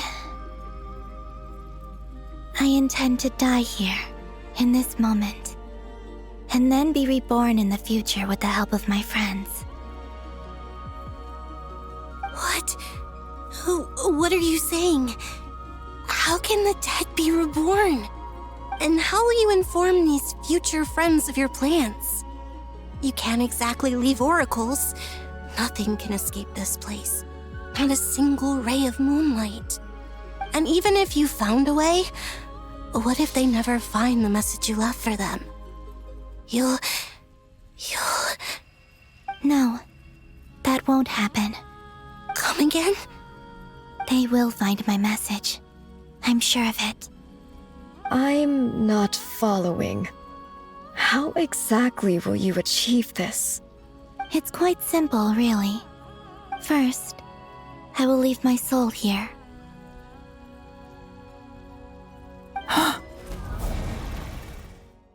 I see it. Your soul? You mean your divinity? Yes. I once left a portion of my soul in the future. One so small that this prison barely noticed anything. In this very moment, she can resonate with my soul across time. When the time comes, I believe that she can serve as an anchor to pull my soul from here back to the future reality. Just as gravity connects the world to the moon. Exactly. In the future, where I came from, the moon has been cast beyond the false sky, but I can still feel that it is there. In a similar way, I can feel a connection to the soul fragment I left behind even now. My friends can use it to detect my presence. But how do you just leave your soul here? Is that even possible? On my way here, I met an ordinary mortal who entered this place long before I did. Her body is long gone, but her soul remains. And before that, I encountered an old enemy whose entire soul survives here intact, while the power that once corrupted his body has faded away. So, perhaps this space is specifically designed to imprison divinity and authority, but not the physical body. Still, even if your body can escape, would it not just be a lifeless husk without the soul inside? Wait, is that what you meant when you said you wouldn't leave alive? Yes. I shall turn my body into moonlight and pour it over Nodcry. That power shall protect the land and quietly blend into it, awaiting my soul's return in the future. However, I cannot do this on my strength alone. I would need your help to do this, so I'm humbly asking for your assistance. Oh, dear sister, you need not be so formal. As I said before, we are but remnants of a bygone age. You, on the other hand, were born alone in that distant future, and you have walked a long and lonesome road since then. How could I bear to let your story end here in this dungeon? Don't forget, we are your sisters, your family.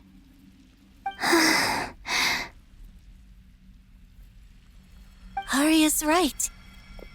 Actually, I've always wanted a little sister. Can you imagine how it's been for me?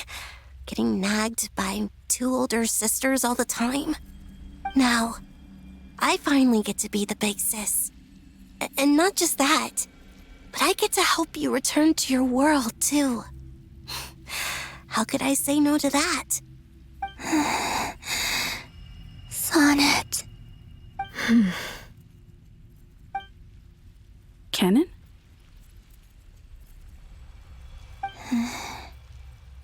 I'm sorry. I know this is a bold request. The Frost Moon is rightfully yours, and it remains intact. Oh, no, please, don't misunderstand me, Columbina. I was just thinking back on the years that the three of us once spent together. You cannot imagine how happy I am to hear of the future world you describe. The Frost Moon Scions, your lovely, kindly friends. For the three of us, whose purpose in life was to maintain the peace in Teyvat. It is a great relief to know that the people of this world live in such an abundant future. If your plan can save them and save Nodcry, I will gladly give you all that I can. Besides, the three of us have been together since the day we were born. I could never abandon them to live on alone without them. Canon. Still, I do have one question I would like to ask you before we proceed. Certainly. What is it? Why do you cover your eyes?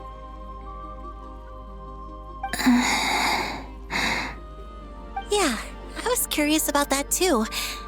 But it seemed personal, so I didn't want to intrude.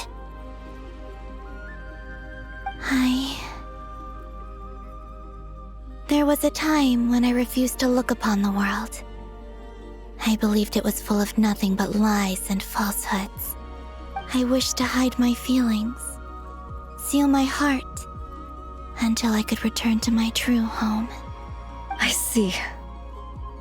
Perhaps that decision saved you from ever having to see the false sky again. But at the same time, you likely missed out on many true and precious things, like the smiles on your friends' faces. Promise me this, Columbina. When you return to the future, open your eyes, take a look at the world around you, and see your friends. I'm sure that you know this already, given that you long to return, but that is your true home. Give me your hand, Columbina. Arya, Sonnet, you too. Okay. All right.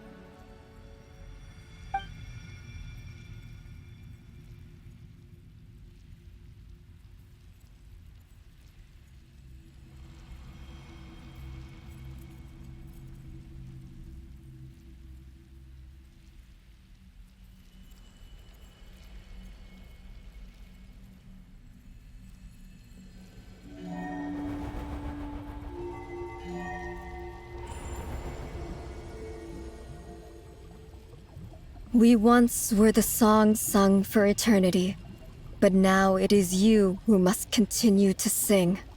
We once were the tides in the great river of time, but now we subside, and you arise. We were the messengers of madness and inspiration. But now, the lies have faded, and your truth must endure. We are souls awaiting the sun. You must return to be with those who smile when they see your face.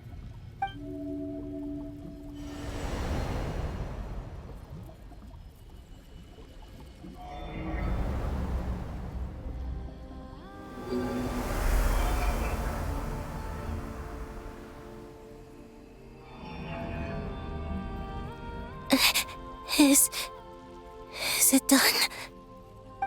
Yes. We have transferred the authority over all 3 moons to Columbina Hyposelenia.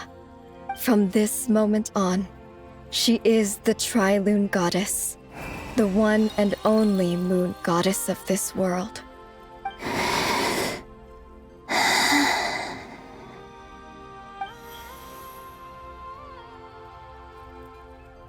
Thank you. Thank you, my sisters. Now go, and do what you believe is right, Columbina Hyposelenia. Be aware that we cannot grant you the power of the 3 moons beyond these prison walls.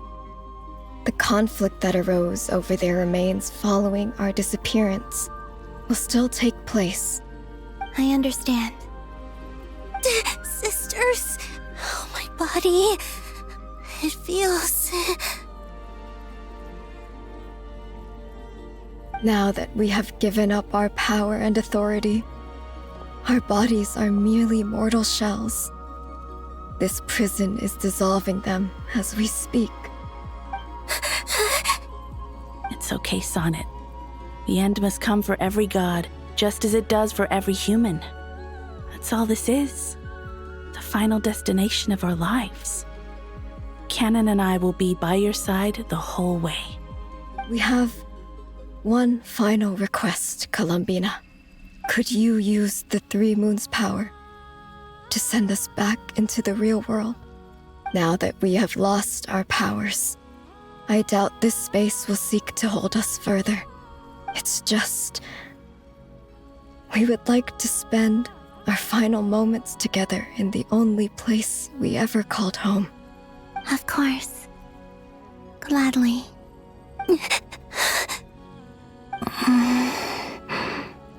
Sonnet.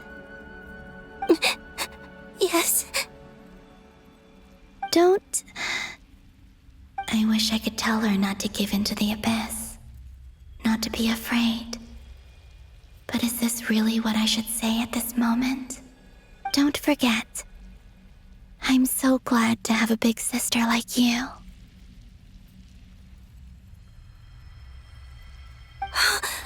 No, I will... Thank you. I'm okay. I'm not afraid. As long as my sisters are with me, I won't be afraid.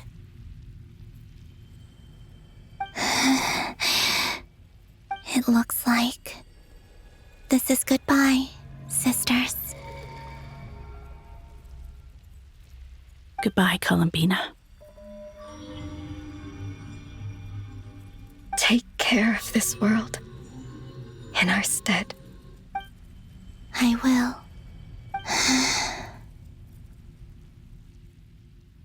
And now, it's time for me to bid farewell to my body, too.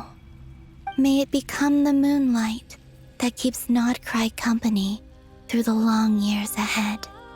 So this is why Nodcry was not always home to Kuvaki. It only appeared after I poured my body out upon this land, and only this land. Kuvaki responds to me because it is me, my body, answering the call of my soul. And the golden energy I've encountered on my way here was, in fact, that very soul, which I am about to leave here to guide me. O power Trilune, eternal moonlight. I, Columbina Hyposelenia, lay aside my body. Let it be cast into the dark night to illuminate the future.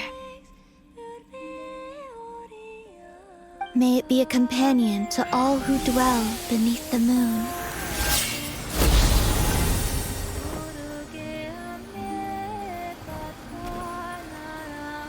Until the time comes for me to return home.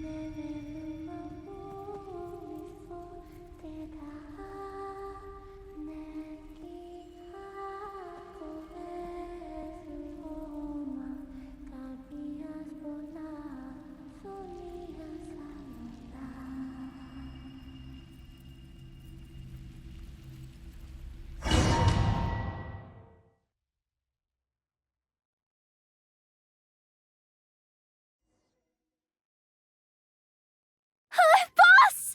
That was crazy! Were we even allowed to see that? Is anyone? Can you still see? How many fingers am I holding up? I see 2 fingers, and a look of sheer terror on your face. Truly astounding, Miss Nefer. Your eyes have glimpsed the very ends of the world, and yet they remain as sharp as ever. Or is the credit for this miracle due to Miss Lauma? It seems that even time itself is no match for your medical skills. Surely you jest, Mr. Flins. I suspect we have Columbina to thank. She must have realized the immense toll that the ritual would take and purposely set aside some of her power in the past to protect Nefer's eyes when this moment arrived. There is always a great price to pay for witnessing the truth, but it seems that this time, Columbina has shouldered that burden on our behalf. She chose the perfect method of getting a message to us. Though her eyes were always shut, she was clearly so perceptive. She knows us well. She knew exactly how we would think and what we would try. Despite being separated by time and space, we're seeing the same possibilities and seizing the same opportunities. We still don't even know if she's okay right now. But as long as there's a chance we can do something, we'll fight to make it happen. We'll get you back somehow, Columbina.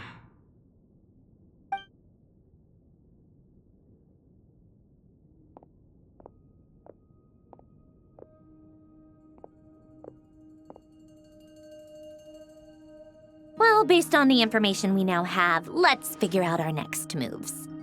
Thanks to these gentlemen, we have a much clearer picture of the situation with Dottore. The civilian population has been moved to safety, so we no longer need to hold back. Miss Androne, how are the calculations going? So far, so good. I'll keep seeing how far I can push the system, though. Can't have Hat Man being powered down for nothing. There's still a long road ahead.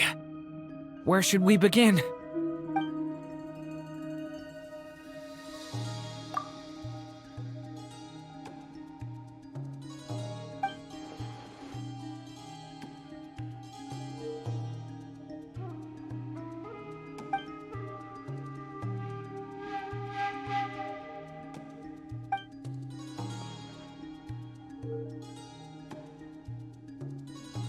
Our plan is clear. Time is short, so let's get moving. There's just never enough time, is there? Time is the bane of my existence. Ugh. Anyway, I'm gonna get back to work. All right, we'll do our part too. Yeah.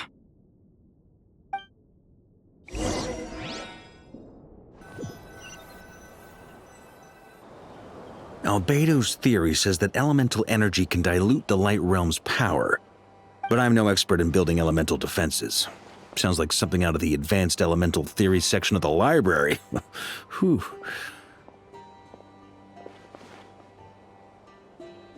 You seem quite troubled. Well, yeah. I mean, who doesn't get a little flustered when they're completely out of their depth? You were the very picture of confidence back when you approached the Hexen Circle. Yeah, I could have been faking it through that whole meeting for all you know. Who's to say I'm not just a ball of nerves in a charming and gregarious package? Oh gosh, really? I'm so sorry, I had no idea. Well, you're all the braver for it.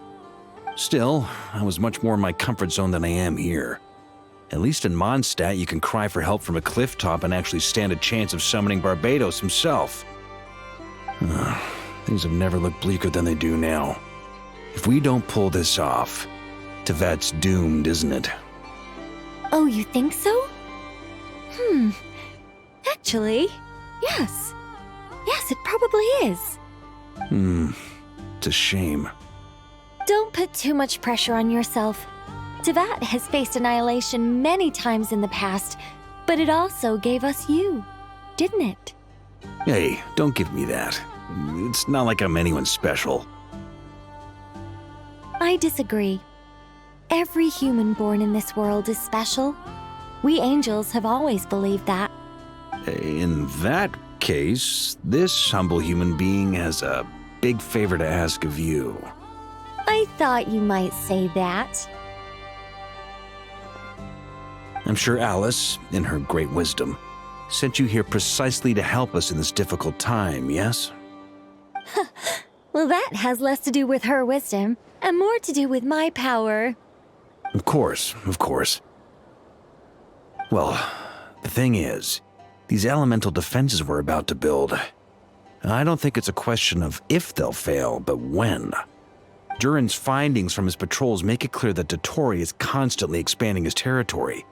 First it was his lab, then the design bureau, and now this. It's not realistic to completely stop him encroaching on the rest of Nagrai. Rather, our goal should be to stall him for as long as possible. If Miss Sandroni's calculations are correct, well, they're the closest thing to certainty we have in this situation, so let's assume they are. Anyway, her calculations suggest that our best hope for victory lies in Miss Columbina's return. It's up to us to slow Dotori's advance and buy time for her to make a return. Are you asking me to help you with building the defenses? No. I'd like you to prepare for what comes next. When he eventually reaches us, we will have to fight him. You were an angel once and a mage now. I'm asking you to lend us your protection. Oh. Can I take it that you're triggering the terms you fought for during our three-way talks? Well, technically those terms were about protecting Mondstadt. But if you're happy to agree to the change in location, then yes, let's do that. You're cashing in on this much sooner than I'd imagined. Well, yeah. The way things are going, I might not get another chance. Very well. The mages have heard the knight's plea, and we will respond. To tell the truth, Alice and I had already discussed how we might help you all, so I didn't come empty-handed. I always like to be prepared.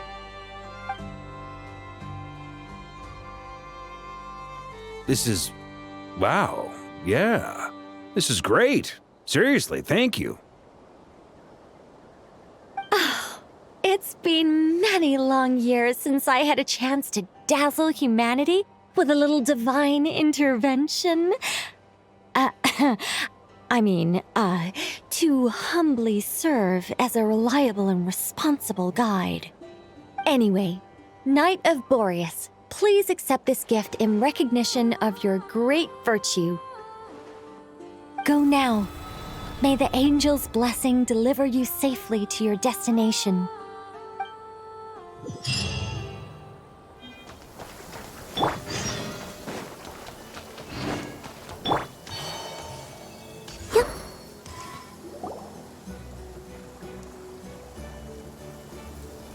Ah, you're here. Sandroni, how are things going? Glad you asked. You two are about to become the first people to lay eyes upon my masterpiece. Or should that be the first person and the first, specter? Hey! Whatever.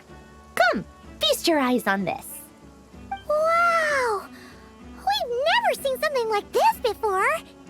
This meter displays the progress of my formula. Currently, it's still making the most important connections. Once it's finished running, I'll deliver it right to your side. And then we can finally bring Columbina back. What do you mean, deliver it? Can't you just tell us over the Dodo communication device? It'll just be some numbers, right? Ugh, you're such a greenhorn. This isn't the kind of formula you solve in math class. It's a highly complex algorithm capable of constructing a framework of rules. Ugh, whatever. We'll be here all day if I start trying to explain it. All you need to know is the formula must be completed before we can bring Columbina back. I'll share the data with you. Nicole's agreed to let me use her information channel, so we just need to use the Dodo communication device like so. And there. Now you can check in on my progress. Wow! Look at that! You're amazing, Sandroni. About time you recognized my genius. Took you long enough. Anyway, that's all for me. You should check on the others if you have time. Make sure we don't have any weak links in the chain. That might sound harsh to you, but close supervision is a common practice in a Fatui. Not looking to catch anyone out. I just care about everything going smoothly. That's all. I'm kinda stuck here while the formula's running, so I need you to be my second pair of eyes in the meantime.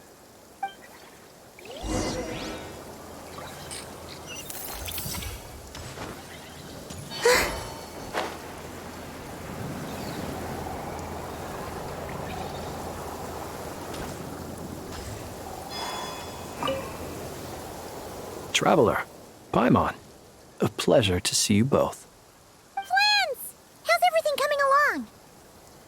Fairly well, if I do say so myself. Personally, I am ready to confront Dottore head-on.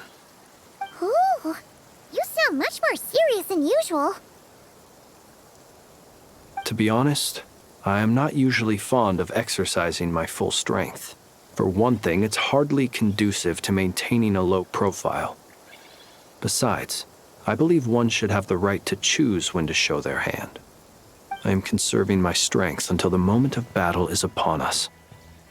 Anything to boost our chances of victory. Seeing you get into the zone like this really puts Paimon at ease. Huh, Traveler? I consider it an honor to have your trust. Rest well. I look forward to seeing you both in your element during the battle.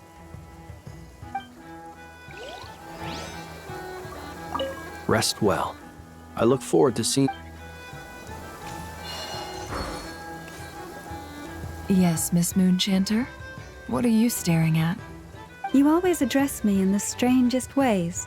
Lady Moonchanter 1 minute, Miss Moonchanter the next. Yes, and? Are either of those incorrect? Not as such. It's just that I simply call you Nefer nowadays. Uh-huh. That's my name. What's your point? The point is I don't add any honorifics or titles. Meaning what? That maybe we're on friendlier terms now than we used to be. Is that how you see it? And I thought I was the one with eye damage. Never! Wilma! Paimon, Traveler. Just swinging by to check in on you. How are things going? Did you manage to get some rest? Don't worry about me. I won't slow us down.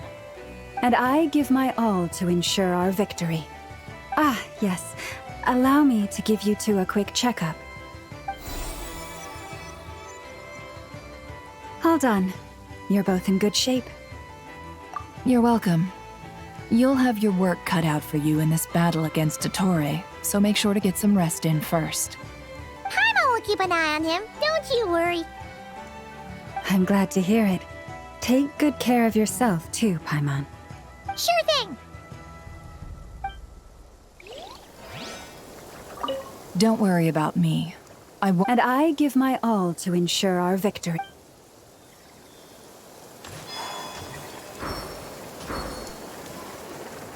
Thankfully, Miss Nicole has come to our aid.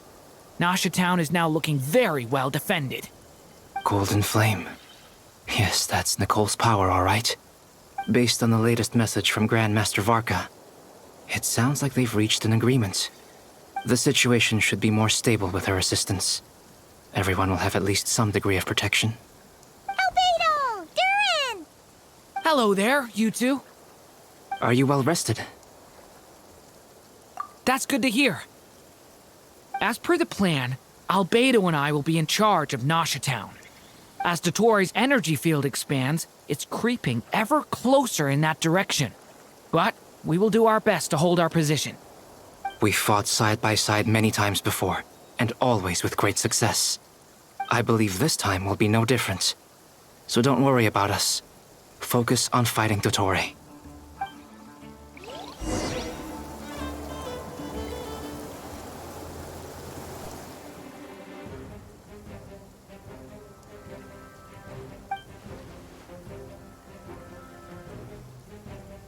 Here they come. That's quite a horde. As we expected. Get ready, everyone. Take your positions and prepare to engage. Let's begin. I'm at the ready.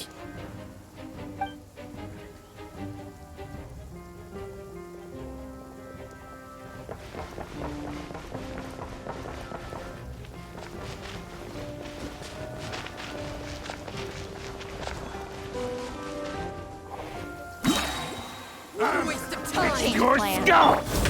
The long sleep beckons. Close your eyes. Do you fear the dark? Another one. Bombs away! 5.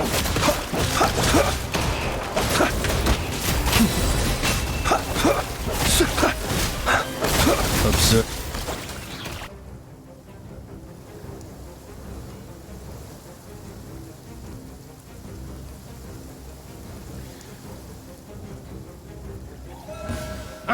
Your turn. Your skull! Can't hide the truth.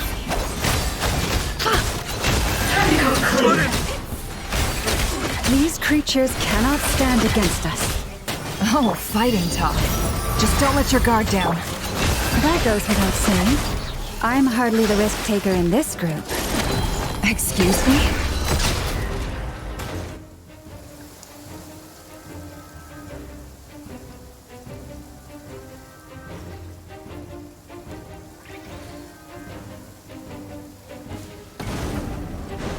Liv! The story has only just begun! Get back! Moments of burst. Huh, that was easier than I thought. Naturally. What do you mean? Is it because as created beings go, we're of a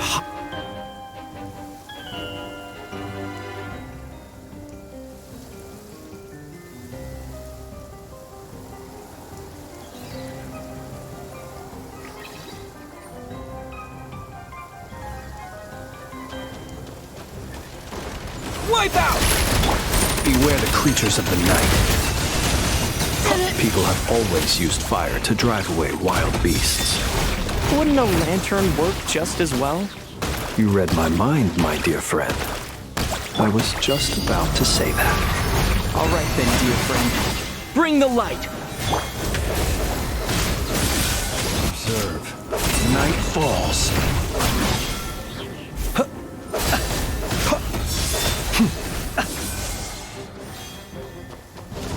Night falls. Go! Close your eyes. Observe.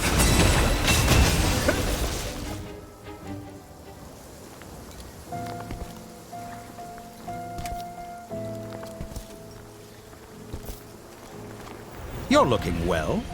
I trust you've had a good couple of days. Dottore. It's actually a good thing, in my view. If the subjects of my experiment were to die prematurely, it would throw quite a wrench in the works. And so, I must thank you all for your resilience. We are no longer on the same level, but you are nonetheless worthy of my respect. A creator god should be merciful and gracious after all. And in any case, it is only right that before I end your lives, the world is informed of the arrival of their new god.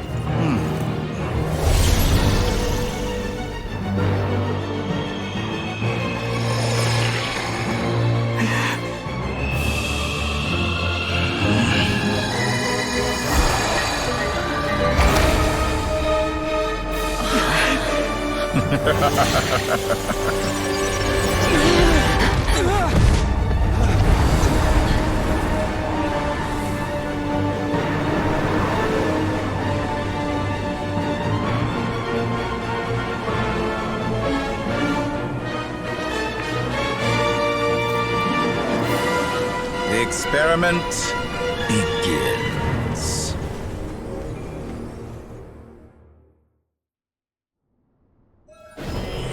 With the marrow of the three moons in my hand, behold the false moons fall!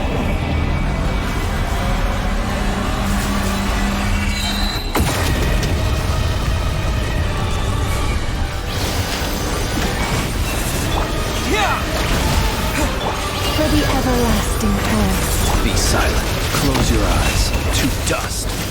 That's more like it. Summer's be shackled. Foul.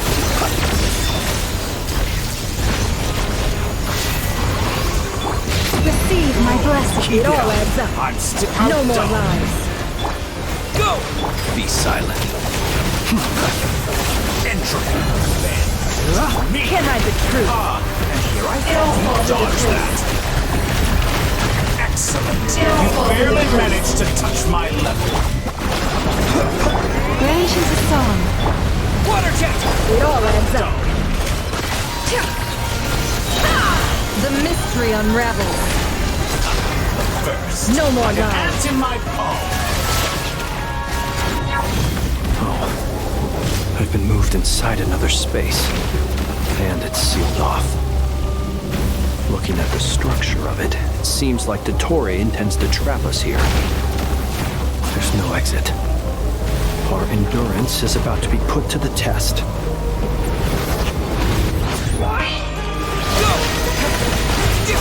Leave this place. Time to come clean.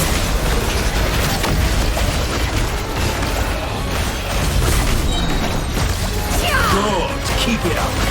Did you honestly think that would hit me? It all adds up. That's more like it. Some results of that. Water jet! You cannot face me. Lashes the moon. No more lies. Intro. Good.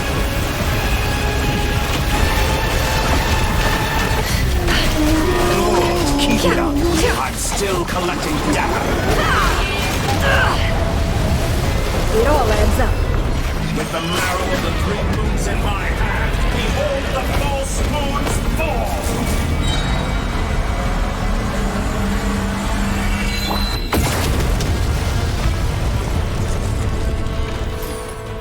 Wipe out!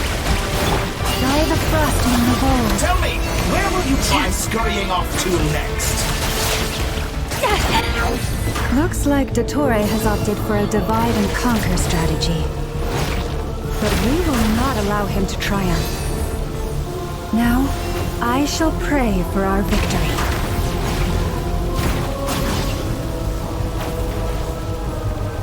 Genshin's a song. Intro. Water jet! Me! No more lies.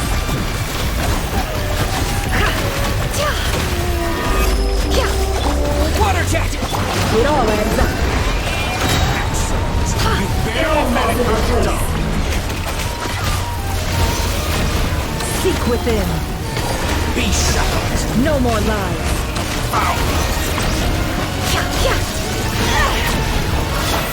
Water jet! Can't hide the truth. Let's see tornadoes. It all adds up. Good. Water jet! Keep it up. I'm still collecting data. It all falls into place. Pathetic. That's more like it. No more lies.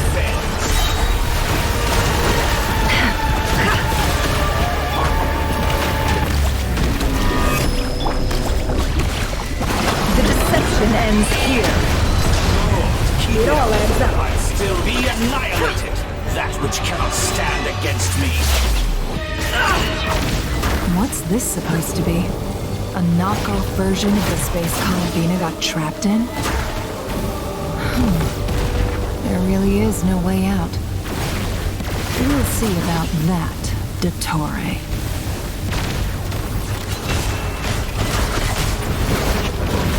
How dull. My apologies. I had not intended to take your teammates from you. But you have a choice. Obey and I can rest. An excellent deal if you ask me. Won't you consider it?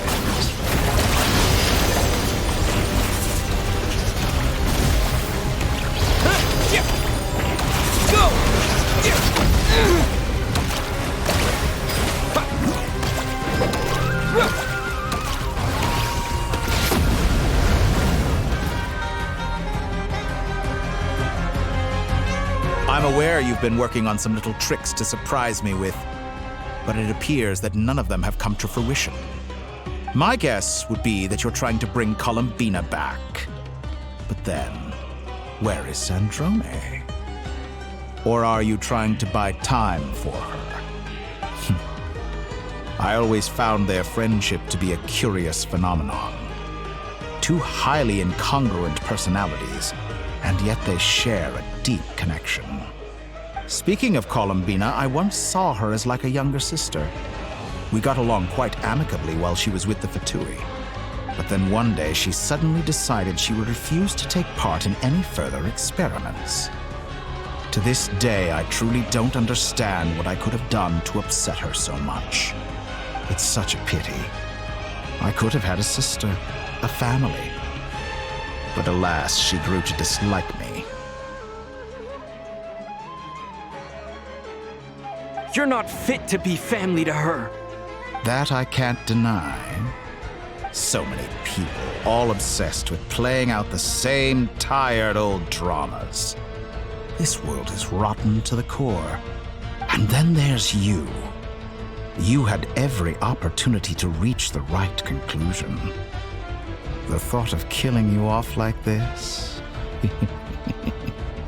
But I maintain that I approached you in good faith, so I will offer you another chance. Will you work with me? You have until I count to 10 to make your choice. 1, 2, 3.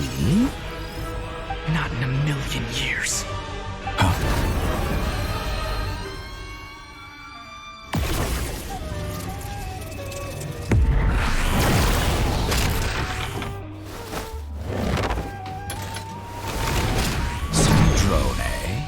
What a pleasant surprise.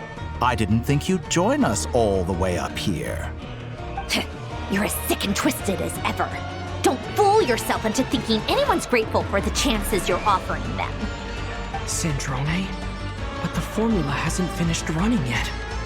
Funnily enough, I was just discussing a collaboration opportunity with the Traveler, and then I see you, who I must say is a good example of an opportunity gone to waste. Gone to waste? I said that everyone would get one chance, and you've used yours to march right back into the lion's den. So yes, it's an utterly wasted opportunity. And what makes you think I believe a word that comes out of your mouth? I was planning on disposing of your little formula after wrapping up more urgent business here. But since you've taken the trouble of serving it to me on a silver platter, I can simply bring it forward in the schedule.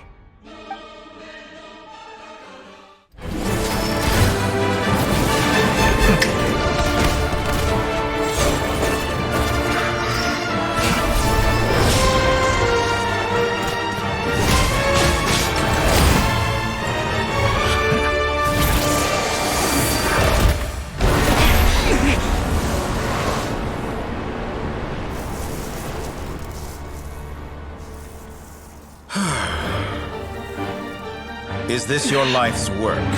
This piece of trash?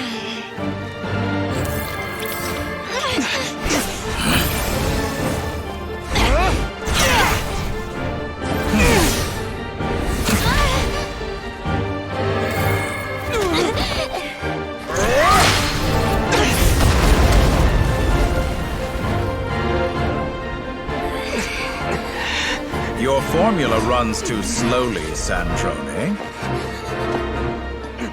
You put your hope for success on others instead of fighting dirty.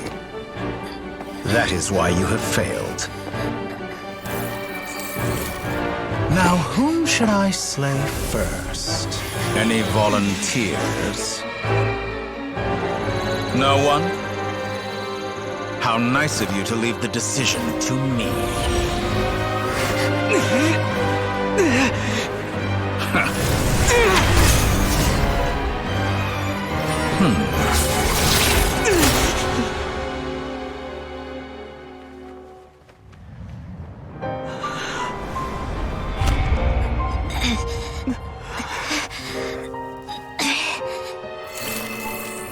Oh, how unexpected. Sandrone, any last words for me, comrade?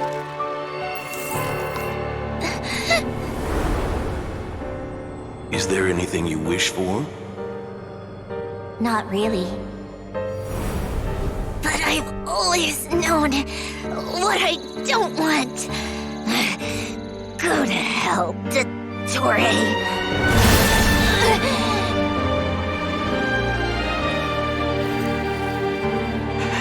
No!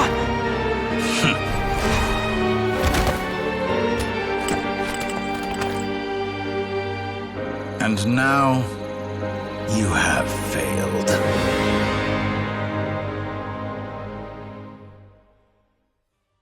Sandrone! Now you see how fragile mechanical contraptions are. Just a gentle tap, and they fall to pieces. However keen of an inventor Sandrone may have been, her death spells the end of the formula that was running inside her body. Of course, I have to commend her for making it this far. As her colleague, I have to admire her stubborn tenacity. Now, it is time for you to take your place by my side. My count was interrupted, but the second chance I extended to you still stands. Once again, you are welcome to join me. By now, I'm sure you have gained a greater appreciation for the power and authority I wield. What is stopping you from embracing a new world of endless possibilities? Not in the mood to talk? As you wish. You seem less talkative than usual today. I'll change the topic to something more apropos. Sandrone was always like this, never trusting anyone, always so reluctant to share her research with them. Objectively speaking, she had her strengths. It is remarkable how she extracted and even optimized the world formula from so much data. But her inability to trust was her undoing. Had she allowed someone else to monitor or run the formula for her, you might still have a chance at victory even now. But regrettably, she was a stubborn fool. As much as it pains me, she had to go. Dottore, maybe this is news to you, but people can change. Columbina surprised you when she escaped.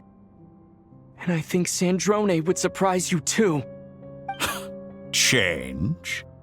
You can twist the truth however you want, but I see it clear as day. You're the one who can't trust other people. Is that how you see me? By this point, what can you hope to do about it?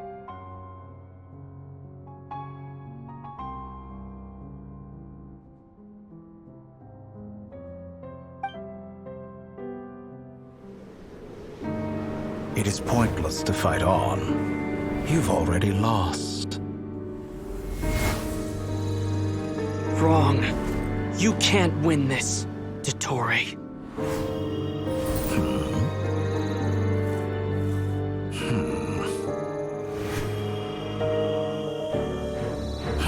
What?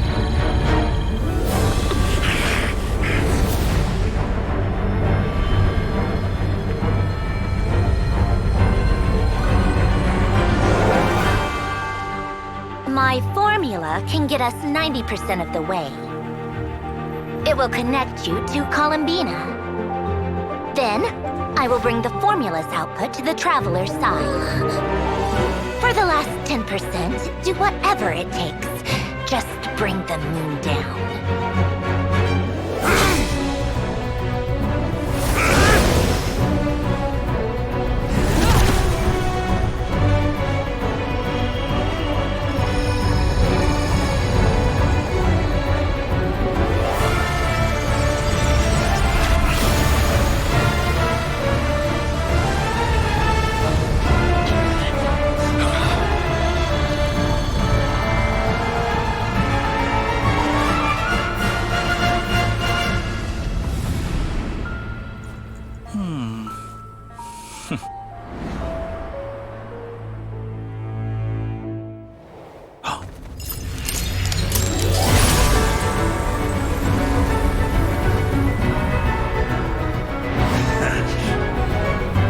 The moon will never be yours!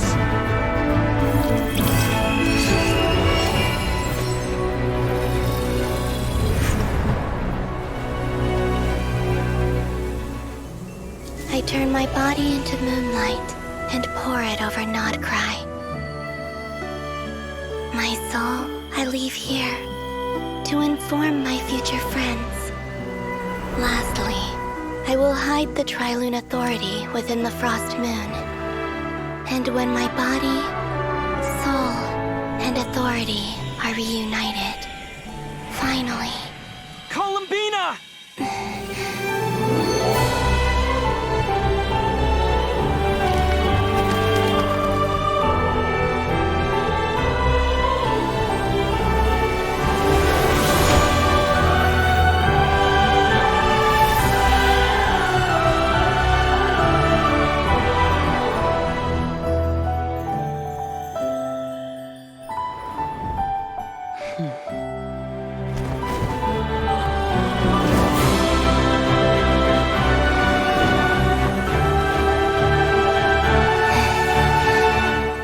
It's been too long. I'm back.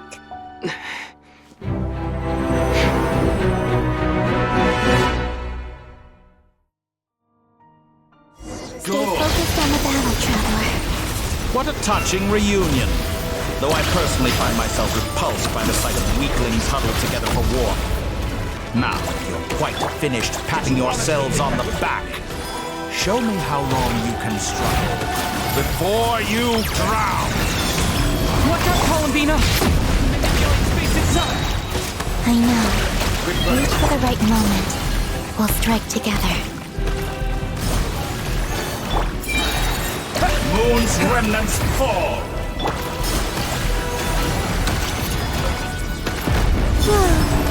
Pathetic. Wipe out!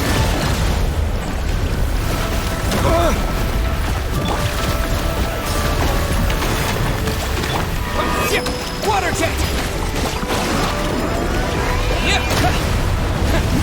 Wait. Excellent. You barely managed. I thought you dodged that. You cannot face me. Found. Enough. First, go like an ant in my palm.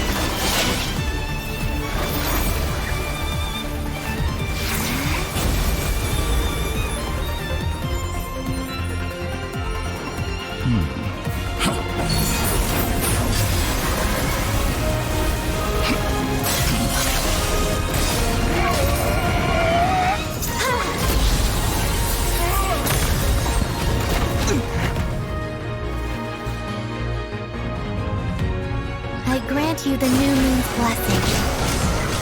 The new moon shines upon you. I am It's over, Dottore!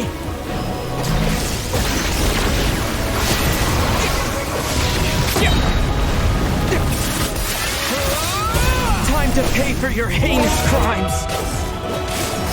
No longer has the world power in the cold night. Close to the new world. Our future is not yours to command! Let the moonlight dispel the darkness. Rotten, decaying world. Everlasting as the moon.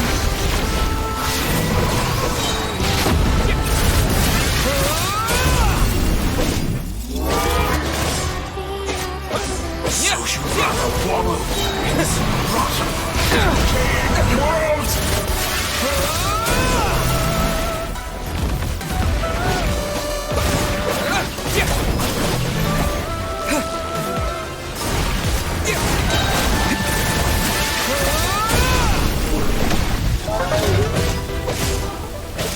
Only I could have shaped the new world. Only I.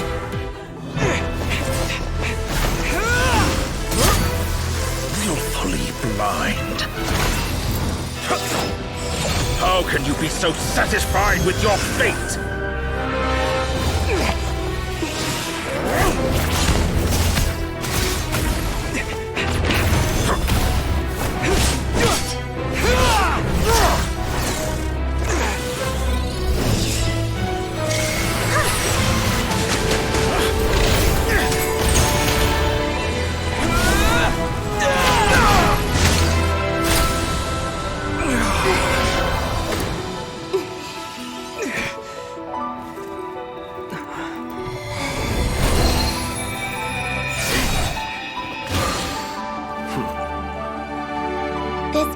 was never about fate.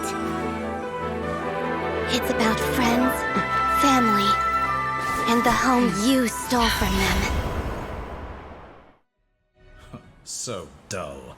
Only the weak rely on each other for comfort.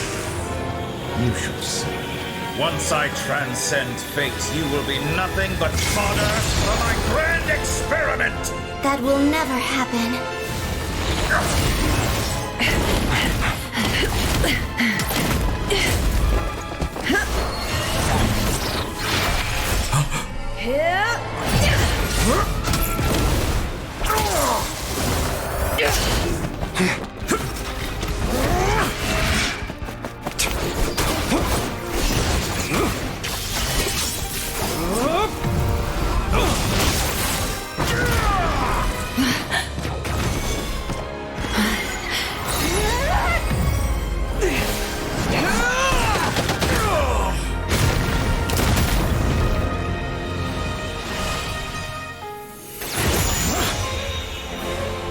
Today, the moon lights up this world once more.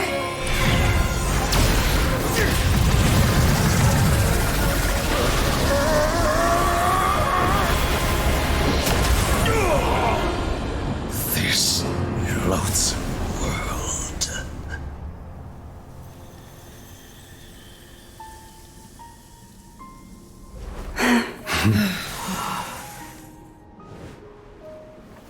No, this world is our home.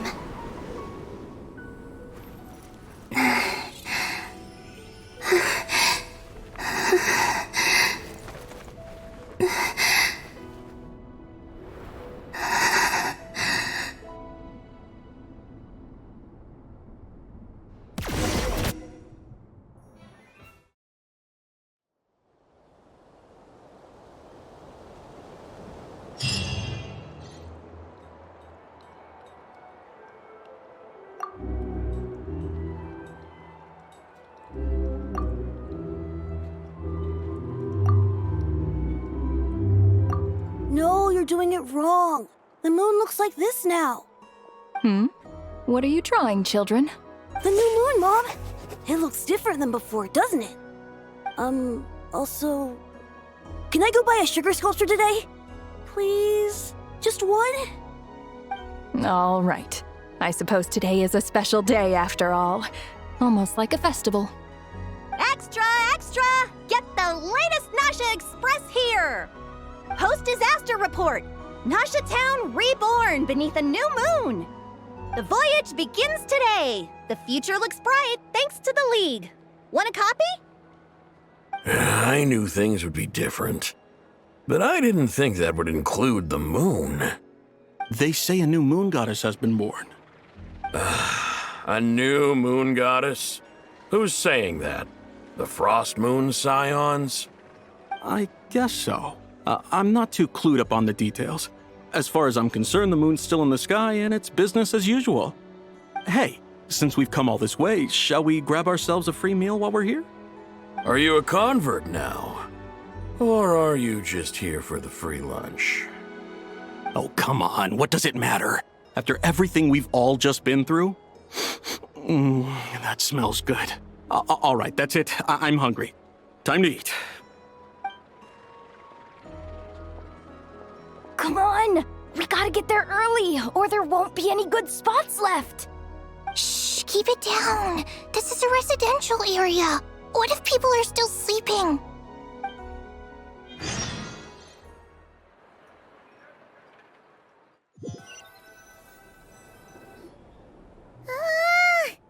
Why is it so noisy outside? It's okay. Paimon was pretty much awake anyway. It's been so long since we last had a chance to relax, huh? Feels like time is moving slower than usual. What about you? Did you rest well? Still winding down from everything that's happened? Or are you wondering how our friends are doing? Or is it about what Dotori said to you? Okay, if you say so. But don't push yourself, alright? Let Paimon know if you need to talk. What we just went through was a lot. It's totally totally normal if you need some time to get back in your groove. Luanatar disappeared after Columbina came back. Apparently, she was part of Columbina's soul or something. Still, Paimon kind of misses Luanatar somehow. But anyway, you did great. So did Paimon. We all worked our butts off to contain this disaster, and in the end, we made it. So, chin up, Traveler. You should be proud of yourself. Hey, don't poke fun. You should be glad that Paimon's growing as a person. Paimon didn't think you'd mention it. You have no idea how anxious Paimon was. She was worried sick about you. Well, if you really want to show Paimon you're sorry, you're gonna need to make it up to her. You better be ready to splash out on a lavish meal.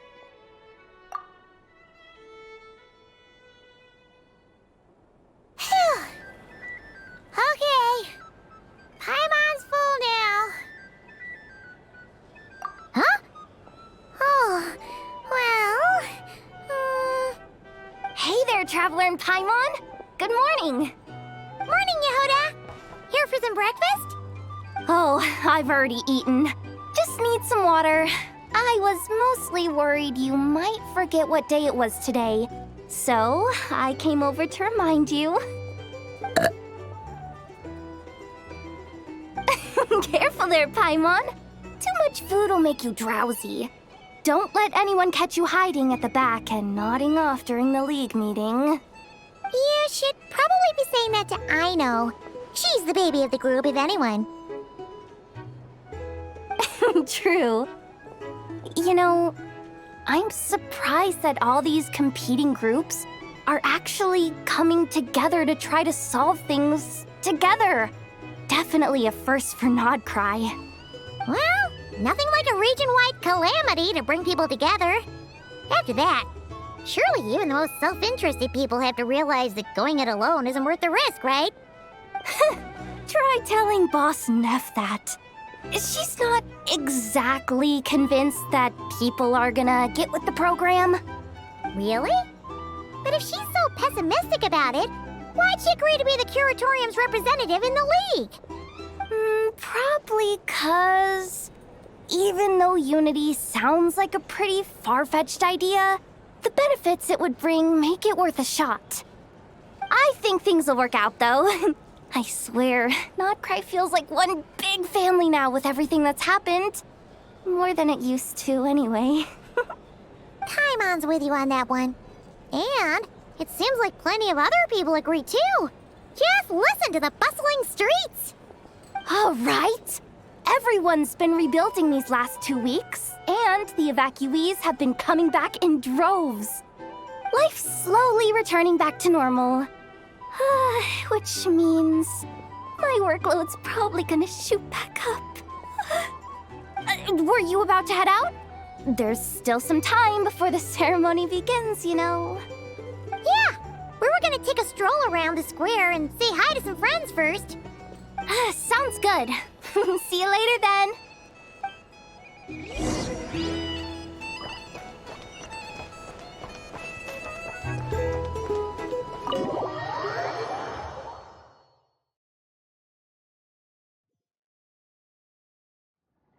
Please accept today's boon. Have a nice day. Are Paimon's eyes deceiving her? Or is that Inefa handing out food for the Frost Moon Scions? Hello there. Would you like a feast of the moon along with some snacks of the day? So, what's new, Inefa? It was only a few days ago when we last saw you, but it looks like you've joined the Frost Moon Scions in that time. And Aino too? What are you talking about, Paimon? We're just here to help. Duh. In the wake of the disaster, it's all hands on deck. We responded to Lama's request for support. At times like these, the smallest good deed can inspire others and help them through the hard days ahead. And we're using eggs and heating tubes to make that a reality. In true Krumkake Crab Shop style! Inefa! Did you hear that? The Traveler said I did good. The Traveler! That's because it's true, I know. Proposal. If you can resist eating today's dessert, I will provide you with compliments, too. No way! Well, that proposal got shot down quickly. I need something to get me through the hard times too, you know. Mom! Yes, dear. Go right ahead. Excuse me. Could I take a photo with the robot lady? She helped us get safely out of Notcry, and she helped us get back home too. She's the best. Of course she is. And since I'm the whiz kid who built her, that makes me even better than best, right? But you stole my snacks, though. Oops. Shall we move to the open space near the center? The view there is better. Thank you! Aren't you the better pick for this job, Flint? You underestimate yourself yet again, Master Ilua. Not at all. I rarely come by Nasha Town. I don't know any of the big shots here. All in good time. Socializing is a step-by-step journey. But you're much further ahead on that road, aren't you? You're not seeing the full picture. You know the truth now. My friends do not understand my habits. There is no question about it. The Lightkeepers need a representative in the League. Someone who is upright, cares about other people, and can realize their self-worth through group action. You say it like you wouldn't make the cut. I am most flattered that you think I would. Sigh a little less, Master Ilua, and have more faith in yourself. All the Lightkeepers agree that you're a very promising young man. That is precisely why Starshin and Nikita felt safe delegating such important work to you. I'm sure we all also agree that we would sooner die of dehydration than manage to wrangle anything out of you in a discussion. My apologies. I am not in the habit of bringing water with me when I go out. Whatever. I'll take the job. By the way, who else is part of this? Oh, it's quite the who's who of Nodcry. There's the Moon Chanter of the Frostmoon Scions, the boss of the Curatorium of Secrets, a representative of the Voynich Guild, and even someone from the adorable Krumkake craft shop. I'm sure you will find speaking with them to be a genuine pleasure. If you say so. I've never done this work before, so I'm honestly a little scared of making mistakes. But I'll do it. Not only is it our duty as Lightkeepers, but because I want to make Nodcry a more welcoming place. An admirable attitude to take. The beacons are lit, Itlua. We're but one step away from breaking through the blizzard. We have the chance to band together and build our shared homeland into an Elysium. This is unprecedented for Nodcry. An opportunity not to be missed. Yeah. You're right. I'll do my best. Quite a few familiar faces have arrived. Let's go, shall we?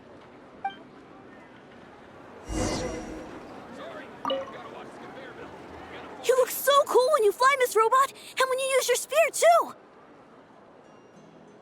And even though you took my snacks, it's pretty cool that you could build stuff like this. You've got so many inventions. It's amazing!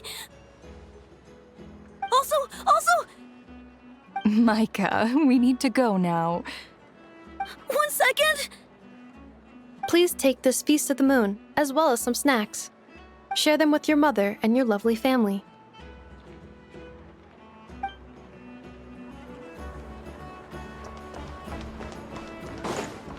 Try and stop me!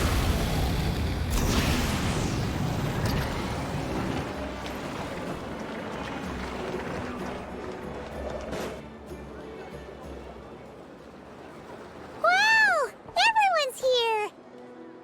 You seem well rested. I know no one's asked, but I'm sure you all want to know, so let me just say, we're doing great. Thanks. Well, great, but not perfect. Starting to lose my mind from boredom. Can't drink a drop of alcohol while I'm waiting for my wounds to heal. I'm sure you had a sneaky swig or two. Wait, how'd you find out? I'm sure you must be missing Mondstadt after all these years away, Grandmaster. Yeah, you could say that again. Every time I get news from Mondstadt, it makes me want to go back and see the place for myself. Honestly, once things are wrapped up here, I think it'll be time to head back home. Hey, looks like someone's taking the stage. Can everyone see okay? Anyone need a boost? I'll just listen from the back. It's fine. You're taking this pretty seriously, huh, Durin? Well, it's not every day that I get the chance to see how people speak in official settings. Soak it up like a sponge. I'll make sure you get a chance to practice for yourself later down the line. Actually, I know just the thing. You can debrief the Knights of Favonius for me. Mr. Varka, are you forgetting that I'm not a Knight of Favonius? I can knight you. Any particular title you'd like? Is he joking? I really can't tell. You'll have to figure this one out for yourself. It'll be a good learning experience.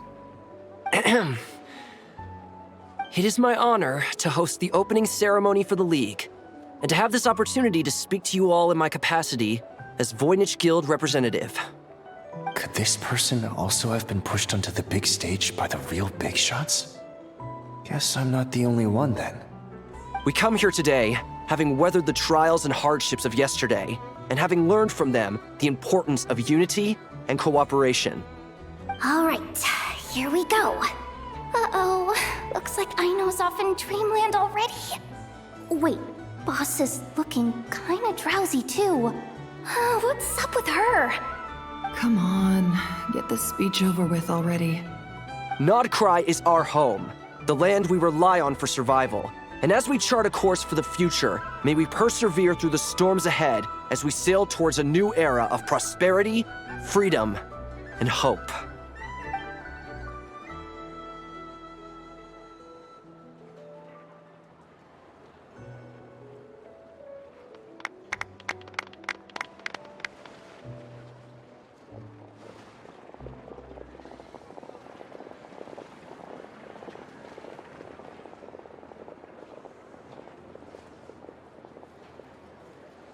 Looks like we'll have more opportunities to travel in the future. I'm sure you'll cope, Lady Moonchanter, given how fleet of foot you are. Unfortunately, I suspect I'll be too busy at the Curatorium to act as your host. We have a busy schedule, not to mention an international network of contacts to manage. That'll be all right. I'll just check your schedule with Yehoda well in advance. And if she's not available, I can simply ask Ashru. You... So giving my employees extra workload isn't enough for you? You're really going to drag my cat into this too? I thought you'd approve. Aren't you forever increasing your employees' workloads? That's a bold statement. Are all the Frostmoon Scions feeling more audacious now that your moon goddess has returned? Columbina's return has brought joy to all who care about her. That includes both you and me. As for the Frostmoon Scions, we are learning how to thrive independently, without relying on the moon goddess. It is up to us to make our home a more livable place. Joining the League is one of the steps we are trying towards that end. I like the word try. It's nice and non-committal. You can opt out at any time and still say you tried. You don't see a bright future for the Frostmoon Scions? Or did you mean the League? I'm just not as optimistic as you. The Frostmoon Scions should count themselves lucky that they have a leader as stubborn and enterprising as you. But Nodcry's a big place, with all kinds of people. Most of them don't enjoy answering to a leader, or even listening to reason. Well, that's where you and your methods come in. Unless the Curatorium of Secrets is only here for appearances. For now, yes. And that won't change until this venture becomes worth my while. What would make it worth your while? Getting out more than I put in. Right now, I'd barely break even, but I'll grant that it's a good start for Nodcry. Then maybe it's worth a try. All right, you can stop now. Or do I have to join the Frostmoon Scions before you'll get off my back? You'd be very welcome to join us. Hey, you two! Congrats on all your hard work! What are you chatting about? Nefer was trying to dissuade me from adding to her employees' workload. Also, she's considering joining the Frostmoon Scions. Sorry, what? Your conversations are always the most interesting. Would you two care to join me for some tea before heading to your next destination?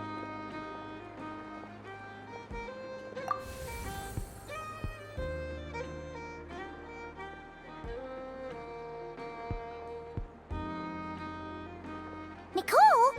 Wait, where are you? Aren't you gonna show up today? Sadly not. I'm otherwise occupied right now. I'm sorry, Paimon. I can hear how disappointed you are. If it's any consolation, let me say that how things appear on the surface is a far cry from what they are at their core. Perhaps you'll feel better if you focus on the fact you have a special line of communication with the great mage herself. Okay? Has something happened? No, or not yet, anyway. Well, that's not ominous at all. Not for the time being. Just think of this as a general check-in to make sure this communication system is still running smoothly. Besides, it's good to chat once in a while if we want to maintain our friendship. You could've just said so. Paimon got all worked up for nothing. Still, the best friendships are built through face-to-face interaction, you know. It's never gonna stop being weird having tea with you when you're not there and just talking to thin air. All right, fair point. I'll bear that in mind for next time. Yeah. Any update on that crisis at the world's borders? Alice just informed me that they had their work cut out for them. And now everyone's thoroughly exhausted. But they did finally get things back under control. Still, we can't let our guard down yet. The disruption caused by this disaster has made Teyvat easier to detect from the outside universe. She plans to wait for things to stabilize, then reschedule her Mondstadt vacation plans. As for me, I agree with Hat Guy's perspective. This is a time when many new variables are emerging, and the situation is changing constantly. Plus, most of this change is for the worse. We have to remain vigilant and ensure that the embers of chaos are not rekindled. I did notice that the energy in Nodcry changed somewhat after the War of Funerary Flame, but since it was still aligned with the Light Realm, I never gave it a second thought. It looks like I'll have to examine the connections between phenomena I observe more closely in the future. Just doing my duty. It's more or less second nature by now. Of course, to give you the full picture, I'd have to start with the substance from which angels were formed. Never mind. Paimon's right. Showing off my knowledge would be much more satisfying in person. By the way, you did receive the gifts from the Hexen Circle, yes? I'm not trying to claim credit or anything, but my pride demands that I at least mention it. They're quite similar to the protective talisman that Alice gave Dory, but with some very special enhancements. Oh! So that's what kept our friends safe when Dory trapped them. Indeed. We went to great lengths to make sure they were invisible to his eyes. I'm so happy they came in handy. Still, not fishing for gratitude, by the way. I I just want you to be aware that sometimes your friends may be protecting you in ways you cannot perceive. Anyway, I'll contact you if anything else crops up. If not, you know what they say, no news is good news. Oh, my angelic instincts are tingling. They say you should head to the docks next. Your friends are about to board their ship home. This place looks perfect.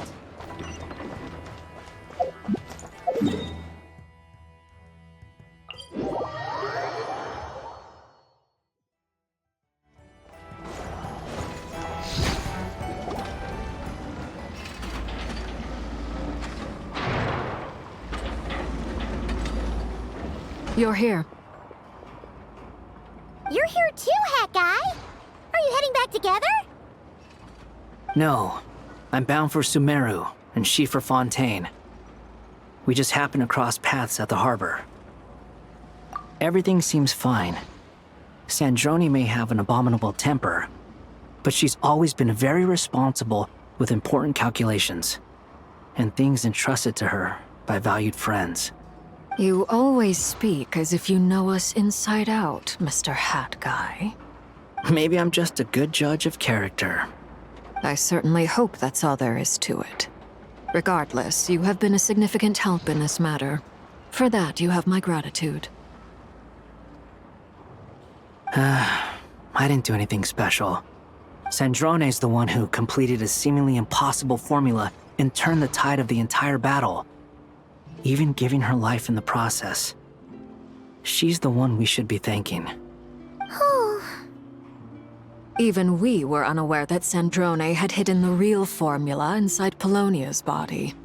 She managed to fool Dottore into thinking the formula was running in her system by installing an identical-looking decoy within her. She probably realized that she didn't have the strength to stop Dottore. But this way, she could at least get him to lower his guard. She always worked like that. Always had a backup plan. Well, that's why I'm traveling to Fontaine. She made a request of me long ago, and the time has come to fulfill it. Think of it as her will.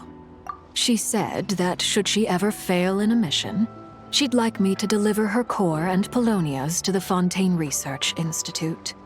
She also mentioned that she had made arrangements for people there to set her affairs in order. Some of her personal effects, such as her notes, were left to me. I've decided to take them back to the House of the Hearth, for safekeeping primarily, but also as mementos, I suppose.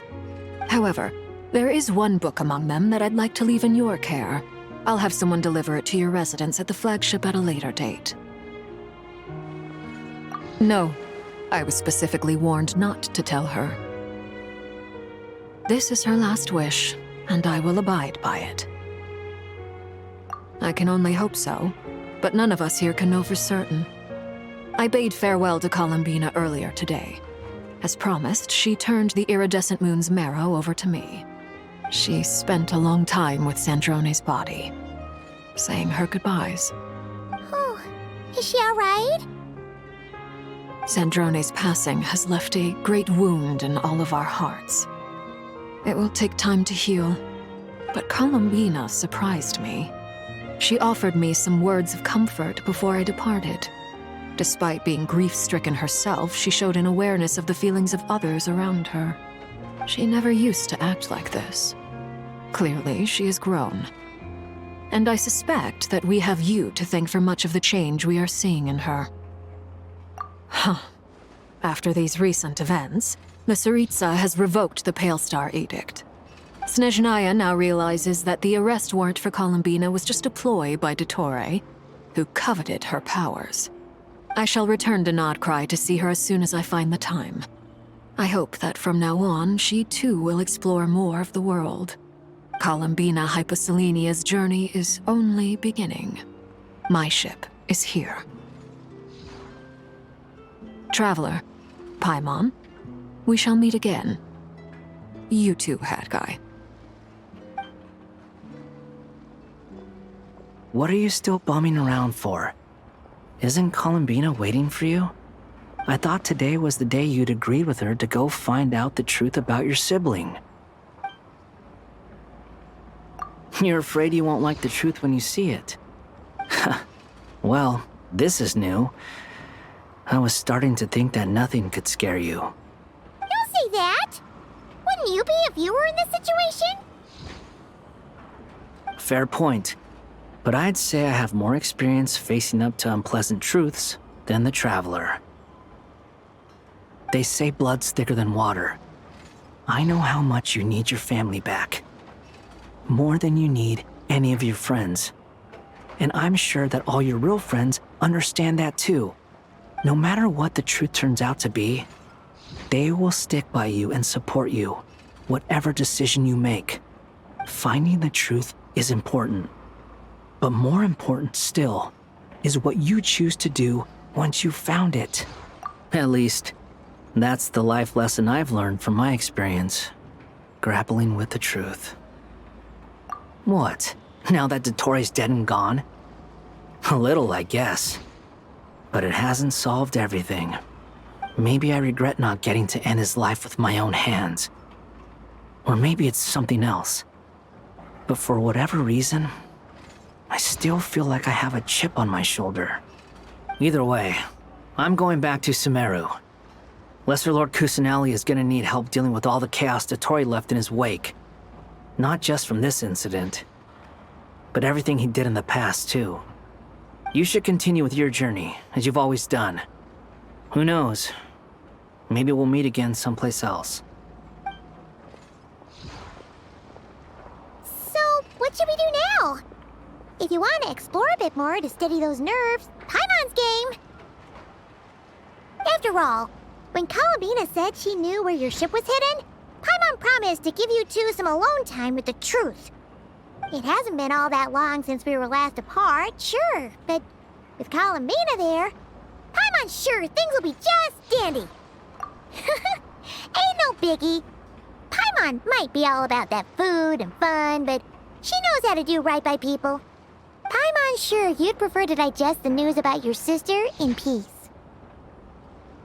But, no matter what you see, just know you can share it with Paimon. Of course, as long as it's not super private. If you can't make sense of something, let's give it some thought together. And even if we both can't figure it out, Paimon can at least treat you to a nice meal. Glad to hear it. Feel better now? Alrighty. Next up, time to meet with Columbina.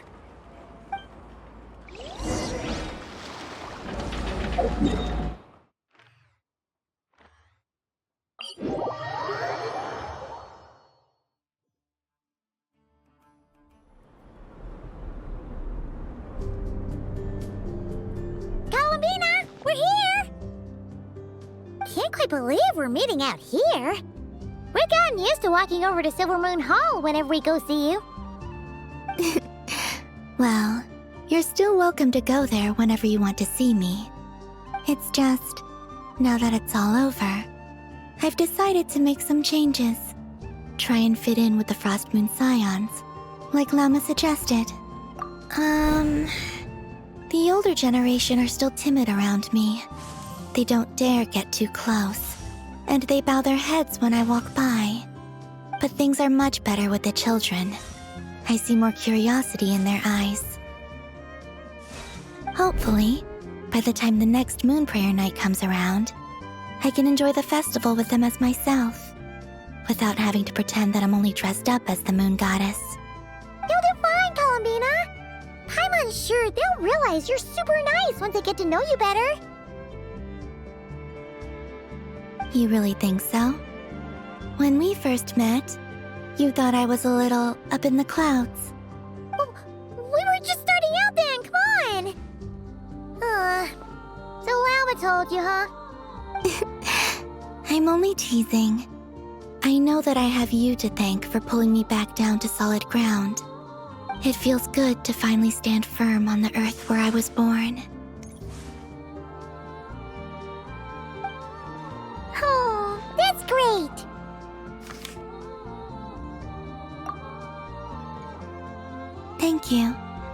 I'll make sure not to lose it this time.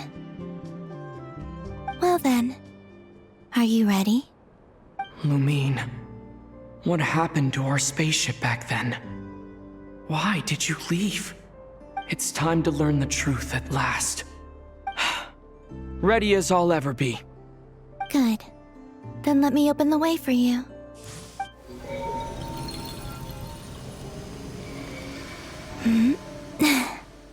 Where does this lead? To our shared destination. Huh? Do you remember me telling you about my missing prologue back when we just met? I said that my story began on the moon. But while I was inside the moon's reflection, I realized that my prologue was really hidden in the future. I just had yet to discover it at that point. The story of the time before I was born was in fact the story of my distant future. It's truly fascinating. But when I obtained the Trilunar Authority and returned to our present reality, I sensed something I hadn't expected. Your prologue. So you mean... Yes, your spaceship. All this time, it has been hidden on the frost moon, which lay beyond the sky. The great ruler of the firmament. The heavenly principles. Wait, them? Why would they do that? I don't know. Perhaps your ship contains something that is incompatible with Teyvat. Or something that cannot be known. Oh, did I pick a bad time to say this? I know it must have been hard to work up the courage to do this. Maybe I should have waited until you were on the moon, with no chance to back out. That would have been kind of mean, you know.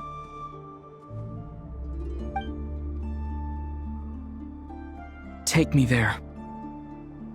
Oh? Whatever is hiding in that ship, it belongs to me and Lumine. Those memories belong to us.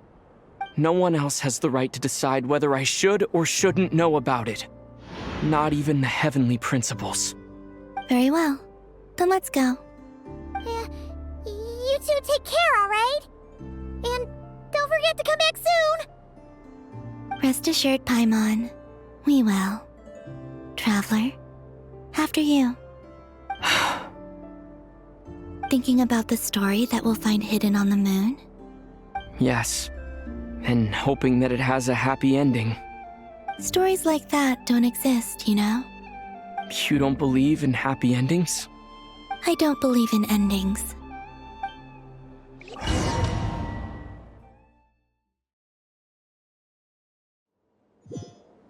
Where am I? This is the pathway I built between Teyvat and the Frost Moon. The moon is very far away from us, so it could be a long journey.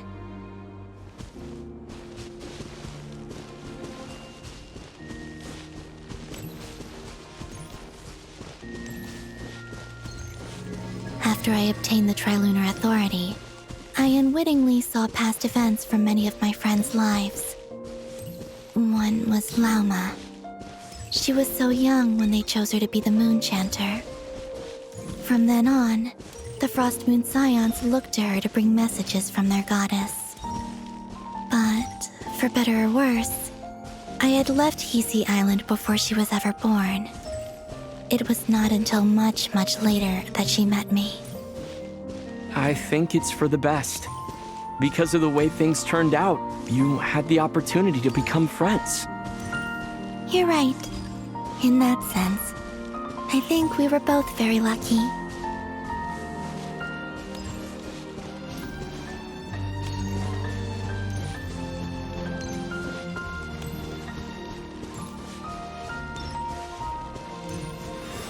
Oh, and about that mage, Nicole. I only recently learned that she has lived in Teyvat since the time of the Three Moon Sisters. The Moon Goddesses always had a good relationship with the angels. I suppose our friendship continues that tradition.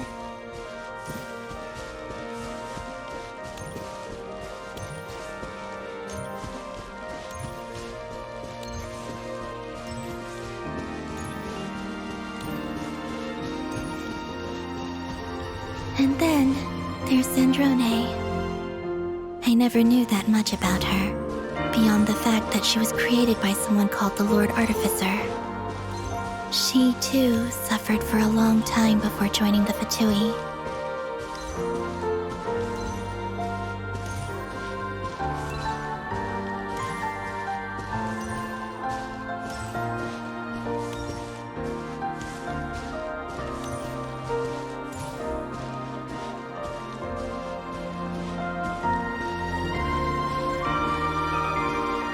How I wish I could talk to her again, even if only to hear her say nasty things to me.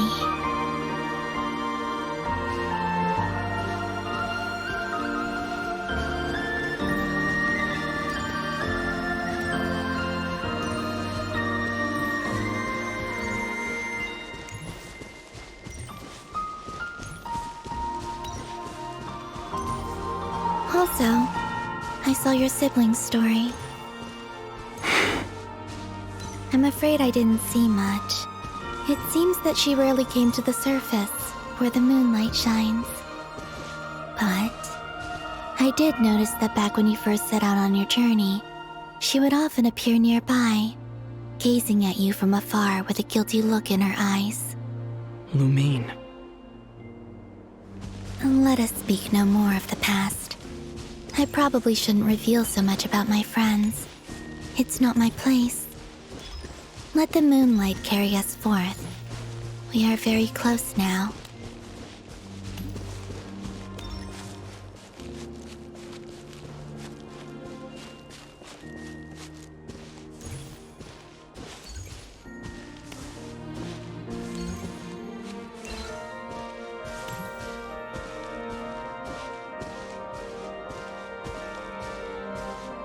After this, I'd like to bring some Kuhenki to the moon as well. If they're willing, of course. What about your other friends? Will you bring them to visit too? Certainly. But I'll need to tidy the place up first. This home hasn't received any guests in a long, long time.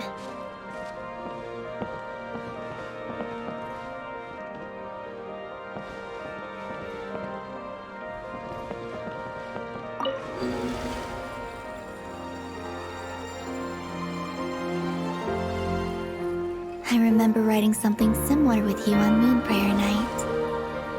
I believe it was called... Dodoko's Whirligig. Yes, that was it. You asked me if I was afraid to return to the moon, and I said that I was.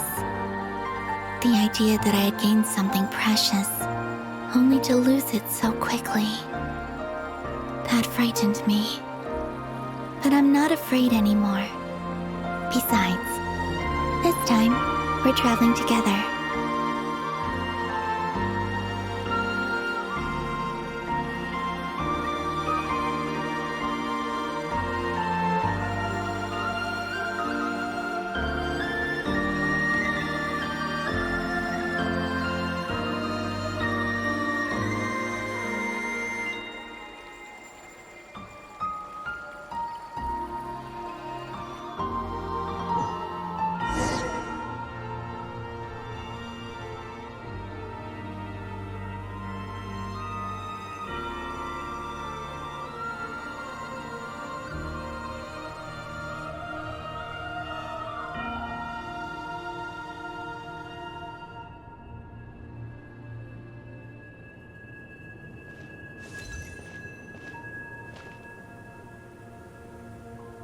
We're here.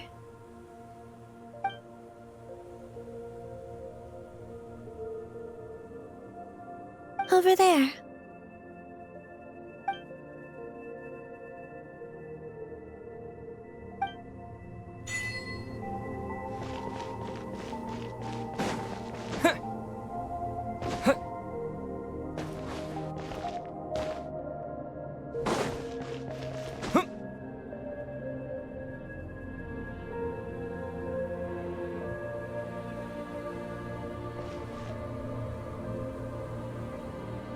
Our spaceship. It's huge. I suppose that the moon is the only place one could hide it. It'll be alright. Huh? The way you feel in this moment, I went through it too, on Moon Prayer Night. The door was right in front of me, but I struggled to find the courage to step through. Solitude for me once meant living a life in which even I was absent. Before I met you, that was the only life I knew. But that night, solitude meant throwing away the life I had gained after meeting all of you. Columbina. Go. Retrieve the part of your life that was once lost. Trust me, you will lose nothing by doing so. Look, Tevat is right there. All of our friends are down there, waiting for us. You're right. Thanks, Columbina.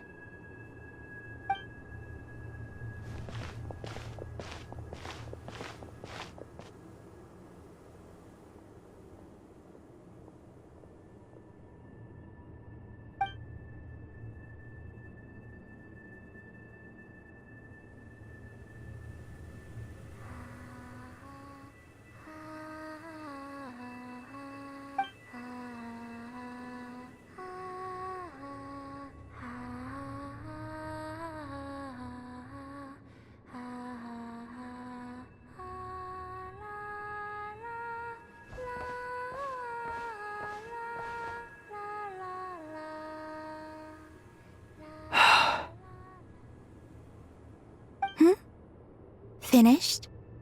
Yeah. Why did you take your eye mask off?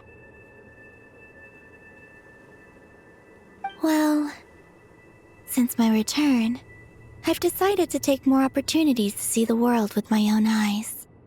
Besides, I've always wondered how Tevat looks from the moon.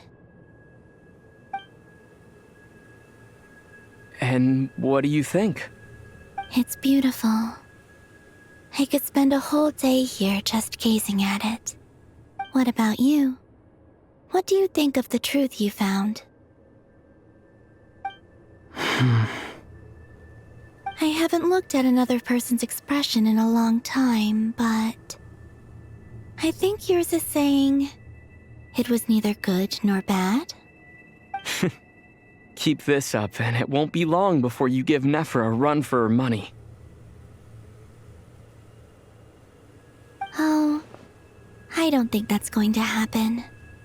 I'm much more used to sensing what's going on around me with Kuvaki. I think I'll save my eyes for seeing special moments I really want to remember.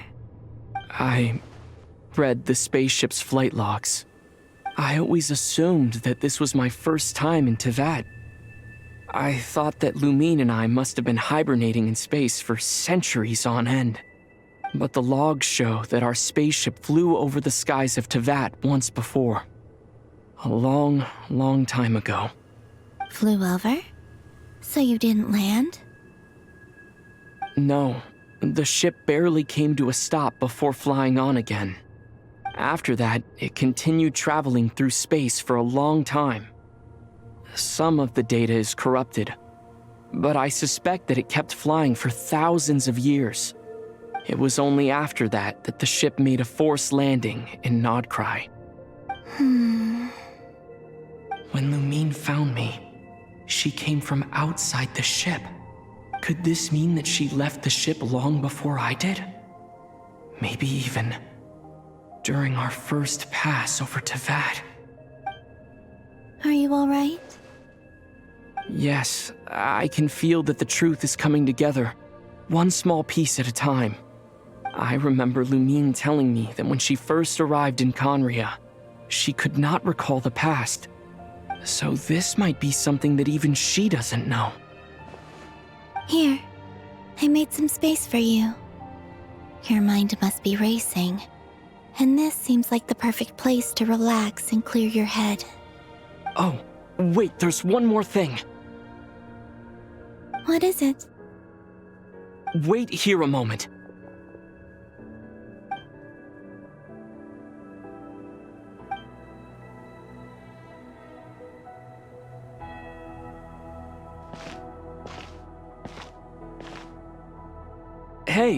Columbina.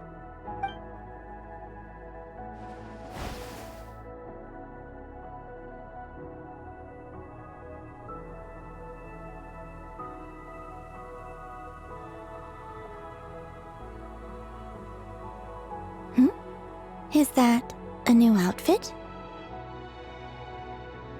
An old one, technically. It's been in a cabinet inside the ship this whole time.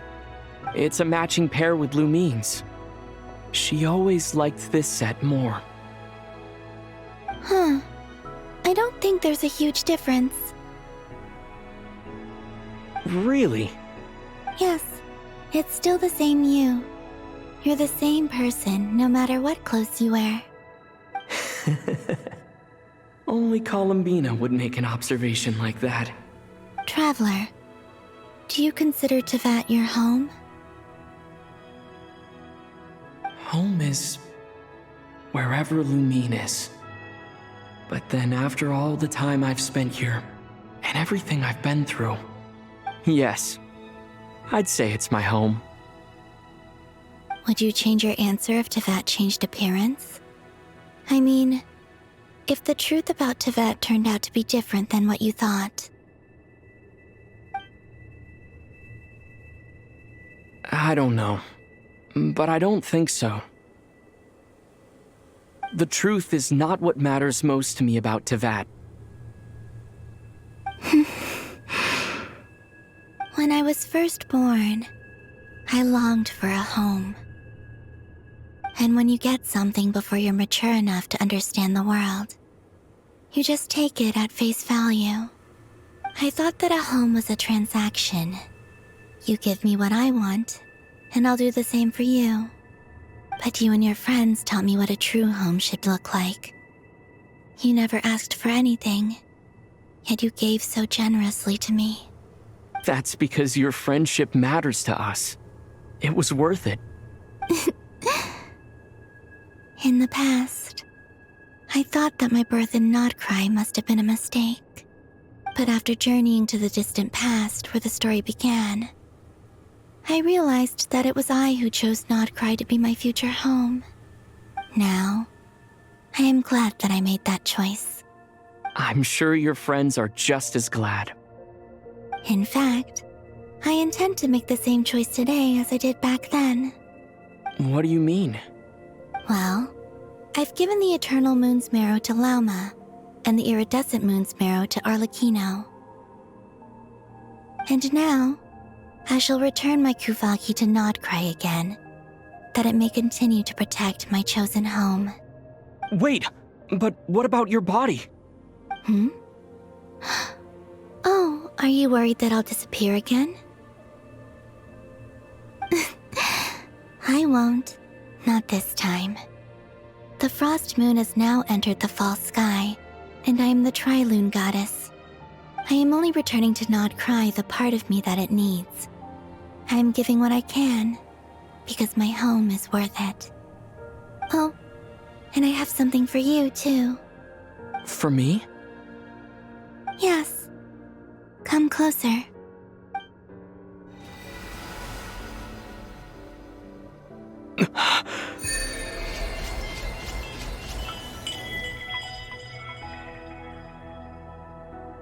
What was that? I lifted some of the restrictions this world placed on you. I trust this will help in your future adventures. My power. It feels like it's grown. I can use the elements more freely now. Thank you. This will be a great help. You're welcome. I see you as family, and after everything you've done for me, In fact, no. It's not because I owe you. It's because you're worth it. Here, this flower is for you.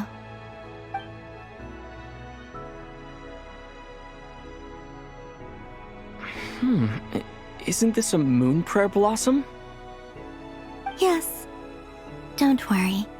You will never see these flowers lose their color again. I'm finally discovering the joy of giving. How I wish I'd learned this sooner. Hey, better late than never. what are you thinking about now? Why don't you take a guess? You get 1 shot. I don't think I'll get it in one guess. But I'm sure it's a happy thought. That's kind of a sneaky answer. I can't say you got it wrong. Down into that, the moon seems so far away. I felt it might always lie beyond my reach. But on the moon, everything feels so close by. The haze that once enshrouded the skies has finally been dispersed. I feel like a traveler on a winter's night, starting a new chapter in my tale by the warmth of a bonfire. I don't have a lot of luggage, but I do have a lot of hope for the future. Well, what's next? Next? To start with, I want to stay here just a little longer. After that, let's return home and continue our journey.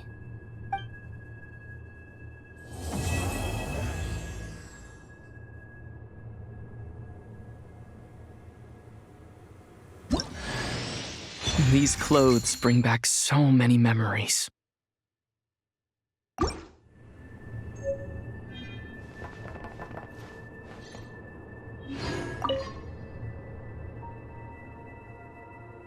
The journey goes on, for you and for me. Like I said, this is not the end. I don't believe there has to be an ending. Oh, is that your next destination? Most people would probably tell you to pack some warm clothes. But I experience things differently than most people, so I can't know how cold it is. In fact, it is home to quite a wondrous heat source. I think they call it Kreshnik's torch. Every city in Snezhnaya is built around one of those. I sensed the energy it gave off as I was passing by on a railway train. It felt grand and distant. I also recommend the Korolievsky troupe in Snezhnograd. They give performances quite regularly, and entry was free for harbingers. I liked them a lot. Ice cold and sharp. Crystal clear in some ways, yet profoundly unfathomable in others. Like the thick layer of ice on top of a frozen lake. That's just the impression that Tsaritsa gives me. I was never able to glimpse what truly lies beneath that icy exterior. In fact, I don't think the people of Snezhnaya even know what kind of power their god wields. Maybe that's because the Tsaritsa herself has never acknowledged, nor accepted that power. There's Regrator, the Rooster, and the Jester. Between them, they control a lot of what happens in Snezhnaya, but I can never wrap my head around how exactly power is split between them. I just know they are each responsible for many specific domains. I noticed that the Rooster and Regrator often appear to get along on the surface, while working against each other in secret, and theirs is not a friendly rivalry. But I wasn't particularly interested, so I tended to keep my distance. Now that I think about it, the term Mistelton often seemed to come up in connection with Project Stuja. Once things settle down in Notcry, I'd like to explore the world beyond Snezhnaya. You've told me so many stories about the other places you've been to, and all the friends you've made there. I'm curious to visit those nations and see them for myself. It would also help me learn more about the journey that has made you into the person you are today.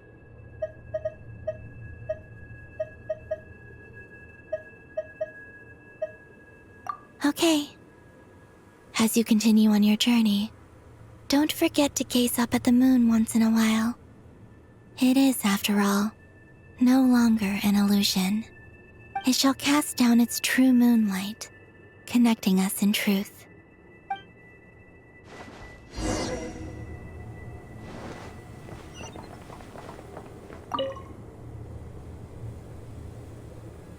The journey goes on, like I said.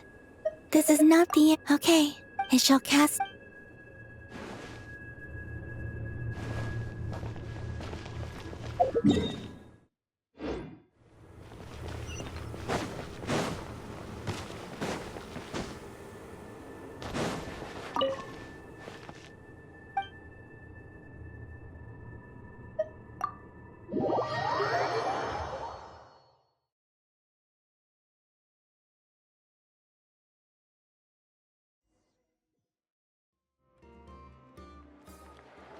To Jean, acting Grand Master of the Knights of Favonius.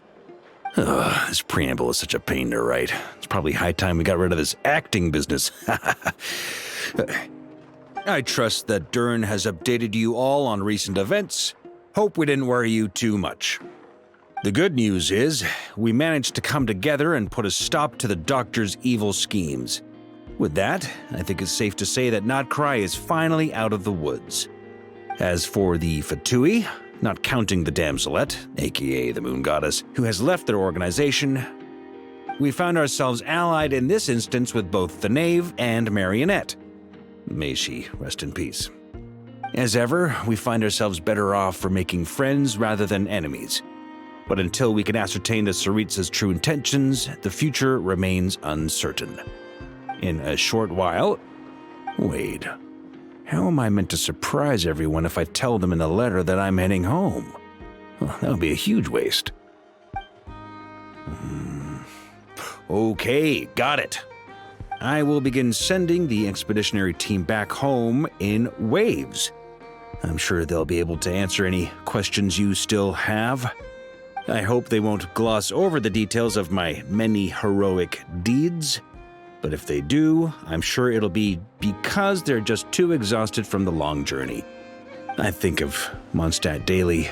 Please give everyone my best regards.